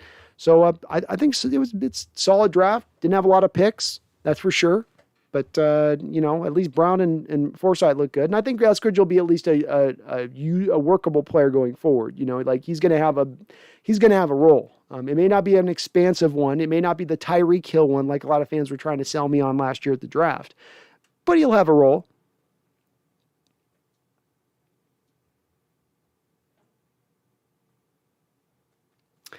Charles says, Cowboys number 1, I have faith in the boys this year. They will advance the NFC final. I'm impressed by that, but I can see them being depressed if I was a true fan of them like yourself. And this is Charles, yo man, 25 years. Thanks for the good vibes, bro. Appreciate it. AI, you're crazy if you think Penny is signing for a 1-year, $4 million deal. Try 3 years, $15 million plus at a minimum. Well, we might lose into some stupid offer from another team. Very true. Very true. I will say, we got to remember with this, it is hard for running backs to get paid in the sport. It is a position that tends to be one that they don't throw that kind of money at. But some team might do some of that math where they're like, not a lot of rubber taken off this tire. He's going to finally be getting out from the other side of this ACL injury. He's ready to blow up, still a young player.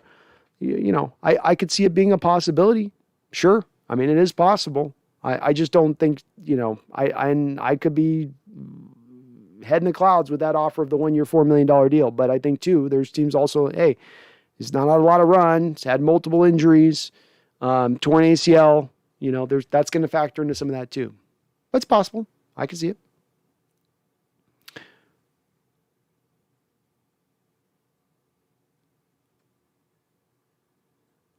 I think he had to drop a deuce.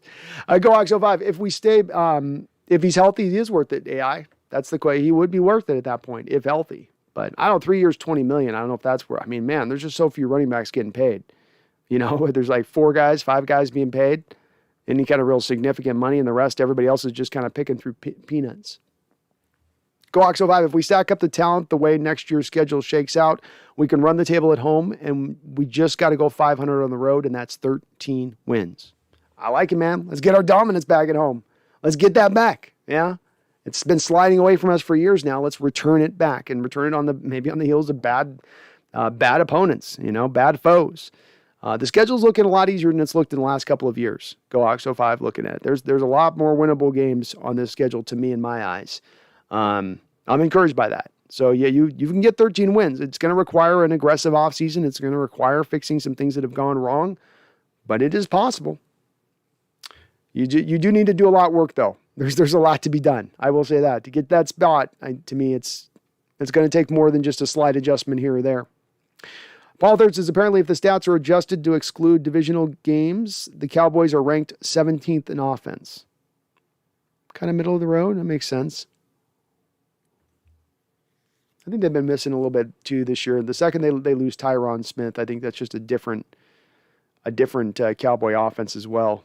You can make a little bit of the argument he's a little bit of the bedrock of that offense when he's in there and going right. Jeffrey at Thistle says, massive offensive line drift, but they're all going super high if teams are smart.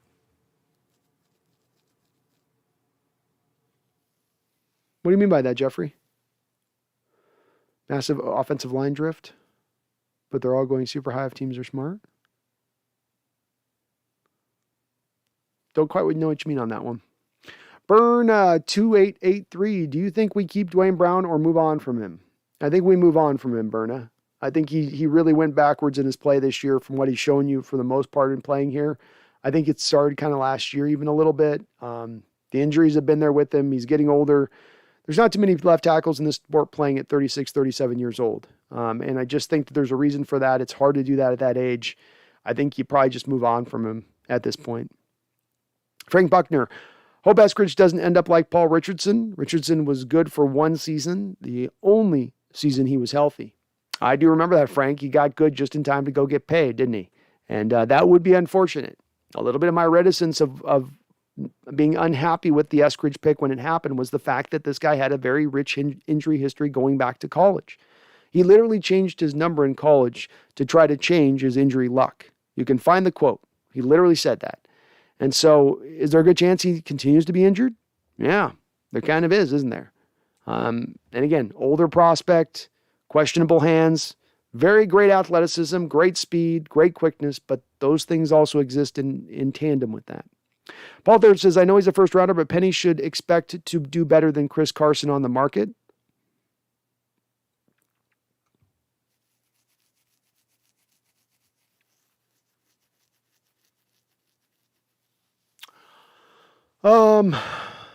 Yeah, maybe. I mean, Carson had some issues with him that were really plaguing him. I think teams would look at Carson and say that's more of an injury history and that's more of an injury likelihood that it's going to be injured going forward. You also look at Carson and you say there's way more rubber taken off the tread of that tires as far as how much Seattle had used him. Carson also has some fumble things going on throughout his history that Penny doesn't necessarily have. So I guess maybe. It's possible. Hard to predict with the running back market, though, Paul, just because it's been so depressed and so few guys got paid. And the guys that do get paid, Dalvin Cook, Christian McCaffrey, Derrick Henry, Alvin Kamara, right? Todd Gurley. I mean, they've put up seasons of great play. Not like 5 or 6 games, but seasons of great play. That's the part that makes it hard for me on that. Oh, Jeffrey, you meant draft? Okay, so let me read it. Massive offensive line draft, but they're all going super high if teams are smart. I think teams are getting more and more smarter to your point on this, Jeffrey, and they very well could. I've looked at a couple of the right tackles, for instance, Abraham Lucas and Daniel Faalele. There really should be second-round talents, in my opinion, but could very well vault up into the first round just because teams are starting to value linemen like that. And I think teams are smart to do so. This is smart roster building, in my opinion. Building the offensive line is the strength of your team, is the beginning strength of your team, is a good way to start, in my opinion. You need to do other things in addition to that, but you sort of set yourself out ahead of things a little bit by understanding and putting the value in that. There will be some guys they can take a look at. And I will say high in that second round, Jeffrey, there should be at least a good lineman there you could pick. A very good, talented guy there. But whether or not they will, that'll be the question. That'll be the question.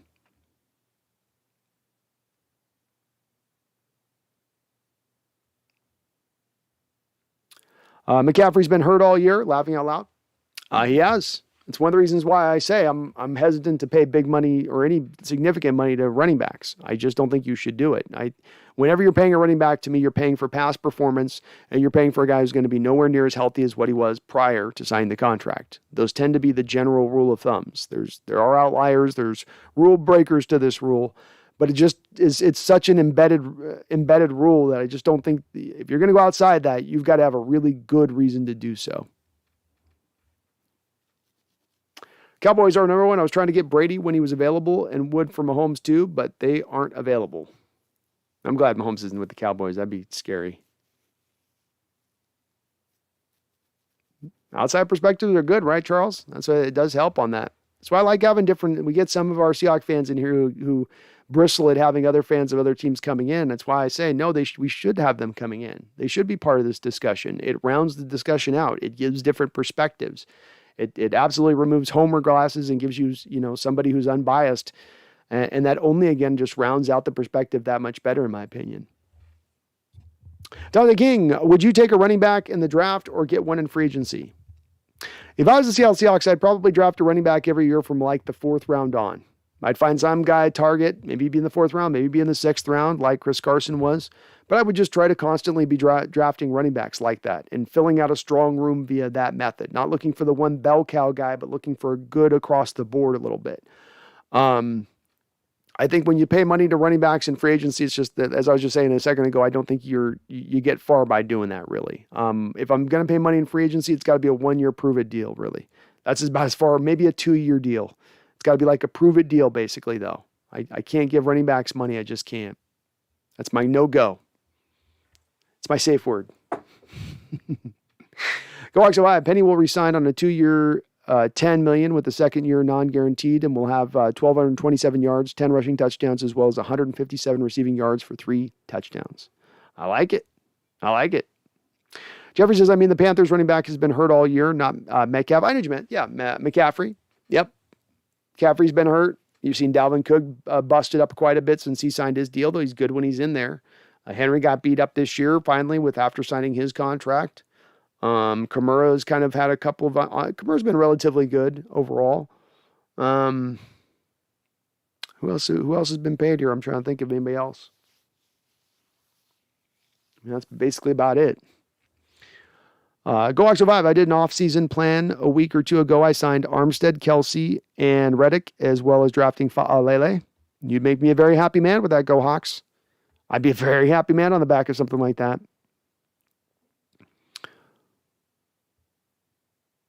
Paul Third says, would be unbelievable if Bernard Raymond fell to the 2nd round. I need to look a little more deeper into him. I've been meaning to get over and take a little bit of a peek at him, and I just haven't had a chance. But he's one of my guys I want to look at, Paul. So I will be looking at him for sure. He's on my list.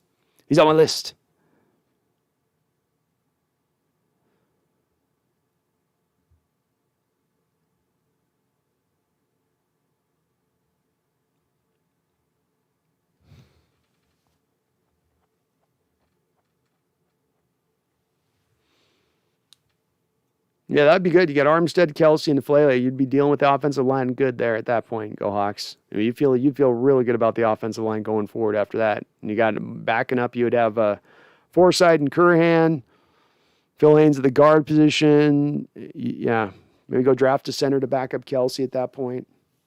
I like it.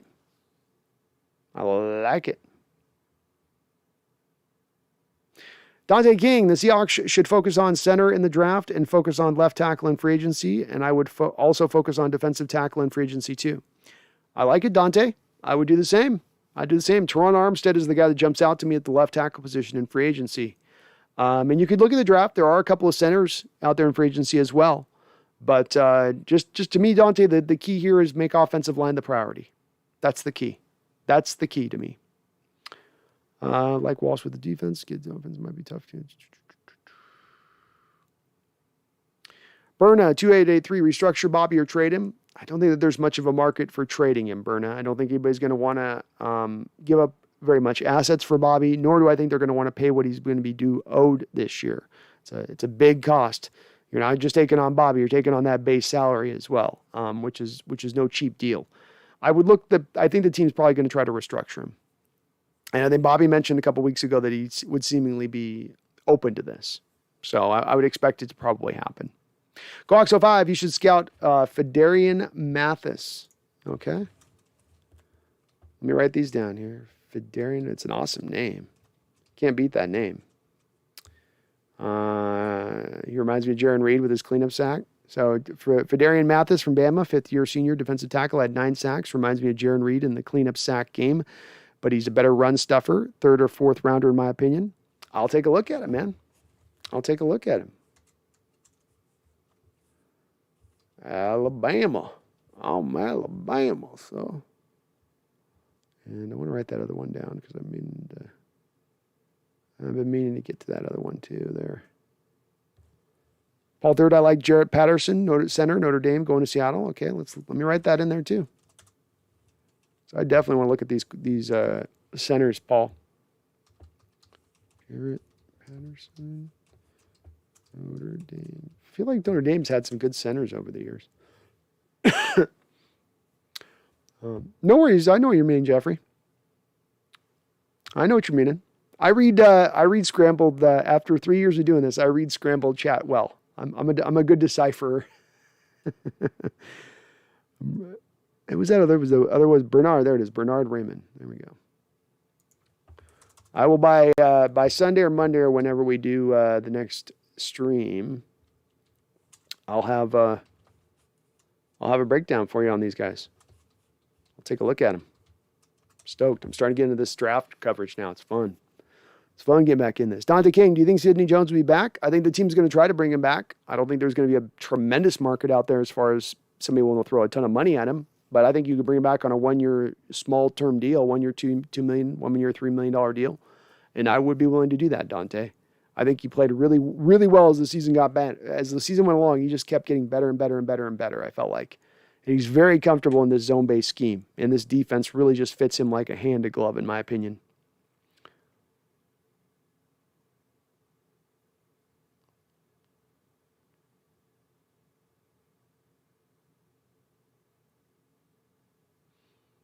Cowboys are number one. Who do you think what do you think of the name's going to be on that Washington football team? I know it's going to be bad, but I wonder what it's going to be. Cowboys are number one. Frederick, Brandon. We had Frederick, Brandon. We had the best center. Sad. Yeah, that one hurt you guys too. Losing Frederick did. And boy, when you had Zach, Frederick, and Tyron Smith, my goodness, what a group. Along with that, Lel Collins kind of coming up. That was probably your strongest over the last 4 or 5 years with the offensive line. How's Tyler Baidez doing? Is he coming along? I mean, more of a run blocker specific center, but I liked him coming out of Wisconsin. I thought he was a little undervalued in the draft. Jeffrey F. Thistle says, I felt our defense was faster and more effective with Bobby out. I know that's probably not a popular opinion. Yeah, I mean, maybe. I think that there's a definite a difference in right now speed and quickness between Cody Barton and Bobby Wagner. Bobby's a little bit more instinctual, a little bit of a better, more sure tackler. I think the competition had to factor into this a little bit, Jeffrey. I mean, you played the Lions, and then you played the Cardinals that were kind of lessened a little bit. And quite frankly, in both of those games, you still gave up 30-plus points. There are reasons for that. Offense had something to do with the turnovers, for instance, in the Cardinal game. But definitely been a little faster. I mean, certainly Bobby Wagner's lost a couple of steps. Coax 05, James Cook from Georgia. The running back is also fantastic. Dalvin Cook's little bro could steal a great receiver. Could be a steal, great receiver, and can pop a 60-yard run. Very, very much that modern running back coming out that teams are looking for now, right? Go Hawks 05 being that running back that could be multi-dimensional. And James is a smaller version of Dalvin. So he's not the same kind of running back that Dalvin was coming out of Florida State. And I went back last night, actually was scouting both of these two guys and I was looking at both kind of just to get a gauge, right? To what I was thinking I remembered with Dalvin, which was Dalvin was more explosive. Dalvin was more of a tackle breaker.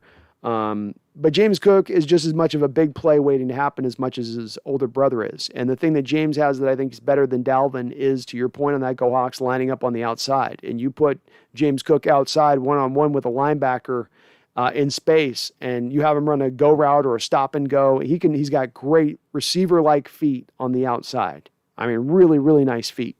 So he could do that, and good hands. And that's what the modern running back needs to be now. So it's, somebody's going to pick him up. It's another one of those guys you pick up and you find a role for him rather than trying to allocate, he's our bell cow back. He's our third down specialist. No, you find a role, you manufacture touches, and the kid's going to be productive for you. Probably, I think, In my opinion, he's going to probably go late second round. I think he's probably more of a third round talent, though. Dante King, I like Sidney Jones. I think he shut down A.J. Green in Week 18. He did, and he did look good, Dante. I'm in favor of bringing him back for sure. Jeffrey says the Washington Water Turkeys. Solid name. That's actually, I'd love that name, actually. First, like what they're going to choose, which is like the Red Warriors or some generic crap like that. I mean, the Water Turkeys is at least fun. It's at least fun. Go Oxo 5 is the Washington Caucasians.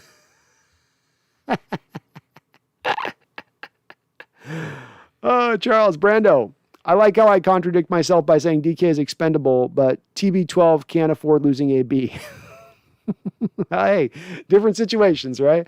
AB is like Devontae, though, whereas DK is straight line up the sideline. Yeah. To your point, I mean, he needs him to do all these different things route running wise to fill in the holes. You know, and especially with Godwin gone, Charles, I think that's the part that factors into this as well, is it's not just AB being gone. It's the fact that now you have only Mike Evans out there and there is no Godwin. So it's now really gets light. But I think it hurts them tremendously. I think it sets them back. I think it just, when you go the combo of losing Godwin and AB both, you put those both together, for a quarterback and Tom Brady who's reliant on his receivers generating separation and sometimes generating separation really quick, I think that keeps them from getting back to the Super Bowl. I do. Berna, so what is your draft order for us by position?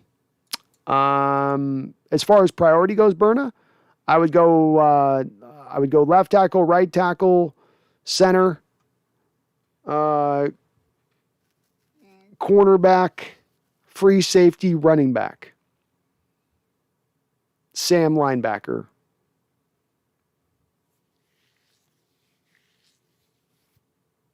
That'd be for my draft order. I do think we need some pass rushers too, Berna, but I would like to go get that in free agency. That's how I would do. That's how I would do it. Cowboys are #1. Washington football team sounds good. Baidez has been so-so. Snap is off. Gets run over sometimes with rush up the middle. Okay. Yeah, he's a good run blocker in college. You knew he was going to have some problems with pass protection because Wisconsin was so run heavy and just they were definitely not putting that on for show. But okay. Interesting on that. I never did think he was going to be a Pro Bowler, but I thought he could be a solid. I love the pick for the Cowboys when they took him, especially knowing Frederick was going out the door. I thought that was a good solution on their part. Paul Third, yeah, Quinn Nelson came from Notre Dame. Jared Patterson, 3 years, 34 games, 2,335 snaps. Number of sacks allowed, 0. All right. I'll check him out, man. That's awesome. Yeah, I think you can't go wrong with it. I feel like you can't go wrong, Paul, with the Notre Dame lineman. Oh, we selected a Notre Dame lineman once in the first round back in 87. Back in 87, we took one. And a hick. Ethan says, I guess Jody and Pete are meeting tomorrow. S about to hit the fan, guys. Laughing out loud. I'll be back live tomorrow if it does. You can bet on that. GoX05, I've seen the right tackle from Ohio State mocked to us in the second a lot. He's got 2 last names, but I can't remember them. What do you think of him? I haven't looked at him, man. But I'll write it down. Ohio State right tackle. Take a peeky. Kev Jackson says, sadly, Chris Carson may be done. Teams won't take a chance with high pay. No, he's not going to get paid more beyond this point. I will say that Carroll did say that he expects him to be back and ready by training camp, which does not seem to indicate that they're going to be trying to cut him, which is what we kind of anticipated probably was going to happen. So, I don't know. Anmal Pada! How you doing, Anmal? Good to see you on in the chat. Dante King, I think the Seahawks should look at Emmanuel Ogba and Dante Fowler in free agency. I think those would be very interesting guys to look at, Dante. I think probably more mid-tier level guys. I don't think either of them are going to make top line money at this point, but I think both of them have some interesting things that they could offer to the team. Emmanuel's a big defensive end. Fowler's more of your twitchy guy, but you need some help on the pass rush side of it. I don't think you have to go get a prime steak type dude. You can go get just some little wedge cuts, maybe a little prime rib. So if they can go do that, we'll be fine. But I like both those guys. Very interesting players, both of them. Emmanuel Ogba is a real active player, one of those real just high motor guys. And again, Fowler is definitely twitchy. Charles Riley, the $5 donation. Thank you, Charles. Thank you for all your donations on the chat. I appreciate you, man. Says the Washington football is the best name for them. Daniel Snyder needs to get out of the cheerleaders' dressing room and acknowledge this via email to Bruce Allen. He needs to get his fingers out of the cheerleaders' dressing room, if you know what I'm saying. Yeah, boy, Daniel sure seems like he's gotten away with a lot of stuff. A lot of stuff. If that one Clippers owner, I guess all the thing Daniel's been missing is the racist voicemail or something to get him just completely canned like that Clippers owner did. But they're going to settle on something, Charles. I think in like the next month we're going to hear what their name's supposed to be. Animal Potter says, I missed this whole stream. Can I get a summary? Laughing out loud. I wish I could summarize it, Animal. I just did a little bit of a peek into this offseason. You got a lot of money to spend. You don't have a lot of salary caps. There's not a lot of free agents. So the free agent market's kind of pared down a little bit right now. It's kind of lean right now as it stands. It just kind of we're bouncing all over the place, a lot of different topics, as well as does not look like at this point Coach Carroll or John Schneider is going to be moved or let go. Not moved, but let go, fired. So, I mean, that's the main gist of all the stuff at this point. But if you tap on the opening 25, 30 minutes I did on the show, Animal, I kind of cover a lot of stuff. So it's hard to summarize all that. But we're just sort of taking a 30,000 foot view approach to this offseason that stands right now, kind of looking in general broad strokes, general basic moves we want to look to the team to do. And then we'll get into more specifics as we get a little bit more driven down onto what we can expect. Especially trying to understand what happens with the Russell Wilson domino. Animal says, I got the Pats on an upset this week. I got the Bills beating them. But, boy, that'd be brutal for the Bills to lose to the Patriots at home. A team in the Patriots that's just owned them for 20 years. Ethan Chamberlain says, you think Jordan Davis makes it to 41? And I am a little bit behind on my stuff with this, but I'm not on all these prospects yet. So because I'm usually busy during the season with the channel, Ethan, I don't tend to get as much up ahead on these prospects and scouting them as much. It sort of begins right as the season ends, but I'm literally now every day going through about 4 or 5 guys a day. I'm going to start just crushing through. So I'll add Jordan Davis down. I'll take a look at him, but I haven't had a chance to look at him yet. Go Oxo 5 Ohio State is Nicholas Petit Ferrer. Well, that is a hell of a name. Nicholas Petit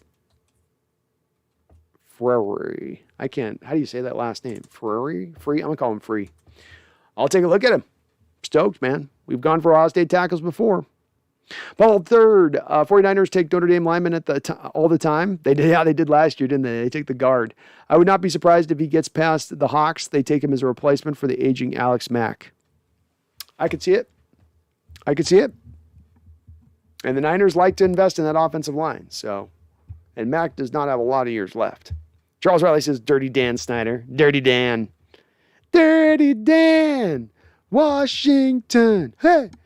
Go XO5. Ogaba has 9 sacks each of the last 2 years. Maybe he'll follow a certain coach here from Miami. Go XO5. One can dream, can't they? I don't think Flores is coming here. I don't. But I guess that means he's going to get paid then. 9 sacks last 2 seasons. Somebody's going to pay him then. That probably puts him outside our range. Dante King, do you think we should choose between either DJ and keeping Quandre Diggs, or maybe if possible they keep both? I see no way that they're able to keep both, Dante. And I would lean to wanting to keep DJ over wanting to keep Quandre. But some of this comes back again to the just almost rule of thumbs in roster building. And there are 32 NFL teams. There are no NFL teams as it stands right now paying top of the market money to both of their 2 safeties. Not one. You would be the one team in the NFL to do that. So are the Seahawks just that much smarter? Are these players that much difference maker to cause you to do that? Or should they lean back into the rule of thumb to not do that? I land in the latter.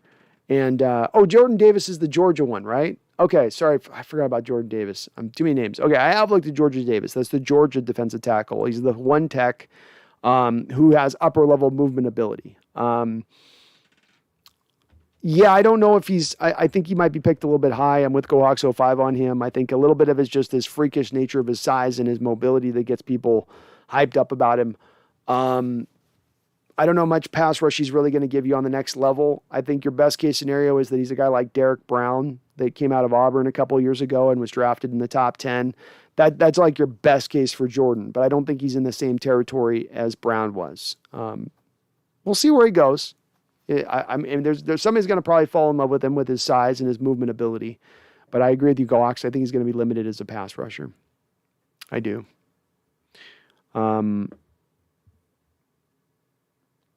He's a big boy, though. He's big. Jeffrey, what do you think of a system where fans vote on draft picks and actually majority gets picked? I feel like most fan bases would get it right more than general managers. Did some looking into this last year a little bit, and sort of there's a going thought process out there that consensus boards are actually smarter than where sometimes the pro people are at on things, and that you take a brain trust of people, thousands, millions of people all coming together for a consensus first, a couple people in a room thinking things through. The million people are going to be smarter on it. I'm putting this in real general terms. I'd love it, Jeffrey. Certainly would add a level of mystique to the drafting process, and it would have the fans more engaged. Probably would be right for finding a way to break the system or have people, cook the books on the votes. But in theory, just in base theory, it would be awesome. Paul Third, some of us started mock drafting since the loss to the Bears. The real diehards probably be looking at the draft since Russ busted his finger. Yeah, agreed. Jeffrey would make the draft more interactive as well. I think it'd be awesome, Jeffrey. I'd love it, dude. You log in with your own unique login that, it'd be great. Tribe, the Winers Super Bowl was last week. They won't have anything left for the Cowboys. How about them Cowboys? You may be right on that, man. And they got to travel out over there to Dallas to win. They got to go to Jerry's World. Jerry. So we shall see. Dante says, do you think the Seahawks can get back to the Super Bowl with the type of defense they play if they keep Pete Carroll? They can. A lot has to go right for that to occur, Dante. I have maintained that one of the places that the defense has gone wrong that's the easiest fix going into this offseason, and that has been the problem for them in the past, is addressing the pass rush and addressing it considerably.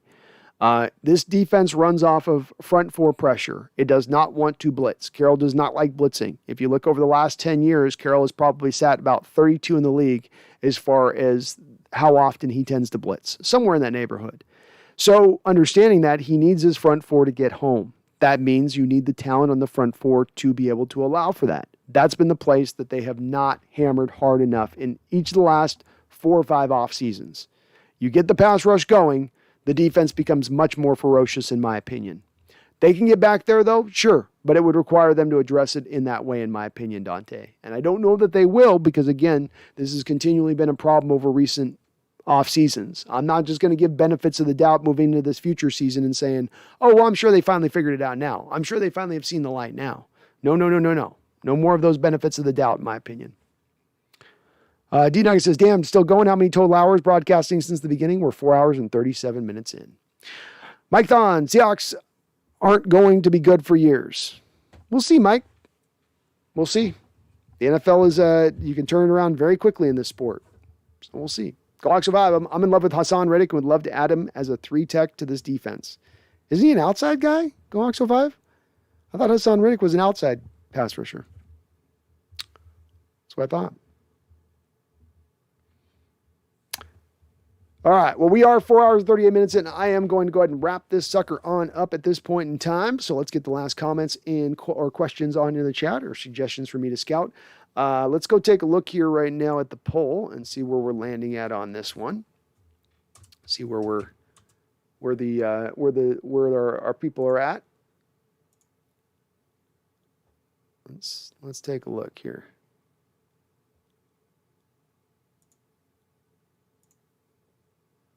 Let's take a look. So as we stand right now, we've got 47% of the vote is going for the Arizona-Los Angeles game with 28% at San Francisco at Dallas. So if you guys haven't voted on that, I do have the poll up on my channel for which stream you'd like to live stream during this weekend. So we'll either go Sunday or Monday, depending on where that vote factors out to. It does look like we will be on Monday night at this point.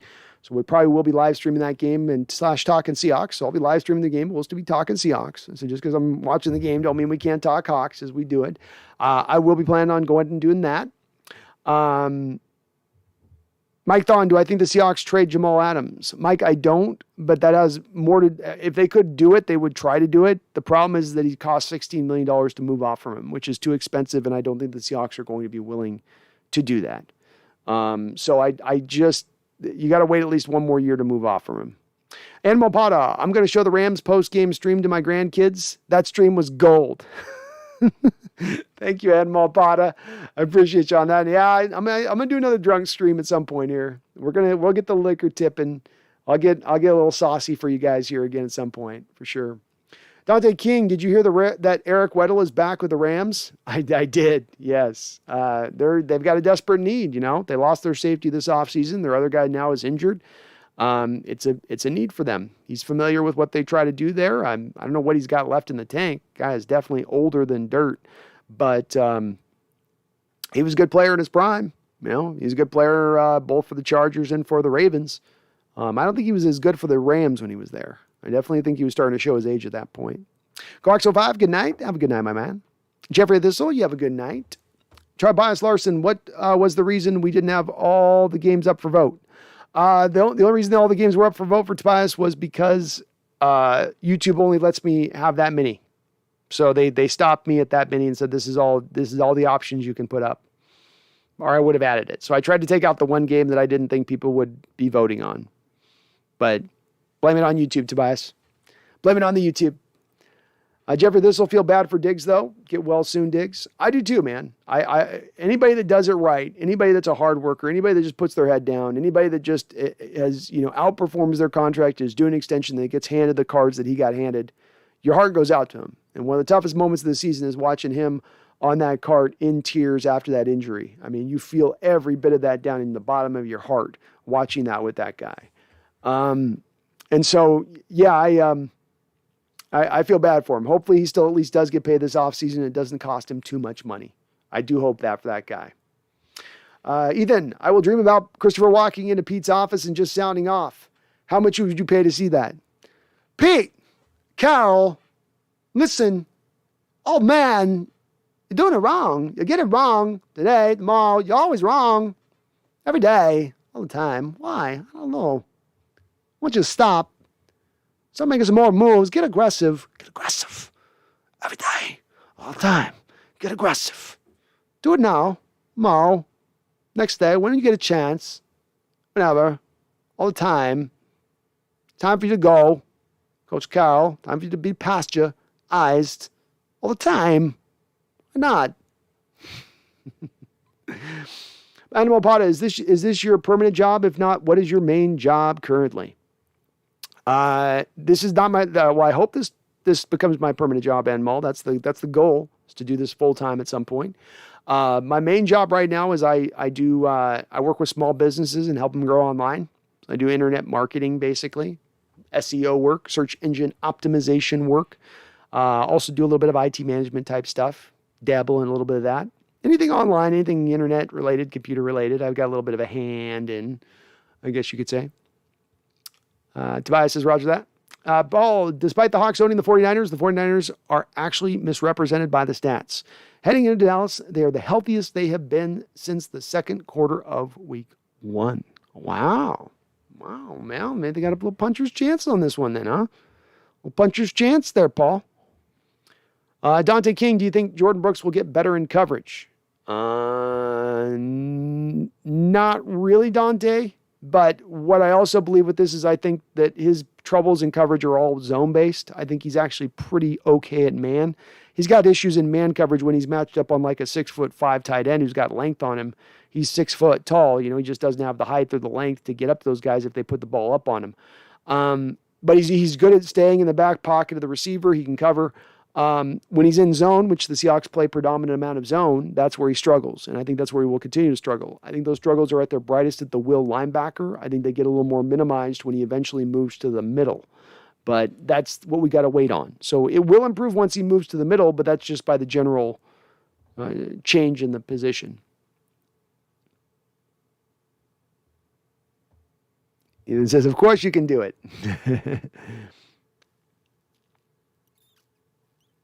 Of course you have to do it. That's right, I have to do it. You mentioned walking. I'm doing it. I'm going to do walking all day, all the time.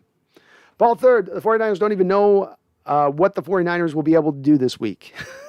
Very true. Jason Tudor, what's up? What's up, Jason? Good to have you in the house, my guy. 12 North Chad. Which team will you be cheering for now that the Hawks are done? I can't cheer for another team necessarily, Chad. I am kind of hoping that maybe the Bills go and win a Super Bowl. I kind of feel like that fan base should be rewarded after years of watching miserable play, having Brady Rumpel stomp them for 2 different decades, losing 4 straight Super Bowl appearances. They've had some rough luck. They've had it rough a little bit. Give them a little bit of a bump on that one. How about that? Jeffrey the Soul. I just don't think Dak has it in big games. Yes, he beat the shell of the Seahawks a couple times, but and then I understand that. Certainly, you're not alone. That Cowboys are number 1. Our local Cowboy fan in the chat here has definitely said, I think, much of the similar. Nathaniel Martin. Freddie Swain is the best busted coverage receiver ever. The big facts, Nathaniel. Big facts. Mike Thon says, what's the chances we get Chandler Jones? Probably about 3%, Mike. Chandler Jones is an outside 3-4 linebacker. He's a guy that's at his best standing up. You play a 4-3 over defense, which asks your defensive ends to put their hands in the dirt. I don't think he's going to want to change at this point in time in his career and go to a completely new style of defense. So I just not a scheme fit, unfortunately, on that one. Still a very good player. Still not super old, but not a scheme fit. Jason Tudor, what do you think they're going to do with Bobby? Hell of a cap hit for a guy who's not nearly what he was. And Brooks just sitting there waiting for the spot. I do think a restructuring is coming, Jason. Bobby Wagner talked about it in his press conference at the end of the year about being a businessman. And he's going to talk with the team. He intimated a little bit that you're going to get a restructuring going down. So that does seem to be the case, in my opinion. Probably a heavy restructure at that too, Jason.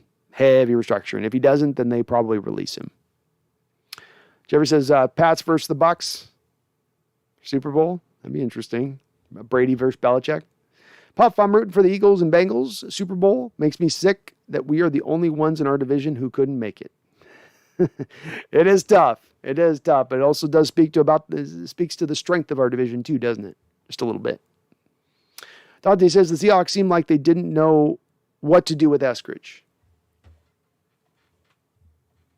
I'd agree with that.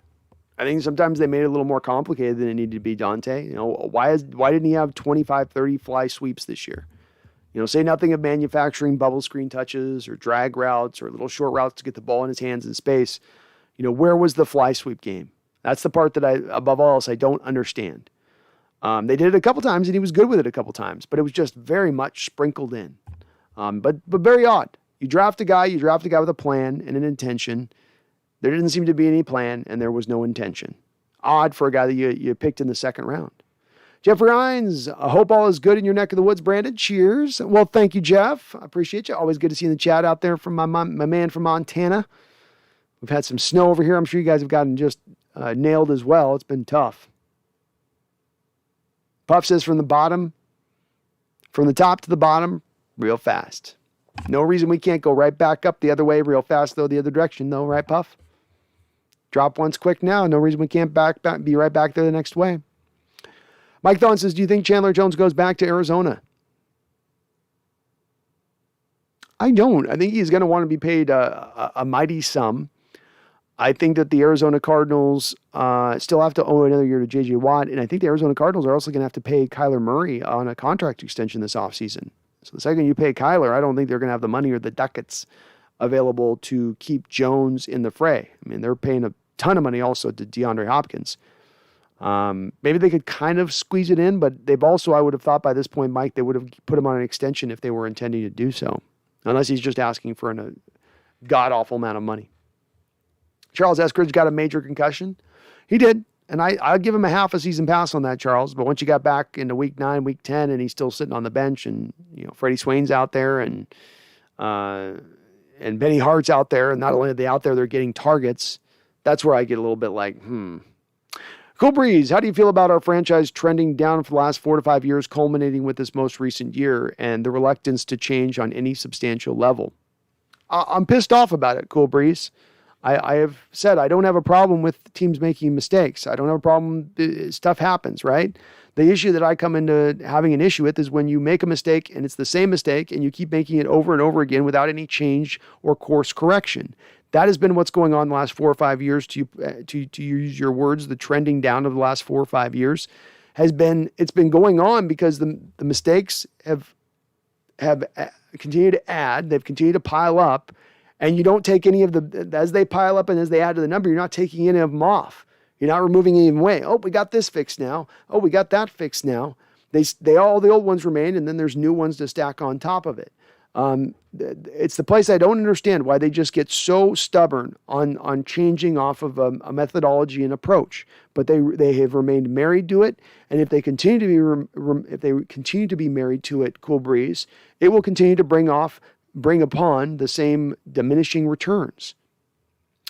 Jason Tudor, call me crazy, but I think Pittsburgh has an upset of the decade, 20-17 over KC. That would be an upset of the decade.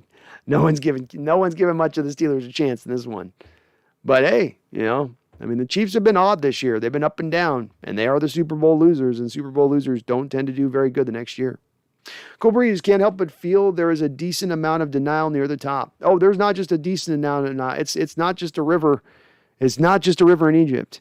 It is also where not just our front office, but our coach operate off of. I think even Russell Wilson has kind of taken some lessons from this approach. Everything is always glass half full. Everything is always positive, Pete, and look on the bright side of life. And I don't think that in itself is bad. It becomes bad when that's the only way you look at every problem.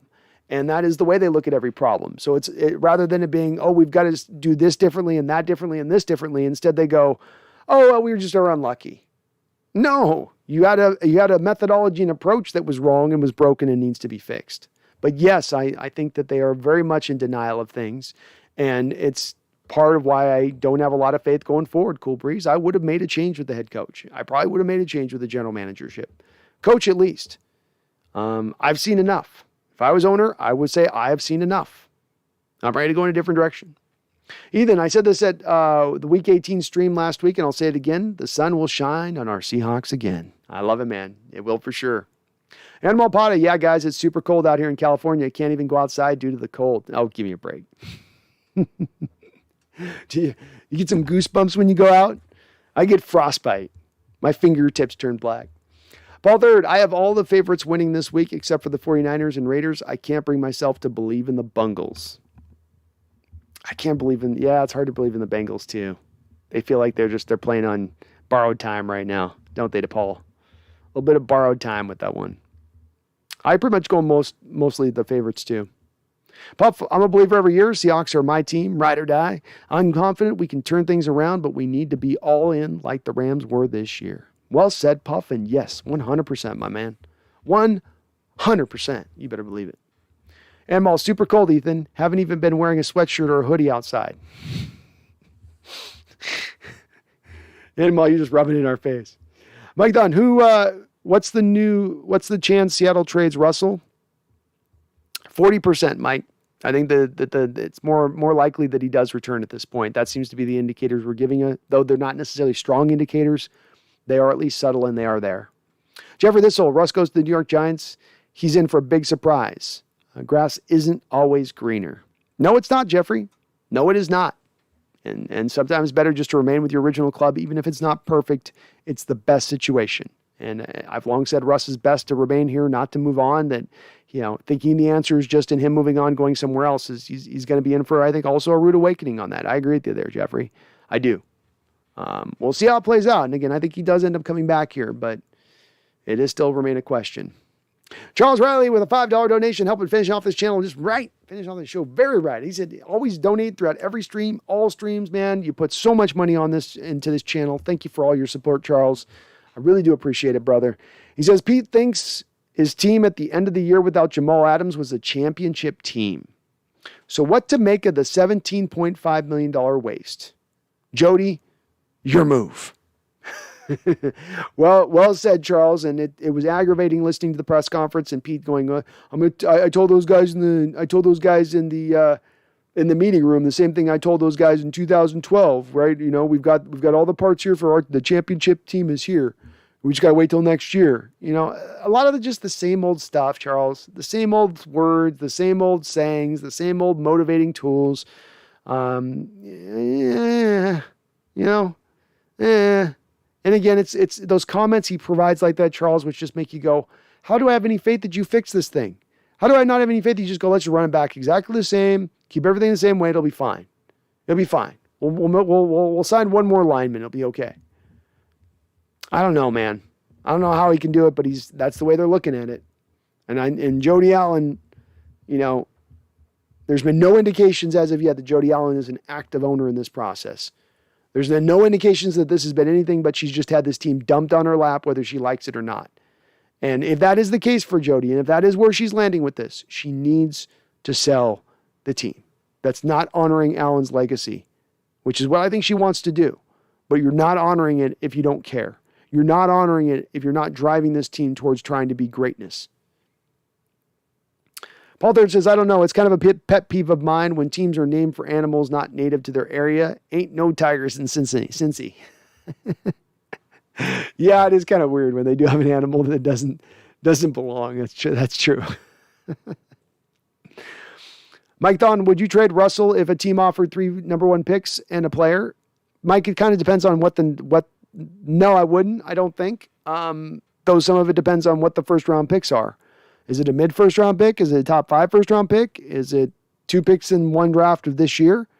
No, probably not. I don't think that's the answer, especially with Coach Carroll remaining here. No, I don't think I'd go that route. Charles, the $2 donation again. Charles, thank you forever, man. Thank you, brother. You're awesome. He says, Brando, your streams will win forever. Thank you, man. Oh, that's the goal. That's the goal. Jason Tudor, it's pretty rough to hear them blame injuries and not winning tight games while carrying $10 million surplus in cap. Me too, Jason. Especially when, as I point to with these problems, every problem Coach Carroll points to, every issue he'll try to gravitate towards and say, we got to fix this, we got to fix that, is issues and problems that have been talked about and presented over recent off seasons. How many off seasons have we heard Coach Carroll say, we got to address the pass rush, and then they never end up addressing the pass rush. And he wants to blame injuries. Well, you were the most injured team in 2019. You were the 5th most injured team in 2020, probably about the 6th or 7th most injured team this year. So why is that going to change going into next year? You're not moving on from Ivan the Terrible. You still have one of the more aging elder rosters in the entire sport. It frustrates the hell out of me, man. I don't get it. I don't get it either. And the carrying the money on this cap, they got so cute with that, Jason, and nobody holds their feet to the fire on that. No one calls them out on that. It drives me nuts. It drives me nuts because they're going to get away with it. They keep getting away with making mistakes. It must be nice to have a job where you're never double checked on the work you're doing. You just do whatever you want. And as long as you barely win more games than you lose, then you're this great success. Crew Breeze, was Paul Allen cryogenically frozen by chance? Somebody press the defrost button, please. Yes. Did he get his head? Was it like Walt Disney? He had his head cut off and preserved for someday, where they can put it on a robot. I'm good with it. Whatever it takes at this point, Cool Breeze, whatever it takes. ADL trade 3 firsts to the Rams for Weddle. Oh, goodness. Do you not get second back now? Jeffrey Thistle, it just makes me feel like Pete doesn't understand the problems when he talks like that. Me neither, Jeffrey. Me neither. I need some proof that you've learned your lesson. I need some proof that you're going to correct the mistakes that you've made. If you're just making excuses, then why would I believe you're going to do that? And that's just what he's doing, is making excuses. And it's been part of the problem for years now, honestly. This excuse-making stuff has been going on for a long period of time. And frankly, because the media doesn't actually hold his feet to the fire on these silly responses, he gets away with it. They get away with it. Jason Tudor, did you see the tweet today saying that some in league circles think it might be time for Carroll to concede personnel final say to John Schneider? Interesting. I did see that. Something that he should have done a long time ago, quite frankly. Something that I thought John Schneider was receiving when he signed a contract extension last year. Carroll needs to stay out of the personnel matters. And I think coaches in general, this isn't just Carroll, I think all coaches really do need have some say, have some input into the scouting process, into what you want, what you're looking for, what you're gravitating towards, but do not have the overarching control to override your general manager. Let your general manager be your general manager. Let your offensive coordinator be your offensive coordinator. Let your defensive coordinator be your defensive coordinator, and you be a head coach. That is your job. But Carroll wants to put all of his fingers in all of the pies. Ethan Techworld says, fire Ivan. Fire Ivan. Yeah, fire him. Get him out. Out. Charles Riley says, let Russ go. This is madness. D-Nugget Brando, you preach so much truth. Only Honest Hawks channel out there. Oh, thank you, D-Nugget. I think Brendan does a good job being pretty honest on what he's doing, too. And thanks, man. That's the one thing I try to be, man. Even if I got some people that are going to get mad at me, even if I lose some subscribers for doing so, I'd rather be honest and truthful with you guys and make it the ugly truth at times. Sometimes it can be the nice truth, but sometimes it's the ugly truth. But it is always going to try to be operating from the truth. Might be wrong or right, but I'll always be honest with you guys. Mike Thon, I think a team is going to knock Seattle's socks off with a huge trade for Russell. It's going to be a haul for him. Potentially, Mike, don't forget, though, that Russell Wilson has a no-trade clause. So let's say, let me pick a bad team that would be like a team that would want to try to do, let's say the Carolina Panthers offered us this huge haul. And Russell's like, I don't want to go to Carolina. Well, then that knocks that off. So you have to have the huge haul, plus it has to be a place that Russell Wilson wants to go to. Charles says, only Russ knows Pete. He knows he's an old fool. D-Nugget, you think Adrian Peterson stays? Yeah, maybe. I don't have a good feel on that one, to be honest with you. Maybe it depends on if Rashad Penny comes back, D-Nugget, because he seemed to have some great effect on him. In Techworld, John Schneider, the calculator. That's it. He's the numbers guy. Carol's the personnel guy.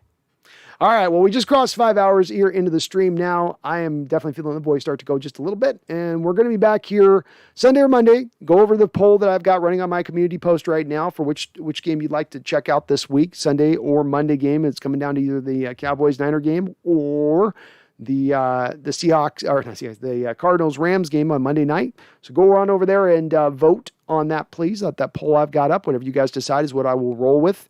We will continue to be doing these streams bi-weekly basis. I'm going to be doing tomorrow. Brendan Nelson's going to be on the channel here. We're going to do a little later tomorrow. I'm going to try to see if we can shoot for 5 or 6 o'clock. We're going to be looking at position by position on the team, and we'll be talking about Carroll topics as well. We'll be talking about a lot of this other stuff, so there'll be a lot of stuff for us to dive into.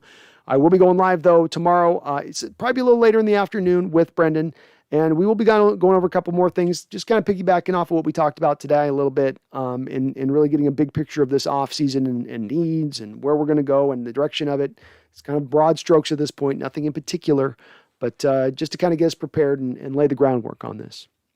Charles says, sleep, Brando. Have a good night, Charles. Thank you for all you do to support this channel, and you're awesome, brother. You're awesome. Mike says, I think a team. Oh, sorry. Mike Thon says, I think the huge haul will be Denver. I think Russ and Jamal Adams to Denver for 3 first round picks, 2 second round picks, and their safety Justin Simmons. Maybe. The tough part with that, Mike, is if you move both Jamal Adams and Russell in that deal, that means you're going to have to eat. That means you would have to eat. Oh my God, how much money would this be? You'd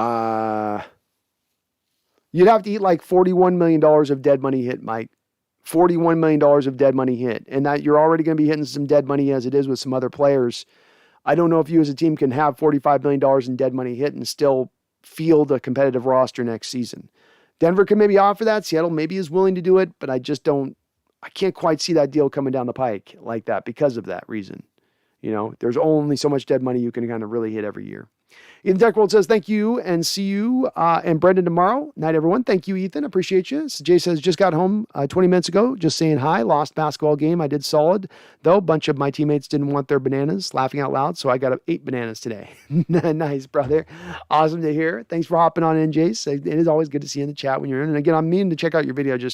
I've been running ragged right now lately with the jobs and the off stream. So going to be getting into more stuff here soon, but a little bit ahead. Geralt of Revia says dead money. What's better, hit dead money or lose? Well, I mean, I don't know if that's the choice at play. I mean, you could still win with Russell Wilson here, right? So you can still win with those guys here. But it's just, I'm more just going to, sometimes I lean back, Mike, on what is the standard in the NFL. And I think if you looked in the NFL, like the most dead money hit any NFL team has ever incurred over the course of an offseason, maybe at the most $28 million. If you're going to beat that, are we going to beat that mark by nearly double this offseason? It's probably just not likely to happen. So I'm just operating from that standpoint of it's just NFL history. No team has allowed 1/4 of their cap to be eaten up by dead money in a given season. Make of that what you will, I guess. All right. Well, we finished up here. Got to the end of the chat. Thank you to all of you guys again for watching this. Again, I want to thank the sponsor, Manscaped. Again, go on over there. Use that code, my code, NEST. Save 20% off and free shipping. If you got any Manscaped needs right now, they got their Performance Package Tool 4.0 out. Awesome little deal. They sent it to me. I've been using all of this stuff. Nose hair trimmer, all that stuff. It's good. Get your balls sheen, clean, and lean. As well as if you like what you're listening to on this show, please do hit that like button for me. I really do appreciate it. It's a small thing, but it's a big thing that helps this channel out. We are getting so close to 6,000 subscribers. I'd like to hit that here before we get to February, the 3-year anniversary on this channel. So please do hit that like button if you could for me. And if you're not subscribed, come on, subscribe. Come on over. Come on. You'll love it. You'll love it, I tell you. Charles Riley, what was Wentz's dead money? 26 million, I believe, was his dead money. 26, I believe it was 26. That's what I'm going to call it. Geralt of Rivera, did you call for a Witcher? Not yet, but can you remain on standby? I might need you if we don't do anything different. I might need you to go take out our coach. He's turned into a monster, Geralt. He's turned into a monster from the deep, and we might need you to take him out. Paul, there, dude, you're on the wrong stream. Have a good night, Brenda. See you next stream. Thank you. Appreciate you, Paul. You have a good one as well. And Charles, you are a hero. You're my hero.